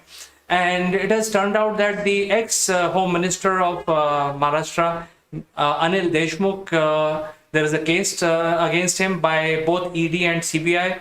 There are a lot of investigation. And what is interesting here is that the lawyer of the accused has been detained by CBI and also some relatives. So over to you, Jeet. You can tell our viewers what is going on really. Yes, Chandrakant, absolutely, you are right. We've been hearing news of arrest of a lawyer of the accused because of the CBI inquiry report which got to be leaked. And there is an involvement of this lawyer where the allegation is that he bribed the police officer in order to leak the CBI report. But how this case went to CBI and how it all started is also very interesting, and how the High Court intervened and issued an order. And we will discuss, as you said rightly, about the legal aspects and the facts of the case, how it developed over time. So I'll give you the brief timeline of how it all started. It started on 25th February 2021, when an FIR came to be registered with the Gamdevi police station in Mumbai because a vehicle parked at Altamount Road near Antilya, that is the residence of the industrialist Sri Mukesh Ambani. The vehicle was laden with explosives, which came to be detected outside the house of the industrialist. So suddenly, explosives in Mumbai, in a city and in a posh area, obviously it had to be investigated. And the investigation was handed over to the anti-terrorist squad, since there were explosives which are to be used in a terror attack. So anti-terrorist squad got involved, and also the National Investigating Agency also started simultaneous investigation. And it was revealed that the car belonged to one person who also under mysterious circumstances was found dead. And therefore, the NIA investigated and ultimately arrested the police officer, namely Shri Sachin Vaze, who was attached to the crime branch Mumbai. And upon the arrest, the role of Vaze came under the scanner. And of course, certain incriminating materials were seized by the NIA. Now, because of this incident, what happened is on 17th March 2021, the commissioner of police at that time was Sri Parambir Singh. And of course, commissioner of police in Mumbai is a very coveted post, and the topmost IPS officers in the state get that chance to become the commissioner of police in Mumbai. And it has been held by several well-known IPS officers in the country. Even Rakesh Maria was one of them, even several other names. So he was transferred on 17th March 2021, and thereafter came to be posted as the Commandant General of Home Guards and Civil Defense by the Maharashtra state government. So after Parambir Singh, Shri Hemant Nagarle took over as the Commissioner of Police. But what happened is on 20th March 2021, after his transfer, Parambir Singh wrote a letter complaining to the Honorable Chief Minister of Maharashtra, saying that the Home Minister is making wrong allegations against him and also leveled very serious allegations against the then Home Minister Shri Anil Deshmukh. And in his letter, I will just quote a couple of paragraphs what he says. And it is his letter of 20th March 2021, which is reproduced by the Bombay High Court in its order dated 5th April 2021, wherein Shri Parambir Singh writes to the Chief Minister, saying that Shri Anil Deshmukh, the Honorable Home Minister Maharashtra, has stated in an interview conducted under the aegis of Lokmat and extensively reported on 18th March 2021 that there were serious lapses committed at my office by the Mumbai police and by me in the investigation of the Antilia incident. My serious lapses are not pardonable and my transfer is not on administrative grounds. Though the transfer order of the police commissioner stated that it is on administrative grounds, but the Home Minister in an interview says that it was not on administrative grounds, but it was on the ground that he had lapsed. He had not investigated in the Antilia incident properly, and there were incident reports of their involvement. So he further writes, Parambir Singh further writes that at one of the briefing sessions in the wake of the Antilia incident held in mid-March 2021, when I was called late at Varsha to brief the Home Minister, I had pointed out several misdeeds and malpractices being indulged into by the Honorable Home Minister. I have similarly briefed the Deputy Chief Minister Maharashtra, the President of the Nationalist Congress Party, Shri Sharad Pawar, and other senior ministers also about the misdeeds and malpractices. On my briefing, I noticed that some of the ministers were already aware about some aspects mentioned by me to them. Then he makes allegations saying in the aforesaid context, Shri Sachin Vaze, that is the officer who was arrested, was heading the crime intelligence under the unit of crime branch of Mumbai Police, was called by Shri Anil Deshmukh, Honorable Minister, Home Minister Maharashtra, to his official residence Dhyaneshwar several times in last few months and repeatedly instructed to assist in collection of funds for the Honorable Home Minister. In and around mid-February and thereafter, the Honorable Home Minister had called Shri Vaze to his official residence. At that time, one or two staff members of the Honorable Home Minister, including his personal secretary, Mr. Palande, were also present. The Honorable Home Minister expressed to Shri Vaze that he had a target to accumulate 100 crores a month. And for achieving the aforesaid target, the Honorable Home Minister told Vaze that there are about 1750 bars and restaurants and other establishments in Mumbai. And if a sum of rupees 2-3 lakhs each was collected from each of them, a monthly collection of 40 to 50 crores was achievable. The Honorable Minister added that the rest of the collection could be made from other sources. So this is the important allegation that he made against the Home Minister in his letter, which he addressed to the Honorable Chief Minister. But based on that letter, nothing happened, though there was a committee appointed by the Chief Minister, but nothing concrete which happened. it is also after this letter that another advocate, that is Dr. Patil, filed an application before the police station stating that you register an FIR and investigate into the serious allegations leveled by the Commissioner of Police Mumbai, ex-Commissioner of Police. On that also, nothing was done. So therefore, Mr. Parambir Singh approached the Supreme Court of India, challenging the inaction on the part of the Maharashtra government and also requesting the Supreme Court to direct the CBI or a national level investigating agency to investigate into these corrupt practices by the ministers of the Maharashtra state. But the Supreme Court, in its order, stated that it is better that you approach the High Court of Bombay, since High Court is the first court of instance where you must approach with regards to matters like this. And from then you can appeal to the Supreme Court. And therefore, the commissioner sought permission to withdraw the petition before the Supreme Court and to file a petition before the Bombay High Court.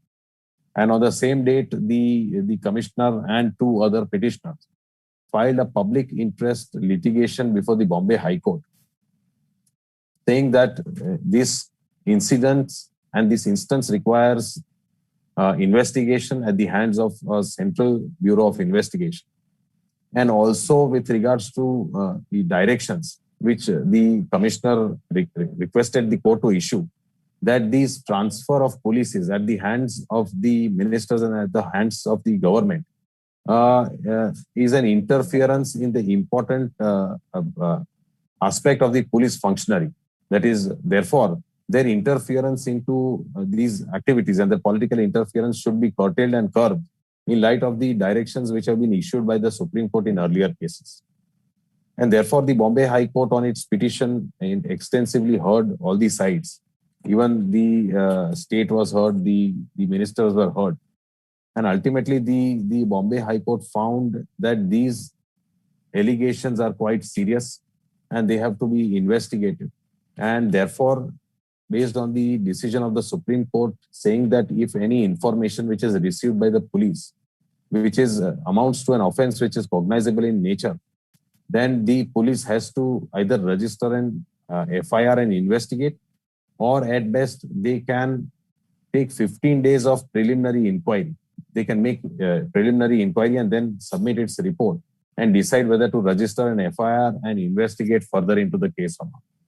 So the Bombay High Court directed the CBI to undertake a preliminary inquiry and collect evidence and find out whether offense is made out under the Prevention of Corruption Act and also a PMLA, a Money Laundering Act. So therefore, in light of these directions issued by the Bombay High Court on 5th April 2021, that the CBI was involved into the allegations leveled by Parambir Singh and initiated this preliminary inquiry. Now it is an outcome of this inquiry that ultimately the CBI must have collected evidence and ultimately must have found that have come to the conclusion whether an offense has to be registered or not. But before they could submit that report to the trial court, the report of the CBI got leaked, and the leaked CBI report suggests, as the news agencies mention, that a clean chit has been given to Shri Anil Deshmukh. Now, how come this report came to be leaked was a matter which required investigation. And therefore, CBI conducted an inquiry and found that the police officer of the CBI had leaked this report at the instance of the lawyer of the ex-Home Minister, who had paid some bribe. And therefore, an FIR came to be registered against the police officer of CBI as well as the lawyer who had given this bribe to the police officer in order to leak this report. And therefore, right now, we see in news that the CBI report, which is leaked, which is in media and due to which also the FIR is registered. So this is how it has come to the leaking of CBI report. But the CBI has till date not clarified whether that report which is leaked is accurate and is the correct report which they are going to submit.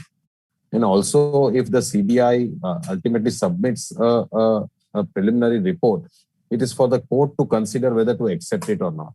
And also, Mr. Parambir Singh will have further recourse under law if he wants to approach the appropriate forum.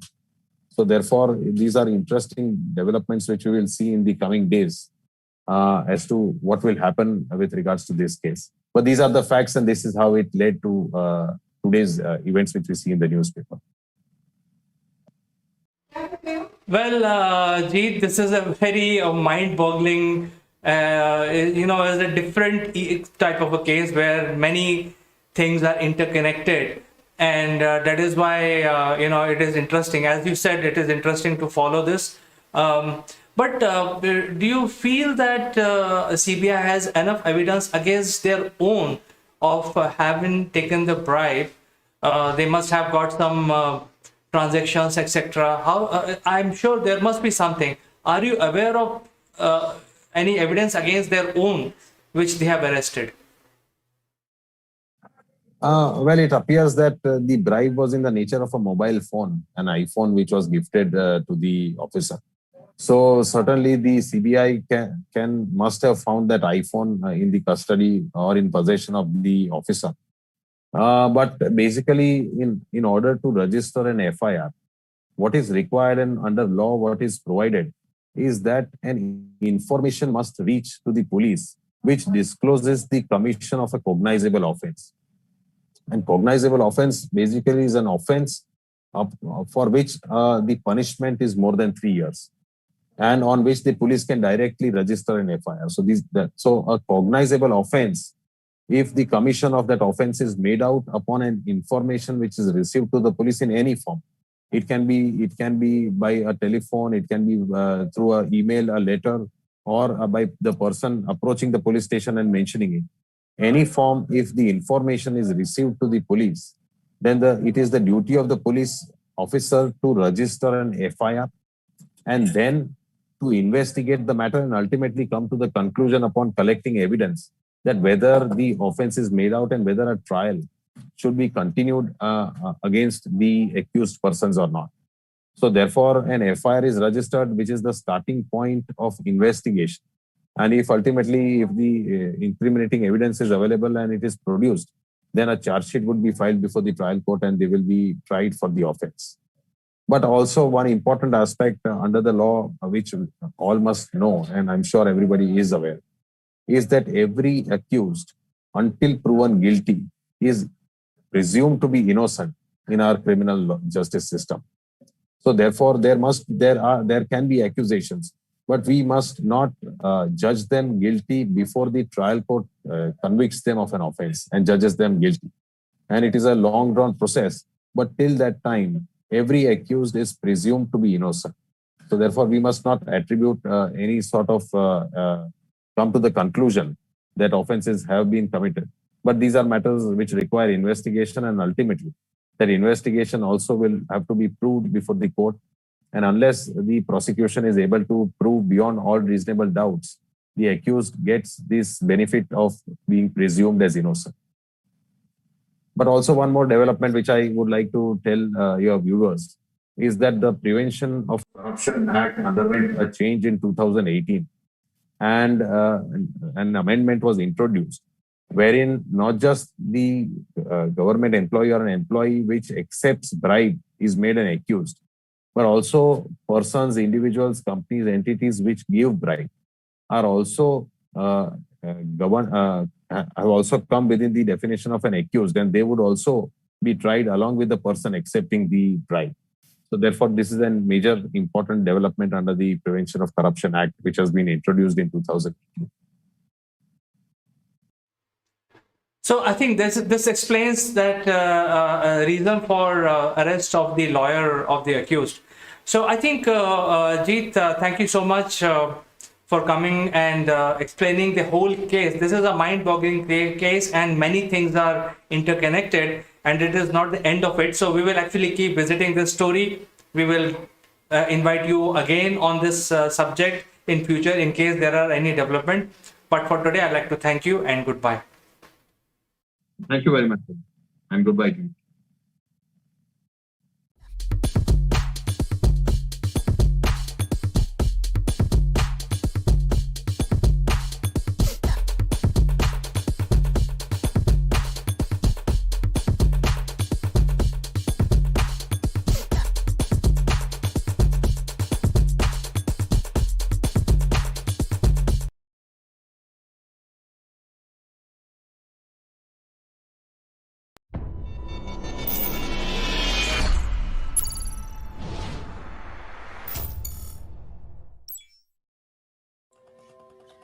Hello, friends. This is Chandrakant from Akulmach Technologies, and graciously invite you this morning on Jeremy Plain Live. And let me also invite my friend from UK, Mr. Jeremy Plain. Thank you very much, CK. Again, great to be back for our final hurrah of 2020. Absolutely. Before the end of the season, I think this is our last session in 2020, and we would like to talk about the business outlook for 2021. So, with this discussion, we want to end our series for this year, only to pick up next year. Yes, exactly. Jeremy, there has been a lot of speculation: what will work, what will not work, what are the new avenues, how business will reshape. I think there has been a lot of speculation. For instance, there is an Indian electric vehicle manufacturers, which is a startup here in my city in India. They have announced that they want to launch a three-wheel car, and they've already got, within just 2 weeks, they got 3,000 bookings, mostly from United States. I think this is one of the example of what will happen. You can manufacture in India, but your clientels are in the US, and the car is completely solar. And their punchline is that you never have to charge your vehicle. So yeah, great. Right. So I think what do you think, what will happen? What is your opinion in terms of your understanding from the global scenario? Well, I'm going to put a bit of a positive spin on it, actually, CK, this time, because I see opportunity for 2021. Honestly, I do. Many of us have learned to do things differently through 2020. It's been tough, there's no doubt about it. Many organizations are still on the line between survival and failure. Some have failed, some have found ways through. And we've discovered new ways of working and new possibilities, which were not there before because people hadn't been forced over this precipice of change, which is what we've seen this year.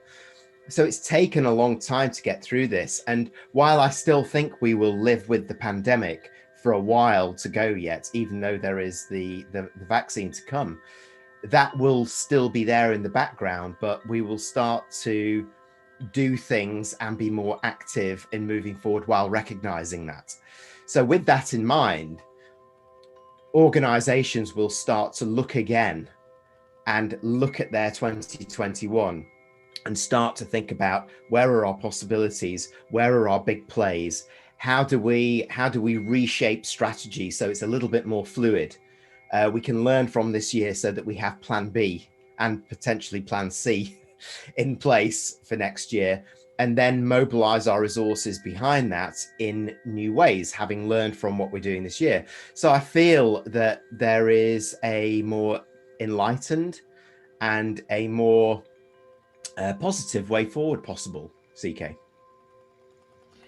I think a lot of corporations and a lot of organizations across the world, some of them basically took some drastic measures, and some of them waited for the good times. But net, I think everyone has a great learning. And my assumption is that whatever people have learned this year in 2020, they will basically make actionable items or actionable events next year.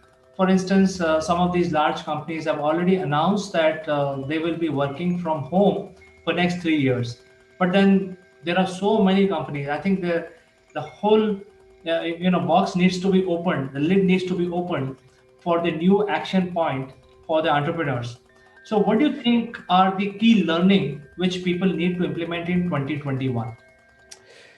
Well, actually, if I come at that in a different way, and the way that I've looked at it and the way that I've started to talk to my customers about it when they talk to me about it as well, there are three distinct phases that it looks like that many organizations are going through when they're looking at their 2021 planning. The first is consolidation, the second is reorientation, and the third is build.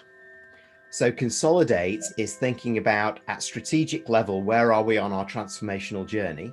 That could be the macro transformation like digital or workforce, But for many, it's the operational transformation around remote, virtual selling, how we do things differently now, what we keep because it's proved to be a great practice, and what we try and do differently because we've learned from it. So understanding where they are now is one of the biggest studies that many organizations are doing to inform how strategy is being defined for next year. And that is also including, which I'm really pleased to see, not just the business and the bottom line, but it's starting to include those things that we've talked about of being imperative this year, which is what about our people and what about the communities within which we serve? What do we need to do differently so we're bringing people along with the journey? And that is great to see some leaders starting to having those conversations, a lot more actually than there were coming into 2020. So that's consolidation. The reorientation then is a focus on one of the biggest issues of the past 5 years, which is strategy implementation. So a reorientation from the leadership team to move down a level from where they're looking and start to think about implementation and how we do things. So the discussion has moved in the boardrooms and in executive meeting rooms, be they remote, away from what we need to do to how we need to do things more effectively. Again, looking about how do we look at the plan for our people? How do we continue the journey of more efficient working and productive working? Be it remote working, be it a mix between face-to-face or office-based and remote, and be it going to market in different ways as well. So how have we reorientated our marketing? How is our sales actually evolving so that we can keep some of this good stuff and go to market slightly differently? And what have we learned and what do we understand of our consumers or customers? How will they continue or choose to buy differently this year? Your example at the very beginning is exactly what we're seeing, is that there are new globalized purchasing patterns emerging because the organizations and buyers are looking beyond their 10-mile radius or 10-kilometer radius from where they live. And they're starting to realize that as a business, they can start to source globally. They can start to look at talent globally, but also they need to start looking cross borders for their business, because for some countries their business may have dried up, so it's a survival issue. So that's the reorientation piece. And then for that reorientation piece, before they move into the build, there's a lot more work that I'm seeing around measurement. So how do we measure the new value in 2021 that is being created, and what we're achieving and how quickly we're achieving it? Then the final stage, which is in the build, is what I'm really pleased to see is that budgets are coming back and being front and center focused on building skills at leadership level, because some leadership have been exposed in this year. And we've talked about this in one of our organizations. There is a narrowing of the gap between the capability of many employees and the capability of the leadership when you consider things like digital, remote working, small group collaboration, online communication, agile working. All of these things are being done in a way that actually is closing a hierarchical gap. So investing in skills for leadership, for the rest of the organization to be able to step up to lead at their level and usher in this new age of empowerment is something that's great to see. And putting the supports in place for a more considered go-to-market plan that we talk about, to make sure you're building and creating early wins from an awareness point of view, making sure that more purchasing opportunities are being considered, and therefore that your chances of conversion are being more. I'm seeing a lot more work on that. So it's great. We're seeing overall this movement from understanding where we are, understanding what we need to do, to much more focus on how we're going to do it and how we're going to do it successfully. Jeremy, there is one more trend that I have noticed, which is with regard to the gig economy. And, when the times were good, the Salesforce was a leader in the CRM arena. So you have the complete CRM. and they used to basically charge quite a lot of money. They would use charge something like for a basic monthly subscription, $75 a month, and for a more advanced where lead generation, email campaigns are roped in, it used to be much more.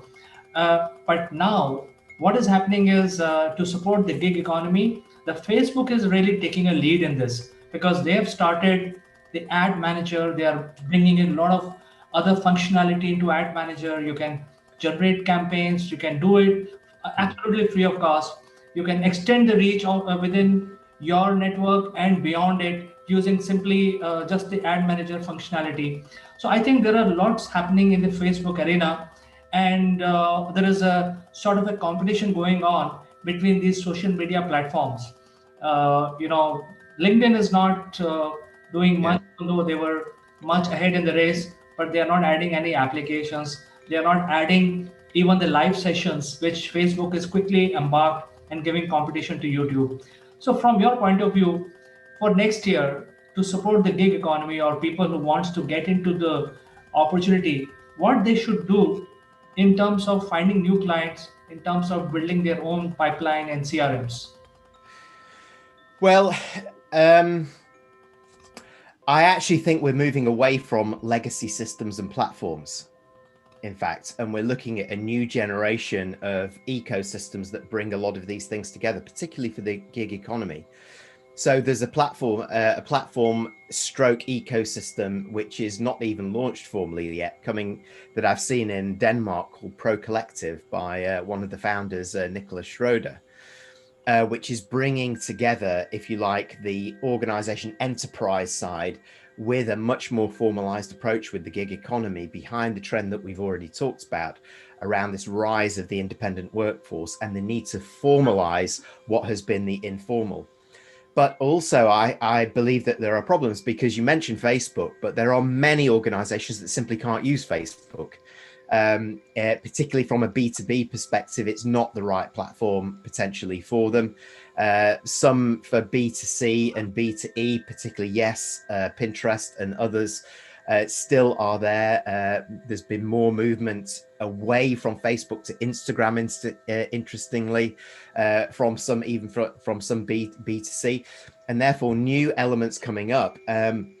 And again, and to raise your point about the traditional CRM, there's been reaction in some of the smaller organization giggers and so on against these big platforms because they simply can't afford them. So pricing models are being challenged, not just at big CRM and large platform and enterprise system levels, but even the tools that we've been used to using this year, like Adobe Connect, GoToMeeting, Zoom, all of these things. Pricing has come down because they realize that this rise of the gig economy, you've got one person bands setting up their business or very small collective businesses of 3 or 4 experts. They're not going to be investing that much. They're looking at what they can build together as a web, as an ecosystem that puts this together, gives them easy access to route to market, utilizes tools which are much more efficient for them in going to market.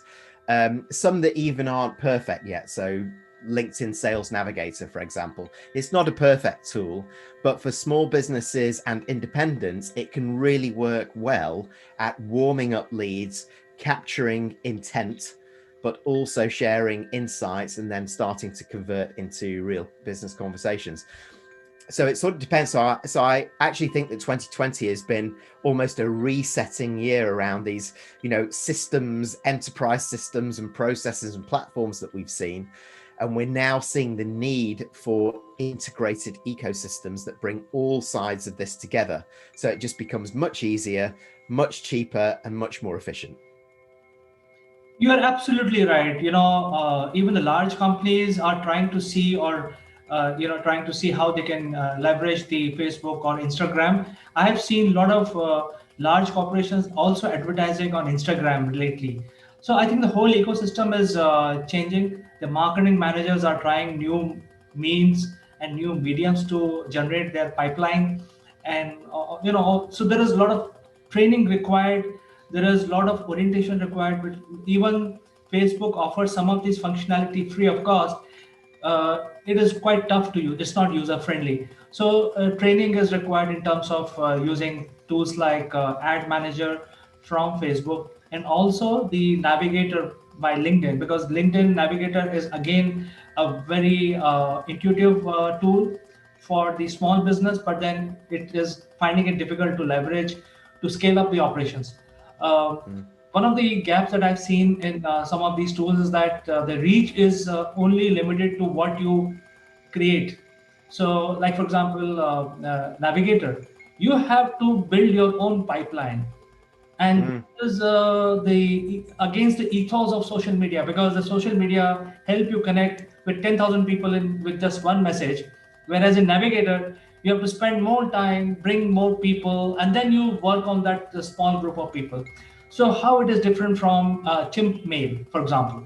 So I think these are the questions that consumer now are asking for, and these social media platforms have to give answer in 2021. I think the last word I can have from you, last advice, what these media platforms should do to rope in more and more clients and become global leaders. Very simple answer to that is become more customer orientated.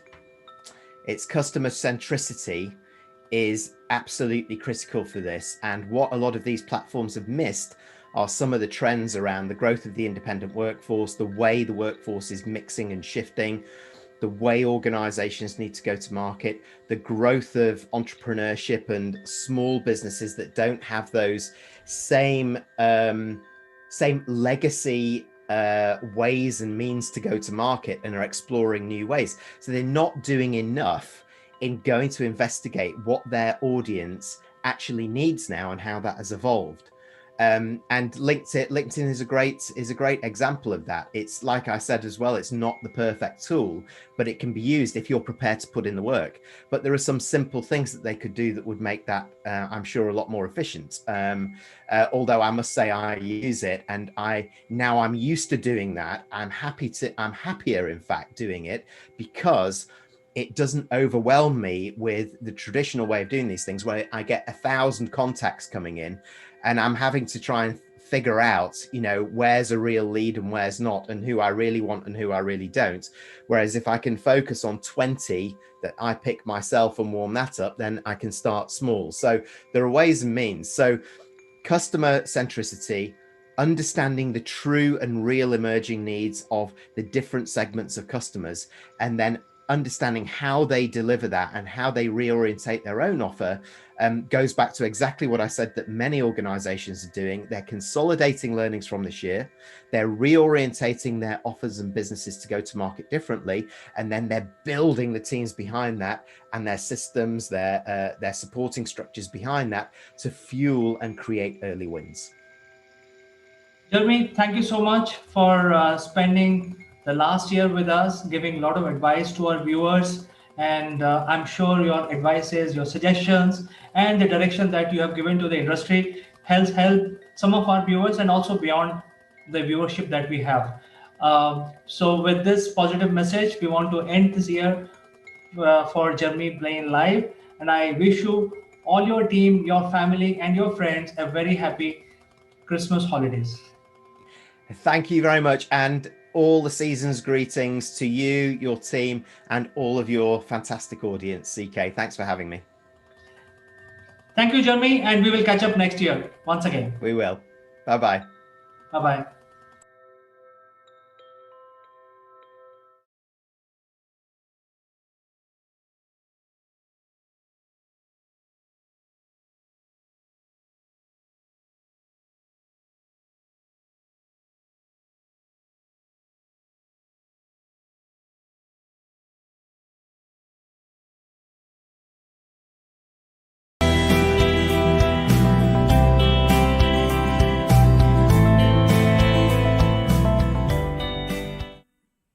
Hello, friends, and world over, the life is now slowly but steadily coming back to normal. However, there are some permanent changes which has this pandemic has left us with. and it is still not over. I think in many countries, people are talking about the third wave. These are the situations which are reality. And in such a situation, how do we create new market creation and ideation for new business plans? To discuss this very important subject, I will be joined by Mr. Mike Bradley, who is the founder of Scale Up Arena, and he's joining us today from UK. So let's welcome him. Good morning, Mike. How are you doing today? Welcome to the show.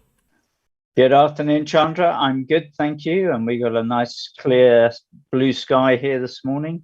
A bit fresh, not as warm as Delhi, but certainly a very pleasant day and a good way to start on Monday morning. Well, Mike, it's good to see you. And I think as we are setting up into winters, the memories of lockdown is going in the back of the mind, and a lot of business people are now gearing up to reinitiate their business plans. But I think the biggest challenge is how do we get the ideas out? Do you have a suggestion to our business people who are now trying to re-engage with the business community world over, how they should get their new ideas out? Well, I think it's a state of mind. Being creative is something that you have to be tuned into. You have to use it. I think creativity is a bit like a muscle. If you don't use it, then it gets weak and you won't come up with ideas. So I think you've got to be open-minded. I think you've got to be prepared to be wrong 9 times out of 10, maybe 99 times out of 100. But keep those ideas coming. If you've got an idea every day, that's 365 days a year that you're going to come up with an idea. And maybe one of those will actually turn into something useful. And so that for me is crucial, is the creative process and allowing the creative process to shine through. Don't be closed-minded. Don't think, oh, it hasn't been done, therefore we can't do it. It's like, oh, it hasn't been done, therefore maybe that's a good opportunity. Well, I think once we have got an idea and we think that this is a great idea, how do we evaluate an idea which is business worthy? I mean, we may get 10 ideas, but only one we will take it forward. How do we evaluate which is business worthy? Well, I think one of the first things we have to do is we have to talk to people around us, share a degree of information about this idea with people, bounce it off of people, bounce it off potential target clients, get their thoughts. Do they think, oh no, that's rubbish, I'd never use it?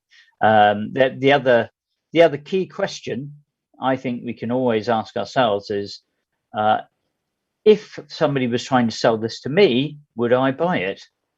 And if the answer to that is no, then probably you haven't got a business.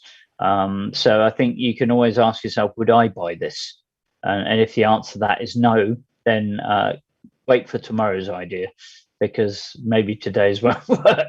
But that said, if once you've decided, actually, you know what? Yeah, I think there's something in this. There is a demand for it. With Scale Up Arena, for example, it was something that has been talked about for several years by various people within the growth company market, saying, oh, we need this service, we need that service, we need the other service. So we knew there was a market for it. And that was a case of actually ensuring that we addressed it properly. So we had the vision, we had the mission, we had the mantra. There was a degree of information in the market which said, yes, this is what's required to help companies grow. Then, of course, you have your values, and you have to identify what I call the uncommon sense, the differentiators, not the what everybody else is doing badly, but what are the areas that you can improve and optimize that can do better. And that's why people would want to engage with you and utilize your service. Well, Mike, suppose we have an idea which we feel personally very good, and we have also checked with some of our friends that this idea is good. But is there any change in rules of engagement post-COVID, which will determine the success and failure of this new idea that we have got? Well, I think another one of the things that we have to be open to these days is saying actually the virtual world is the best place and the most cost-effective way to go into a new market. It's no longer the case that you have to go to some expensive market research agencies and spend 3 months talking with special interest groups and potential client groups to say, is this way we should go, blah, blah, blah. You have to basically get your minimum viable product ready. You have to start talking to people. And most importantly, I believe, in this world that's dynamic and changing so much, is having sounded out that there is potential for this, you then have to educate the market. You have to identify and uncover, as well as then convert, unrecognized needs amongst your target market. And that is the most important thing. And I think now in the post-COVID virtual world, the nice thing is you don't have to spend weeks and weeks traveling the world at vast cost. You have to be nimble, you have to be quick, you have to be investing in the technology and the market and getting out and talking to people about this prospect, this project, this venture, this idea, this product, the service, to get them enthused and saying, oh, actually, you know what, that is something I need. And you do that, I believe, much cheaper online through so I mean, on Scale Up Arena, we have expert advisory area mentors. Those people are available to the growing companies at much more efficient cost, because you might only want them for a week or for a project or for 4 days a month or something, rather than taking people on full time. So that keeps your business nimble, but enables you to graft in the appropriate skills and services at the right moment to do it.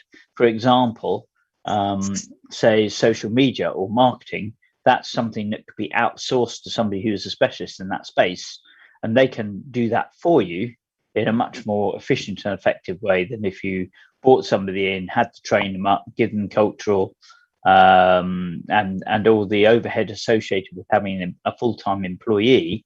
I think in this day and age, you can actually utilize outsource individuals for that.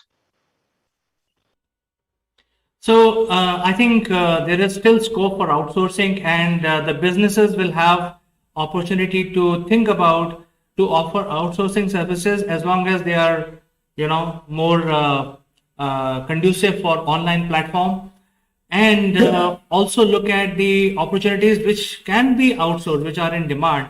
So it's not only the business who want to outsource their services, but also leverage the other people who are outsourcing in the market. So I think the whole thing is changing, Mike.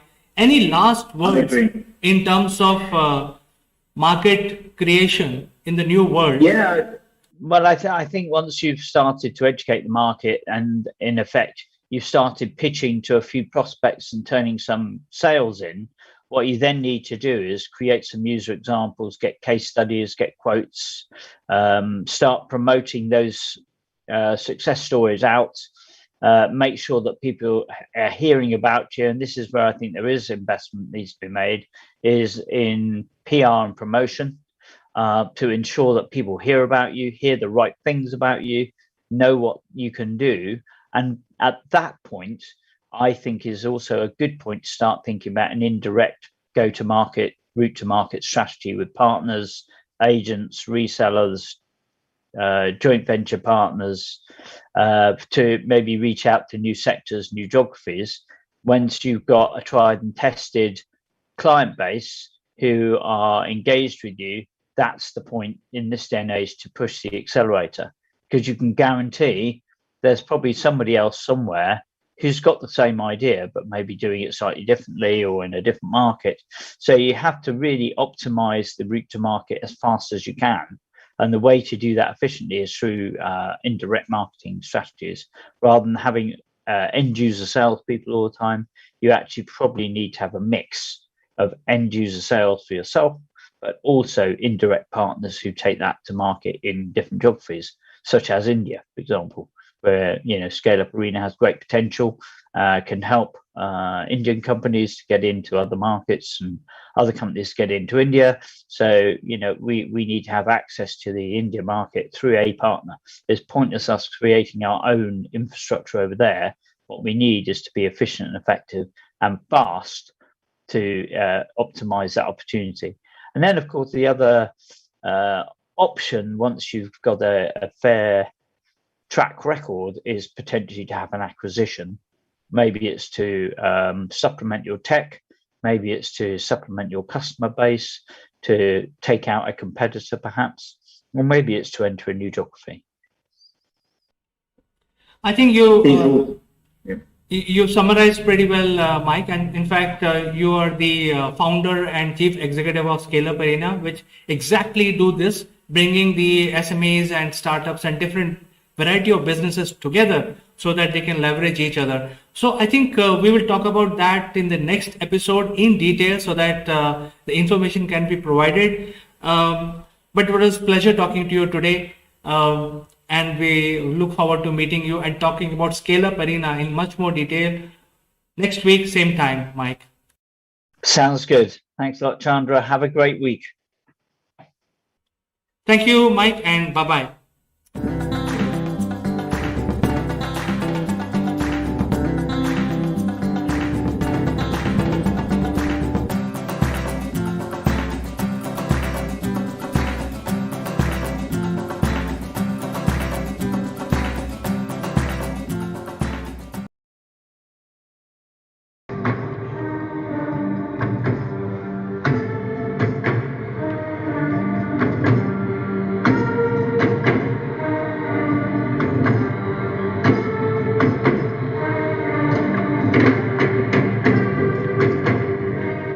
Hello friends, this is Chandra from Akulmach Technologies. Welcome to Top Brass. Today, we have been joined by very eminent leader of the industry, DCF Ventures CEO Lakshmi Putluri. She has been well known in the industry. She is also well known as an angel investor and also former co-founder of Jabong. Welcome to the show, Lakshmi. Hi CK, thank you for having me on the show. It is our pleasure, Lakshmi. In fact, today is day 15 and the entire India is under lockdown. In fact, many countries globally are under lockdown. What is the kind of impact you see in your neighborhood and your community that might have caused some sort of problems or issues with the people? Okay, I wouldn't say necessarily problems or issues, but obviously there is, complete silence. You can, imagine it almost seems like, the place has come to a standstill. So that is, for a city like Bombay especially, it's never happened. So that's something which is unusual, although I'm sure, the communities are all, making the best of the situation in terms of adhering to all the guidelines, making sure social and physical distancing is practiced, and also engaging actively and making sure you spend quality time with your family members. That's one. So from a community perspective, of course, this is something unavoidable. But the good thing is, of course, I think, and we've been seeing a lot of these posts, like Bombay has seen dolphins emerge near the sea and the parks, are seeing a lot of the wildlife that's enjoying this, I think, change. So that's a good thing. And we just have to keep our fingers crossed that slowly we will, find a good balance between keeping in mind, the environment as well as bringing our lives back onto track before this isolation and lockdown. Lakshmi, I think Indians are by and large very innovative, and almost like 99.99% Indians are following the government guidelines. And they have been very innovative in order to follow the guidelines and also solve the problems. But having said that, that's on the personal side. There has been a little bit of a standstill situation where there are certain businesses which are not able to take any further decisions. So do you see from your point of view any adverse sentiment which is creeping up into the business? See, I feel like the more positive conversations are always going to be good. Absolutely. I'm sure at the back of everyone's mind, this is an ongoing thought process. There are probably, every business is going to be impacted. There is no doubt. We're talking about, 1 month of complete lockdown, and then post 1 month of lockdown, there's going to be things that have to come to normalcy. And it's a full life cycle, right? Like it's going to have ripple effect across from top to bottom. Businesses are going to be impacted, thereby people are going to have different environment in the whole job scenario. Although I hate to use the word downsizing and layoffs, businesses have to do certain things to survive, and that plays over at all levels, right from a restaurant that's hiring housekeeping staff. There's going to be changes, and so that is going to play on people's sentiment, and I'm sure people are trying to be very positive. Businesses are being for a month right now, I think everyone is mentally prepared, like we'll take this and we'll try to support, ensure that no one faces any serious impact. That said, no guarantees for anyone. And so yes, there is a little bit of sentiment change, and I hope that we'll be able to bring that back as soon as we can. And I think the government has done a phenomenal job already in terms of ensuring the lockdown is well adhered to, and we do have hope of coming out of this very quickly, even compared to some of the more so-called developed nations, as we see are struggling dealing with COVID. So I'm waiting for things to kickstart as soon as we can, and as we hopefully all our positive sentiments together can help kickstart, along with the support from the government as well. Lakshmi, you are such an experienced person. You are having 2 decades of career behind you. You're well known in the industry. From your point of view, do you have an opinion about what a government of any country, any nation should do after the lockdown is lifted in order to improve the sentiment, in order to improve the business? So I can't speak from perspective of all nations, because every nation has a very different DNA, different kind of setup and all that. But given that right now we can talk perhaps a little bit about India as from ensuring containment. I think we are doing a phenomenal job as a country. Every citizen is playing a role. And likewise, while we do expect the government to bring in a lot more stimulus, because we've seen like the US has announced a $3 trillion stimulus, and we are 4 times larger than US, so the stimulus has to reflect that kind of a boost and a positive sentiment. And I do hope that we'll start seeing more positive stimulus and positive some policy support that we will get from the government, that will also naturally play into the business sentiment and boost the business sentiment, boost the people's emotional quotient, and on the mind space and mindset. So that's something that I cannot put a number as to what is that number that India should bring forward as a stimulus, but I am sure that they are working on something bigger and larger that is going to be announced shortly and announced soon. Apart from that, I do believe that as citizens, we all will also play a certain role. For example, encouraging a lot of the small businesses in and around. So, for example, like Singapore right now, and of course, the kind of sanitization levels there, and the kind of adherence will probably be different. But Singapore is actually encouraging people to order outside, and asking people to order outside, and support restaurants and other businesses there, right? So that's something like maybe we may not choose to order outside, but there are small businesses in and around us where we should support, and right from staff in each of our immediate ecosystems, how can we support them? I think that's a small role as citizens we all can play. And then the government will come in, and I'm very positive that they will come in and play a role which will be very positive to business, positive to small and medium enterprises, which are going to be a little bit far more hit than maybe the larger organizations. Lakshmi, you have raised a very profound question here. So, do you see the change in business process after this lockdown situation is lifted?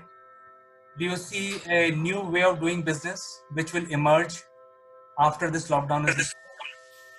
So, the first part of the question was, can you just repeat the first part? Second part I got. So it is just one question. Will the business process will change after this lockdown?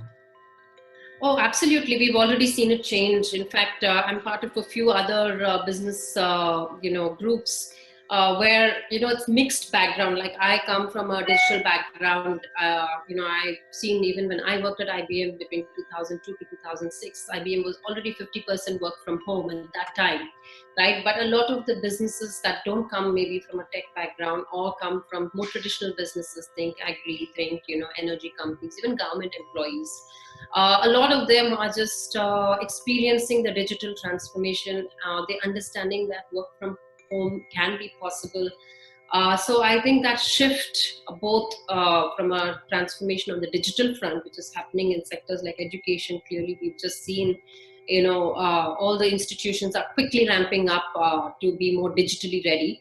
And we are also seeing many of the traditional businesses who've suddenly been dislodged and now having meetings online. They're actually starting some of the more essential service businesses are functioning at higher productivity levels as well. And these learnings, I think, will play into how businesses will revisit what they do post-COVID. This will also help them, enhance their bottom line. Some of these learnings going digital and optimizing this. Hopefully, that will be a very positive shift, helping businesses with some of the cash flow crunch that they might, have thought they would face. Excellent words of wisdom, Lakshmi. In fact, I personally get a lot of value after talking to you. I think there is a clarity you as a leader, you're giving to our audience and our viewers that, there's going to be a bit of a change in the way we do things, in the way we do business. I think that is going to change forever. So I just want to tell you is that, Lakshmi Putluri, you have been a great inspiration. It was wonderful talking to you today. And I think we will find another opportunity very soon before the lockdown is lifted to talk to you again, to see or to take your advice on how things are in the neighborhood, any new things that are happening in the industry.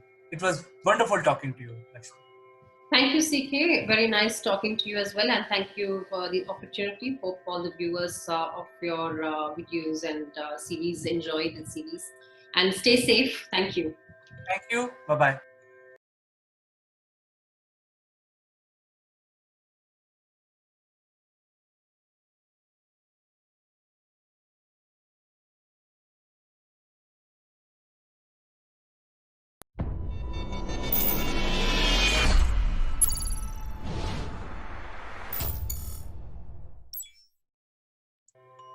Hello friends, this is Chandrakant from Akulmach and welcome to Multiverse.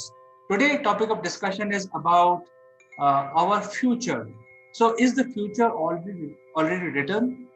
Do we have a possibility of changing our future? As people say, hey, future is something which nobody has seen and it is what you make of it. But this is exactly what we want to talk about. And not in a philosophical way, but with facts and with scientific knowledge that I have.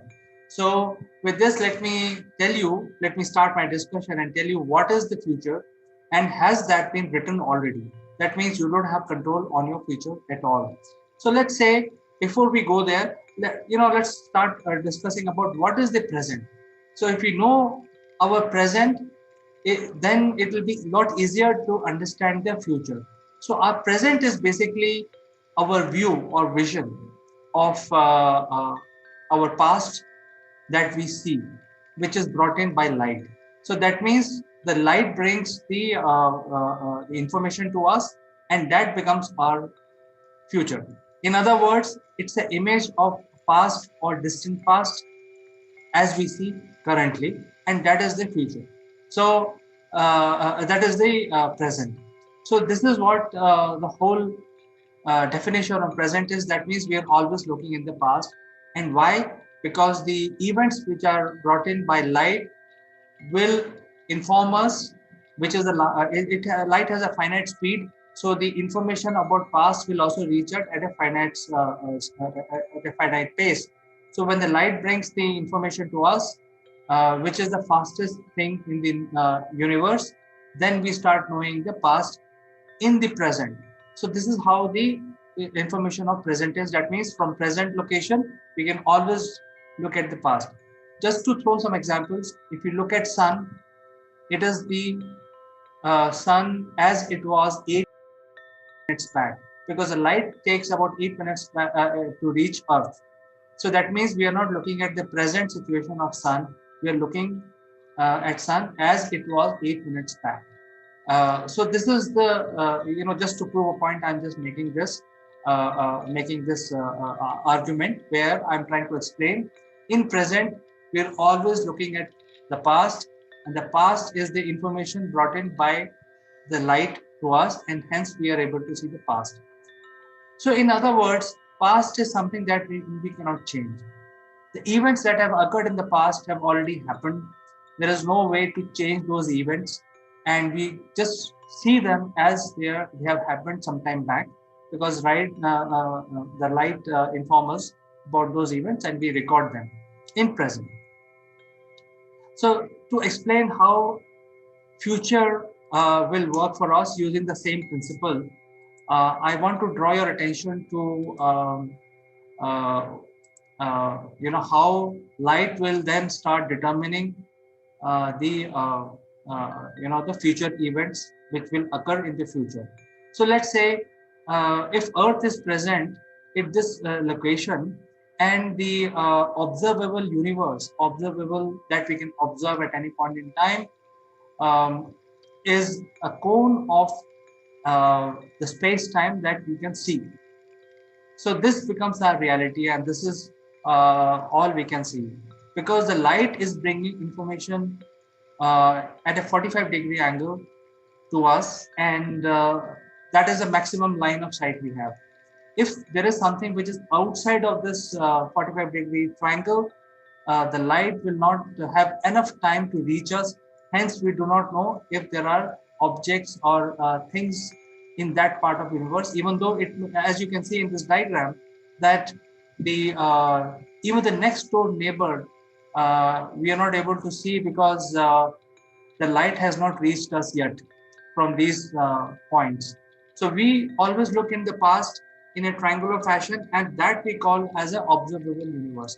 Whatever events are occurring in that triangle is our present and past, and that is what we call reality.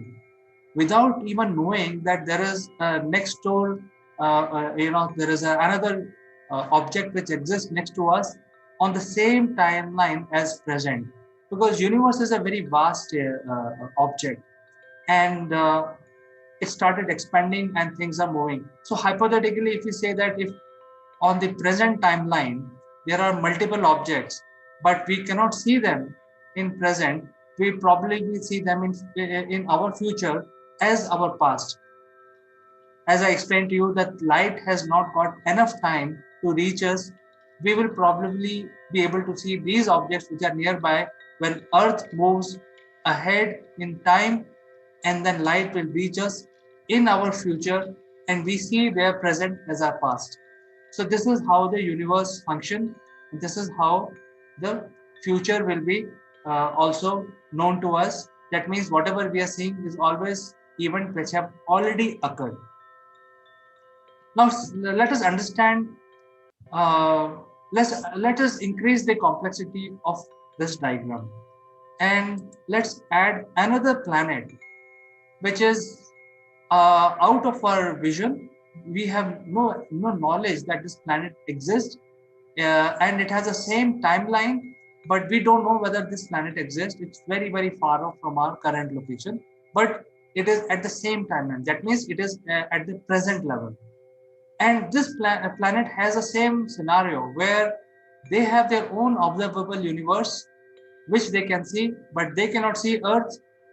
They are seeing the events which have occurred in the part of the universe which they can see, which the information has been brought to them by light. Now, as you can see in this diagram, that at some point in the past, the two triangles interject each other. So which actually means that the, the past, distant past for Earth as well as for planet 1 is probably the same thing. That means the light from these part of the distant past has reached both Earth and planet. That means planet 1 and Earth has a common history in the distant part. But the immediate past is not known. They have a distinct immediate past because light from this area of universe does not reach Earth. Similarly, light from this area of universe does not reach planet 1. So at some point in time, this light will reach Earth, but we will always see planet 1 as it existed in our past, not at the present level. So this is the scenario if we talk about two different areas in the universe and how time is, and the information that we see brought in by light is playing or defining how we will see present and past. Now let's complicate the matter a little bit further and let's imagine an object which is existing in our future. That means an object which is ahead of us in the timeline, which is planet 2. So the planet 2 is moving faster and it has reached to a part of universe which interject both timelines of Earth as well as planet 1. That means from planet 2, if there are human beings or some intelligent being which are able to see in their present, they are seeing the past, and in their past they see both planet Earth and planet 1 and the events which have happened in this part of the universe. So you see their observable universe is much larger than the Earth and the planet because they have obviously spent more time in the universe. They have got time to travel further ahead. And now this is where the problem starts. See, whatever our present is the past of planet 2. That means the timelines of planet 2 are interjected with Earth as well as with planet 1. So whatever events are now occurring in our present is for planet 2 has already happened. So the whole point is that our events which are happening have already occurred on planet 2. They are seen as their past. And as you know, friends, that universe follow the law of conservation of information. That means if there is one event, there cannot be two different type of event. The event information will remain the same from whichever part of universe you see them. So how it is possible that for planet Earth, the present is somebody else's past, and for their point of view, the events which are occurring now on Earth or on planet 1 or any of this part of universe has already happened, and they see this as a past. Let's complicate the matter even further. Let's imagine a hypothetical planet which is in a distant future, where a planet which has got time to travel further, they spend more time. And as you can see, the planet 3, as far as we are concerned, exists in our distant future. And all the events which have occurred in distant future, as well as near future, as well as past or distant past, are all part of history of planet 3. So if that is the reality, that means whatever events will now happen for us have already happened, and those events are being shown as past for planet 3. So now we are bringing the complexity to even higher level. That means the planet 3 and planet 2 have a common history, and for them, we are a past. We are in past. That means whatever events which will now happen from our present to future, for planet 2 and planet 3 have already happened. That means we just have to simply live those moments. They've already happened. They've already written. And this is what I wanted to bring to you today in terms of, opening the subject a little bit more, where as we say that there is no distinction between past, present, and future. All events are already predetermined, and we just have to go and live those moments. That means we don't have a free will.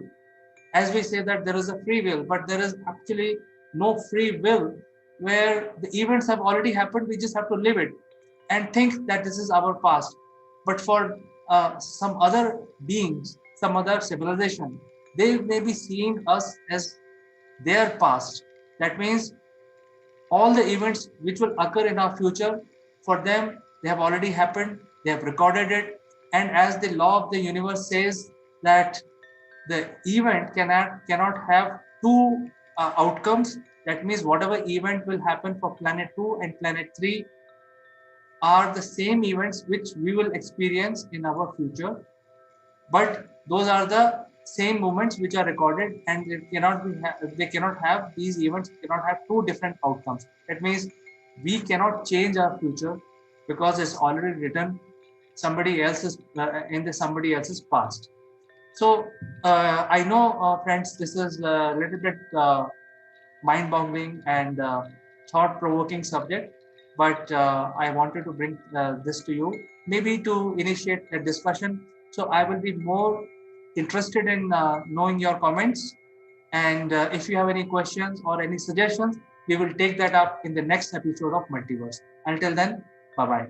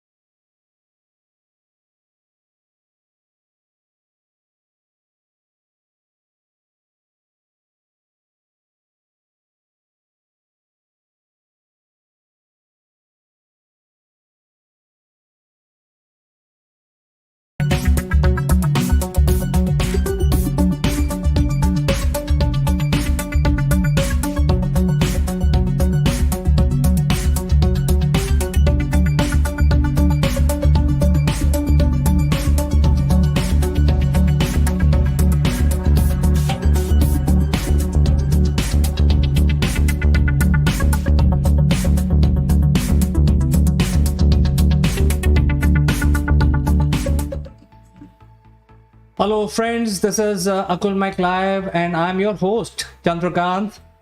Today we are discussing about the climate change, and it's a big subject, it's on everybody's mind, and we are actually trying to see how we can improve the climate and make sure that the humankind takes all the right step.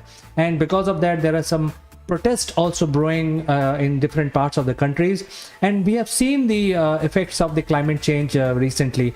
To discuss this matter, I will be joined by a very senior person from UK. Friends, don't go anywhere. I will just take a very short break and join back along with my friend.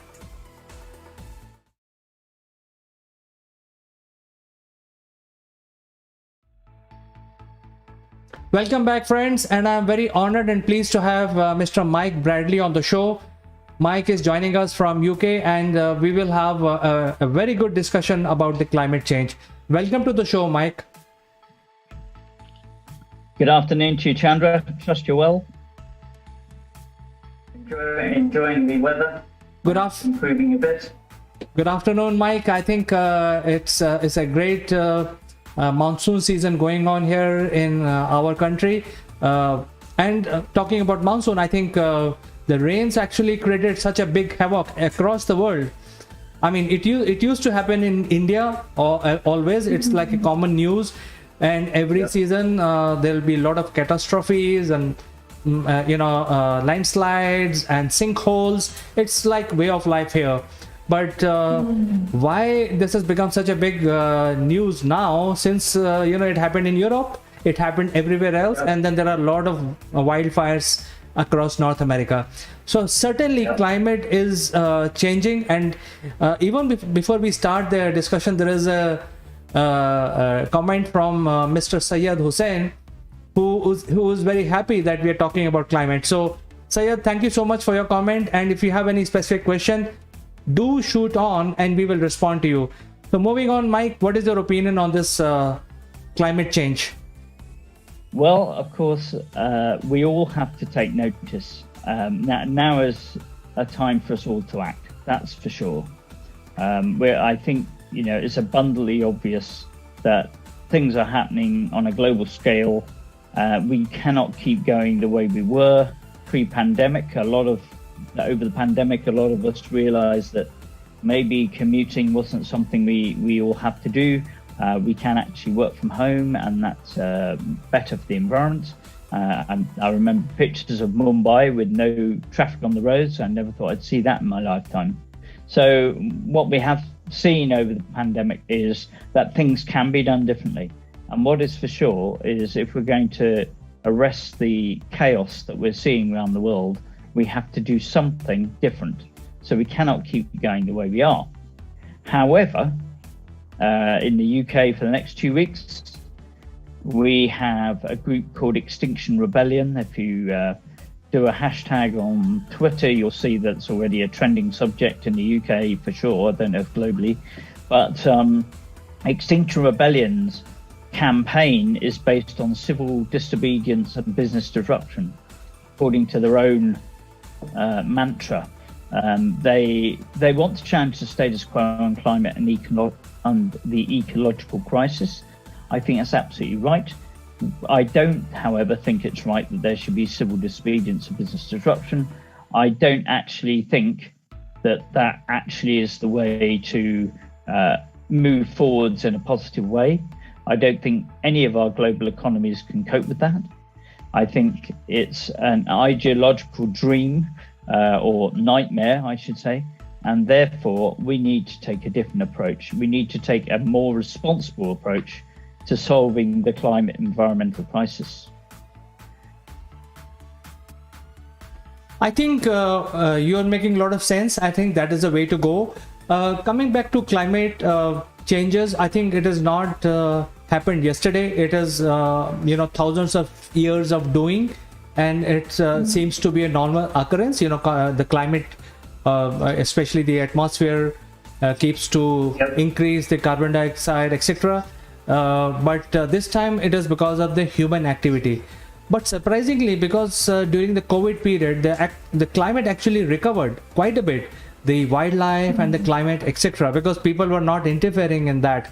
So at this point in time, doing a rebellion is counterproductive, because the way of life has changed already and is also changing. Maybe it will have a permanent way of life going forward in this decade.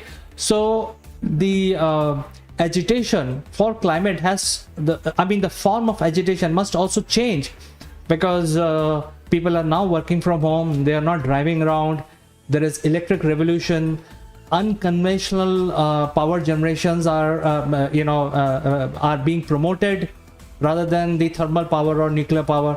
So I think the environment is changing very, very rapidly, and therefore the rebellion, or as you said, rebellion is one of the trending hashtag today.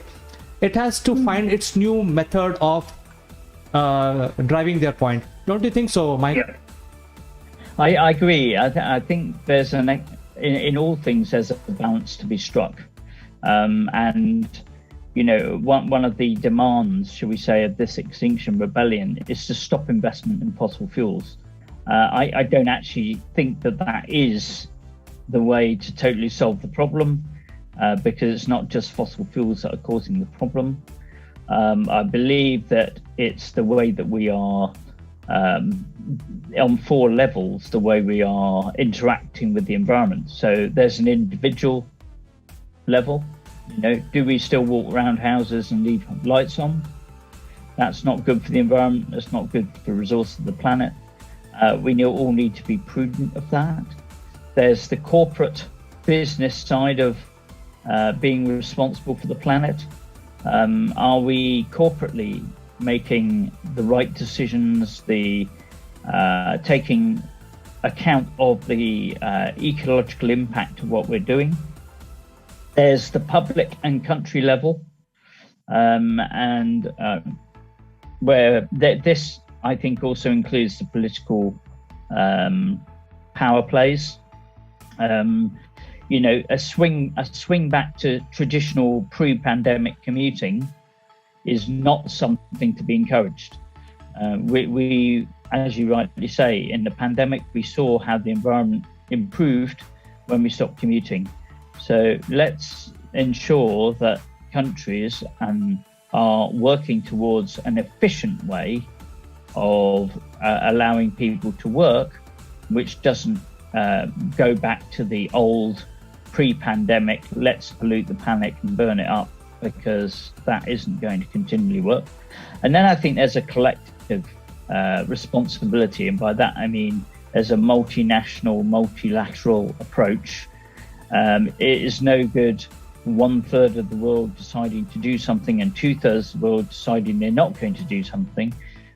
We've all got to take responsibility, and I think all 4 of those levels, it's very much around being prudent, being aware, being conscious, being good stewards of the environment. And in some way, those at those 4 different levels, there's a personal element and there's an external, well, if you're not going to do it for yourself, we're going to find a way to make you actually be more environmentally conscious. Now, what I do think is also important, a lot of talk around electric vehicles. I don't necessarily think electric vehicles are the solution for everything. For a start, a lot of countries are already struggling with lack of electricity. So putting everybody into electric vehicles isn't necessarily going to solve the problem. Cutting out transportation, cutting out the reason to travel, reducing the amount of time that we each individually sit in a vehicle, that is actually going to have a bigger impact than, in my view, electric vehicles in the short term. The way that we produce the electric vehicle batteries, I believe, is also inefficient. So electric vehicles aren't necessarily the way to go. I do, however, think alternative natural sources of energy, they are to be encouraged. So whether it be solar, whether it be wind, whether it be hydro, we have to utilize natural resources much more efficiently. You could say that fossil fuels are natural resource, of course, but actually what we need to do is be more prudent about what we're doing. And for me, this comes down to what I call the big 3 green goals. So in each one of those 4 categories, individual, corporate, public, country level, collectively, we have to be conscious of focusing on the big 3 things that we as an entity impact the climate negatively on. And if we work on those big 3 things, then the chances are we'll make a bigger impact faster. We do have to make a big impact. On that, I agree with Extinction Rebellion.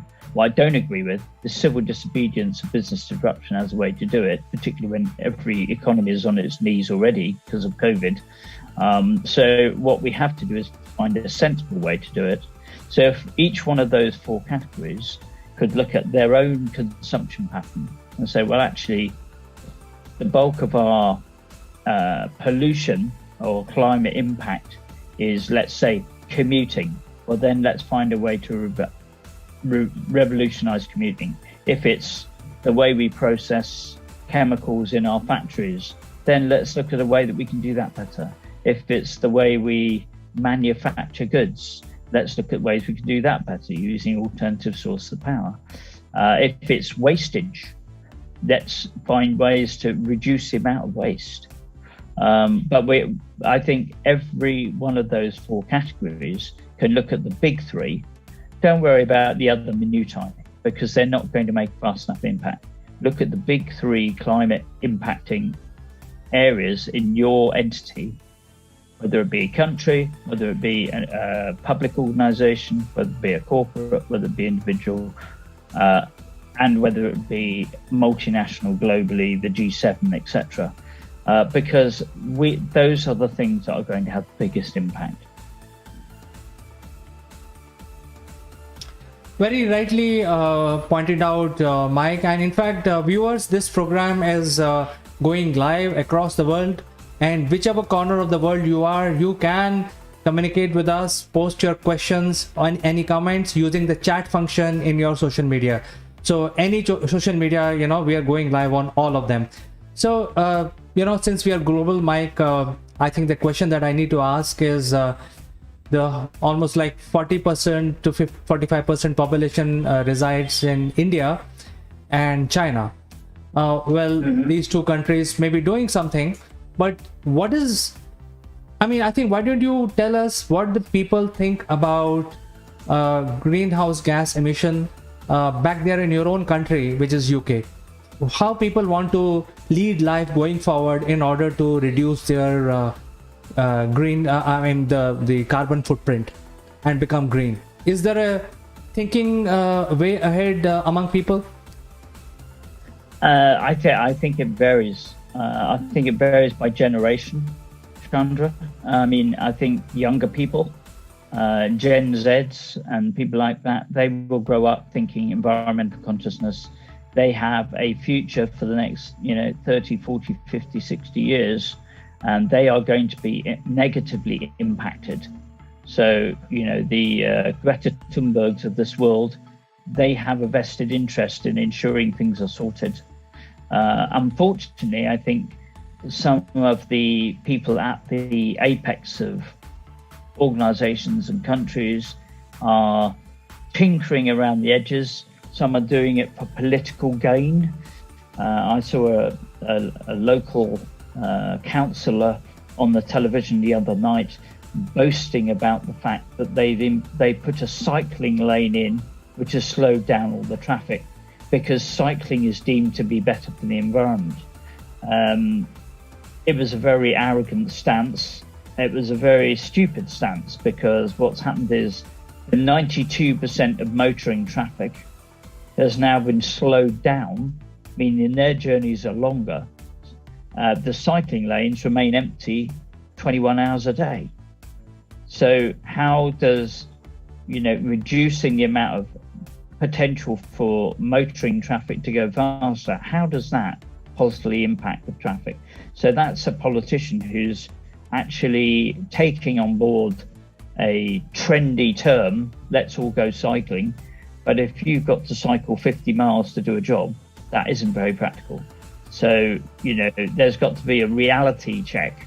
And so all this, propaganda and jumping on the trends isn't the way to go. I do believe the way to go, like I said, is for each one of those four, individuals, corporates, public, country level, and collectively as a globe, we have to take it seriously, and we have to ensure that we look at the big three that are massively impacting our own individual footprints, our own entity footprint.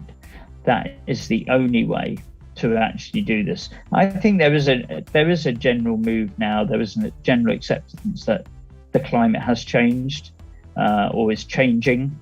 Some people would say, well, that's natural, it's changing anyway. Some people would blame climate change on environmental abuse.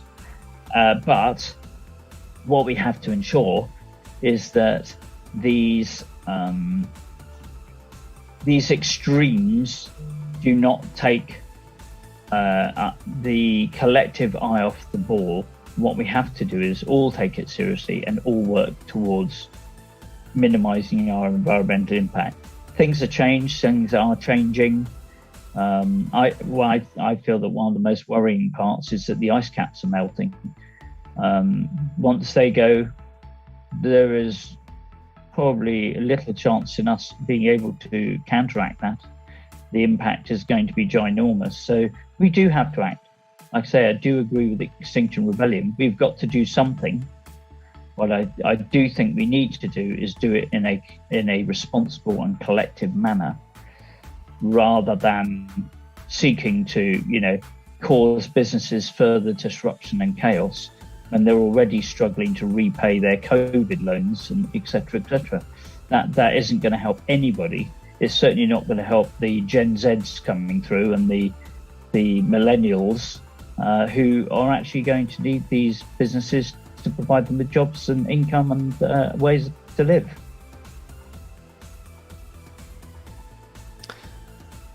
Well, Mike, we have a question from a viewer, and she has actually joined in from Facebook.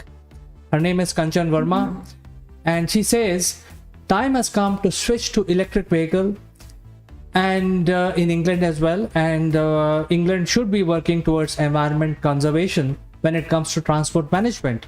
I think that's really her question is, is England working towards adapting the electric vehicle transport system for better environment conservation? Your answer, Mike.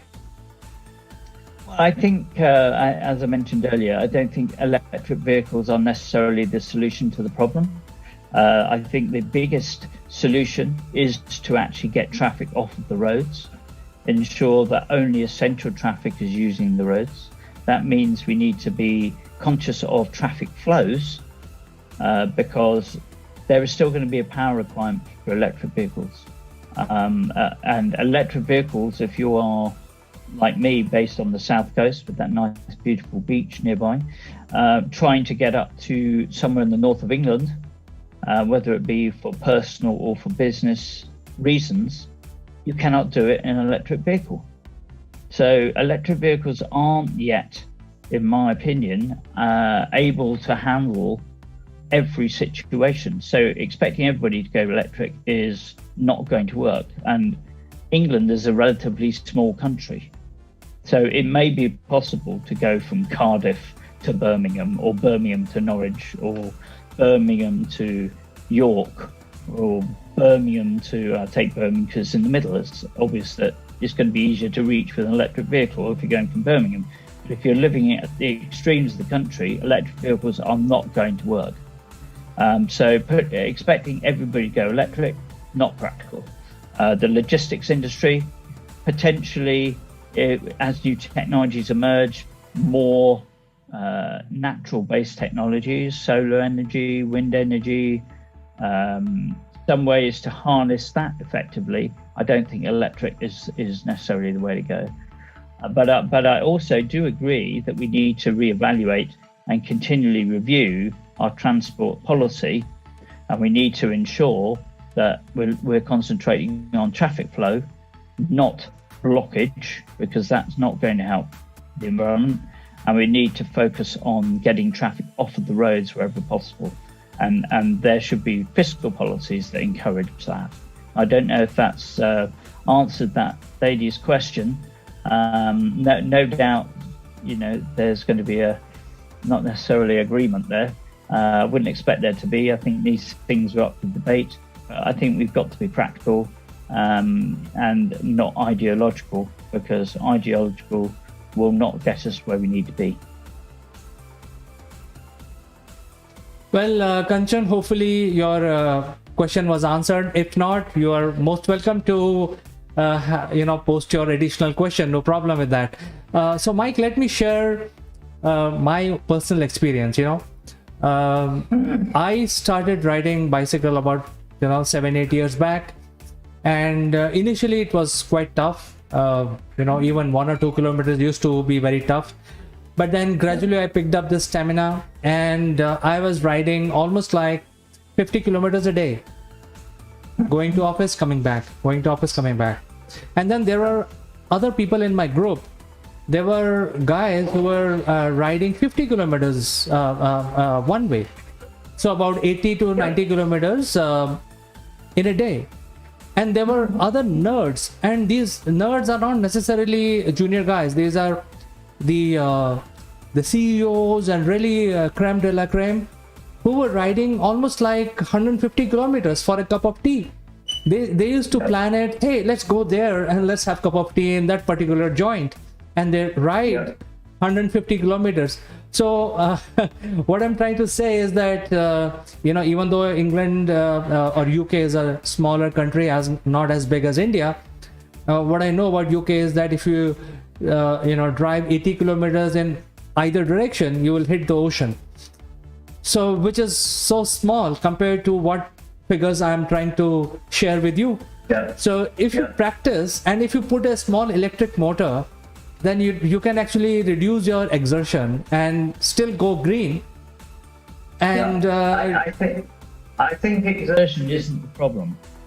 I think exertion isn't the problem, Chandra. I think the problem is practicality. If you're going along a street and let's say, we need to look at the whole picture. The whole picture means that if you're needing to go 50 kilometers to the office, do you need to go 50 kilometers to the office every day? Or could you go work? Well, could you work from home? Could you work locally in a local work hub where you collect together with other people in your area, and only occasionally maybe you do your 50 kilometer cycle? However, I every time I see cycles on UK streets, we haven't got the width. That one of the problems of having a small country is we haven't actually got the road width available to put cycles there and motor vehicles on the same side of the road. So what I see time and time again, so you see maybe 3 to 4 cyclists, and they will be riding at the edge of the road, meaning no vehicles can overtake them. So whilst it's great because those 4 cyclists are actually not burning any fuel for the environment, maybe a bit of methane if they've had to have steak for breakfast, but then the rest of the travelling public is held up behind them and their journey is longer. So as I said before, cycling in and of itself is not the solution. Getting traffic off the roads that doesn't need to be there, that's a solution. Allowing people to work locally or work from home or work remotely 80% of their time, that's part of the solution. Having traffic flowing properly is part of the solution. That might mean contraflows, which means in the morning going into town, there are 2 lanes and 1 lane going out, and the other way around in the evenings. So that I saw that in Rio on the Copacabana road, where in the mornings, 2 traffic lanes went towards town and 1 came out, and they reversed that in the evening. That was sensible management of traffic. I think traffic flow is key to reducing consumption. I think reducing the amount of unnecessary commuting is key to it. I'm not saying cycling may not be part of the solution. If you're working in a place that you can get to by cycle, good on you. If you can walk it, good on you. If you can't, you shouldn't be condemned. But also the organisations, be they corporate or public, need to also be conscious that maybe part of their big 3 green goals is to reduce the amount of time people have to commute into their office unnecessarily. Yes, I think it's a very large subject, Mike. We can circle back on this subject in future and discuss specifically how you can adapt the electric revolution. But for today, I think let's get back to our discussion about the rebellion. So what is your opinion? What's going on in terms of the environmental rebellion which is brewing up? And I think it's mostly happening in the UK. What really is happening over there? Well, they just cause chaos, basically. Their objective is to raise the profile of their issue. And at the moment, their big issue is stop investment in fossil fuels. I don't necessarily, like I said earlier, don't think that's necessarily the solution. Not everybody can go electric. So more efficient use of fossil fuels, there should be investment in. Maybe instead of using, 3 gallons, 20 litres, they should be working on trying to use 1 gallon and 10 litres. That would be an investment in fossil fuels, but it would be an investment which says let's see how we can do this more efficiently. So I don't think stopping investment is the way to go. I do think, however, investing in more efficient use of fossil fuels is possibly a better agenda. I never see the point in civil disobedience. I think we're all fully aware that something needs to be done. I don't think causing chaos in cities is the way to help anybody, least of all the public who are trying to sort of get back on their feet after COVID. And I do, however, hope that, and there's already the big summit coming up, which Akulmach Sharma is organising, I think in Glasgow at the end of the year. So there is focus within Westminster to try and improve things. Extinction Rebellion doesn't need to raise that. What we do collectively need to do is accelerate our approach and our prudent approach to solving the climate crisis. And like I say, for me, that's the big three green goals. Each one of those four categories needs to examine that, come up with it, and if they won't do it, then maybe that's where the governments need to step in and say, look, if you can't self-regulate, we're going to make you look at the top three things in your organization that could have a positive impact on the climate. Well, I think the world has really changed. Especially if I have to talk about India, the noise pollution has come down because people are not riding their vehicles on the street. The water pollution has come down because we are not creating so much dump into the rivers and oceans as we were earlier. The air pollution has come down because we are not using driving around unnecessary for small things, which was the norm. You want to have a cup of tea somewhere, just drive around. Instead, now just ask your friend to come online on some sort of digital conference and have you bring your coffee and you have your coffee together. So I think the lifestyle is changing, and because of that, the reason for rebellion must also change. I think our appeal to the people who are fighting for a good cause must look at this as well and make sure that the civil disobedience is also changed along with the time. So with this, we can end our discussion, Mike. Unless you have any last words, I will just ask you if you want to add something in the end. No, I think we've got to all work collectively and positively together to create change. We've got to do it in a way that's prudent, and we've got to do it in a way that enables us to continue doing what we have to do to put food on the table and roofs over our heads.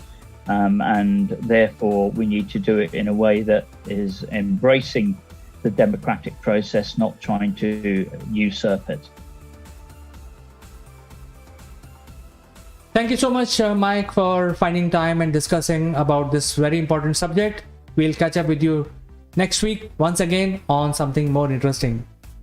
Bye-bye for today. Look forward to it. Take care. Thank you, Chandra. Bye.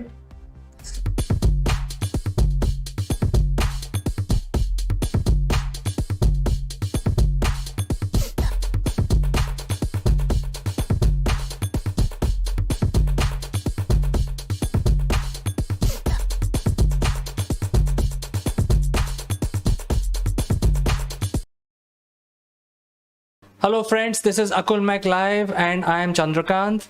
Last week we had a very important guest on our show, Mr. Mike Bradley, and he told us about 5 C's of doing business. Today he is also joining us back again on the series of program that we are doing with Mike, which is how to have a pragmatic approach towards partnership. Especially now the subject is very relevant. So folks, don't go anywhere. I will be taking a short break and will join back along with my guest in a moment.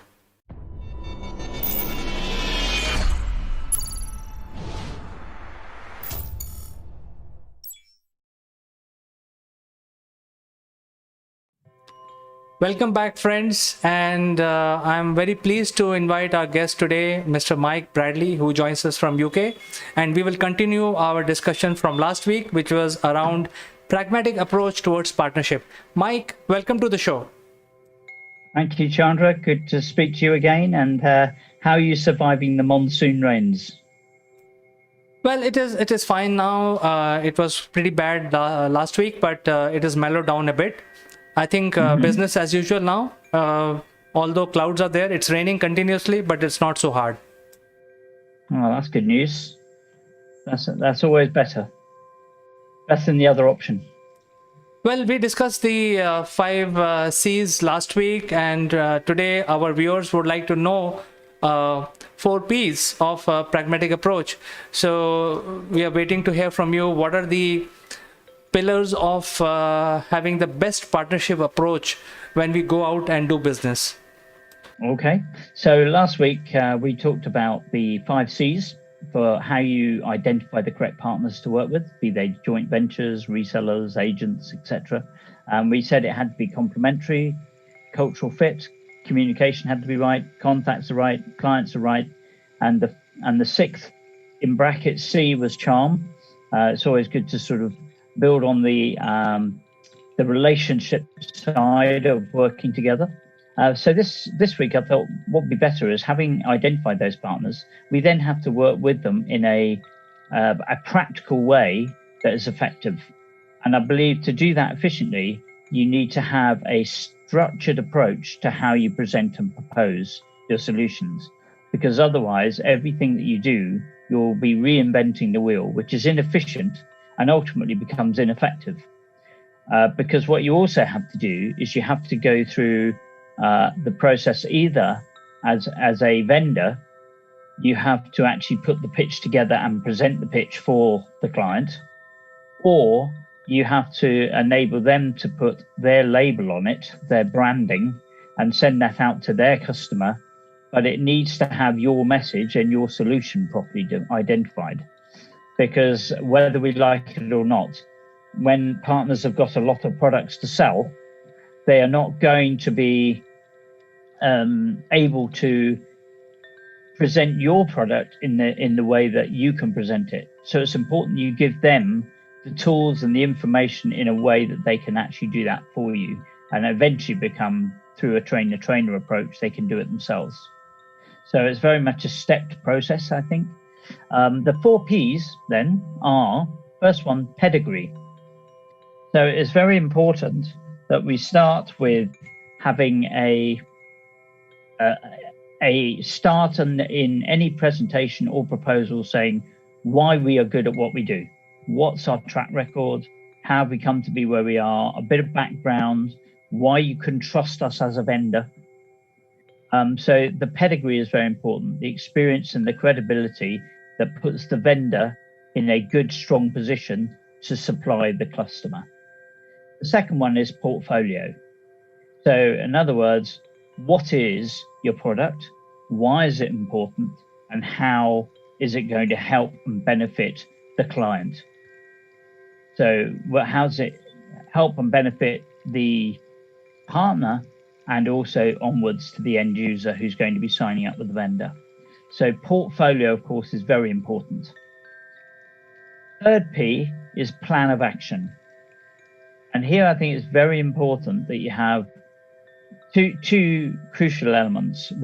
Particularly within SaaS products, but in fact for any product, the use, tell, sell, tell, use approach, which basically means if you're trying to sell to an end user a vendor product, that end user, if they've got any common sense, is going to say, well, do you use the product yourself? And if the answer to that question is no, then it doesn't actually reinforce much confidence that actually, well, this is the product I need to buy then. So the first thing you must do in that plan of action is make sure that you and your partners are using your own product, because otherwise it lacks credibility. But once you're using it, of course, your client is going to, or then your salespeople, your partner is going to be able to tell people about it because they've got first-hand experience and knowledge of it. So when somebody is telling someone that this is how we used it, this is what we gained from it, this is the benefits, this is how we get our return on it, then I think you've got a very credible story. So there's the use, the tell, and of course, when they've understood how beneficial it is, then they're going to say to you, how much does it cost me to buy it? And you sell the product. Now, if you've got an online service model, the next point is they bought the product. Now you've got to tell them how to optimize and use the product, because that will in turn reduce the amount of churn and ensure the maximum retention and return to the end user. So use, tell, sell, tell, use is a vital part of the plan of action.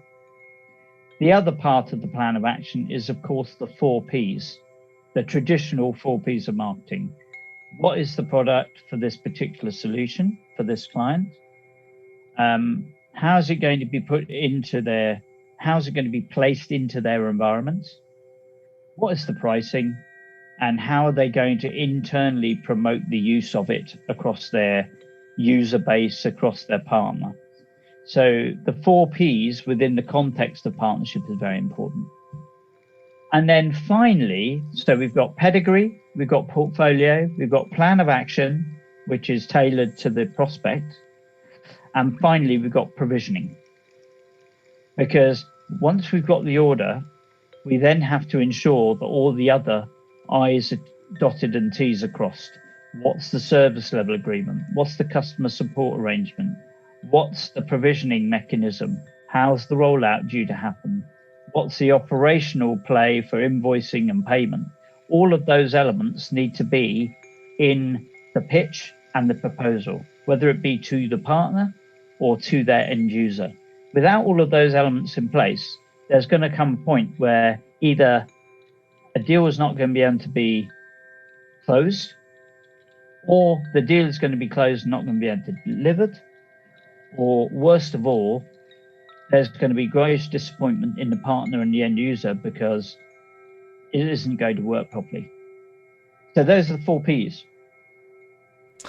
Excellent explanation, Mike. I think these are very, very vital for any business. I think you put it very nicely.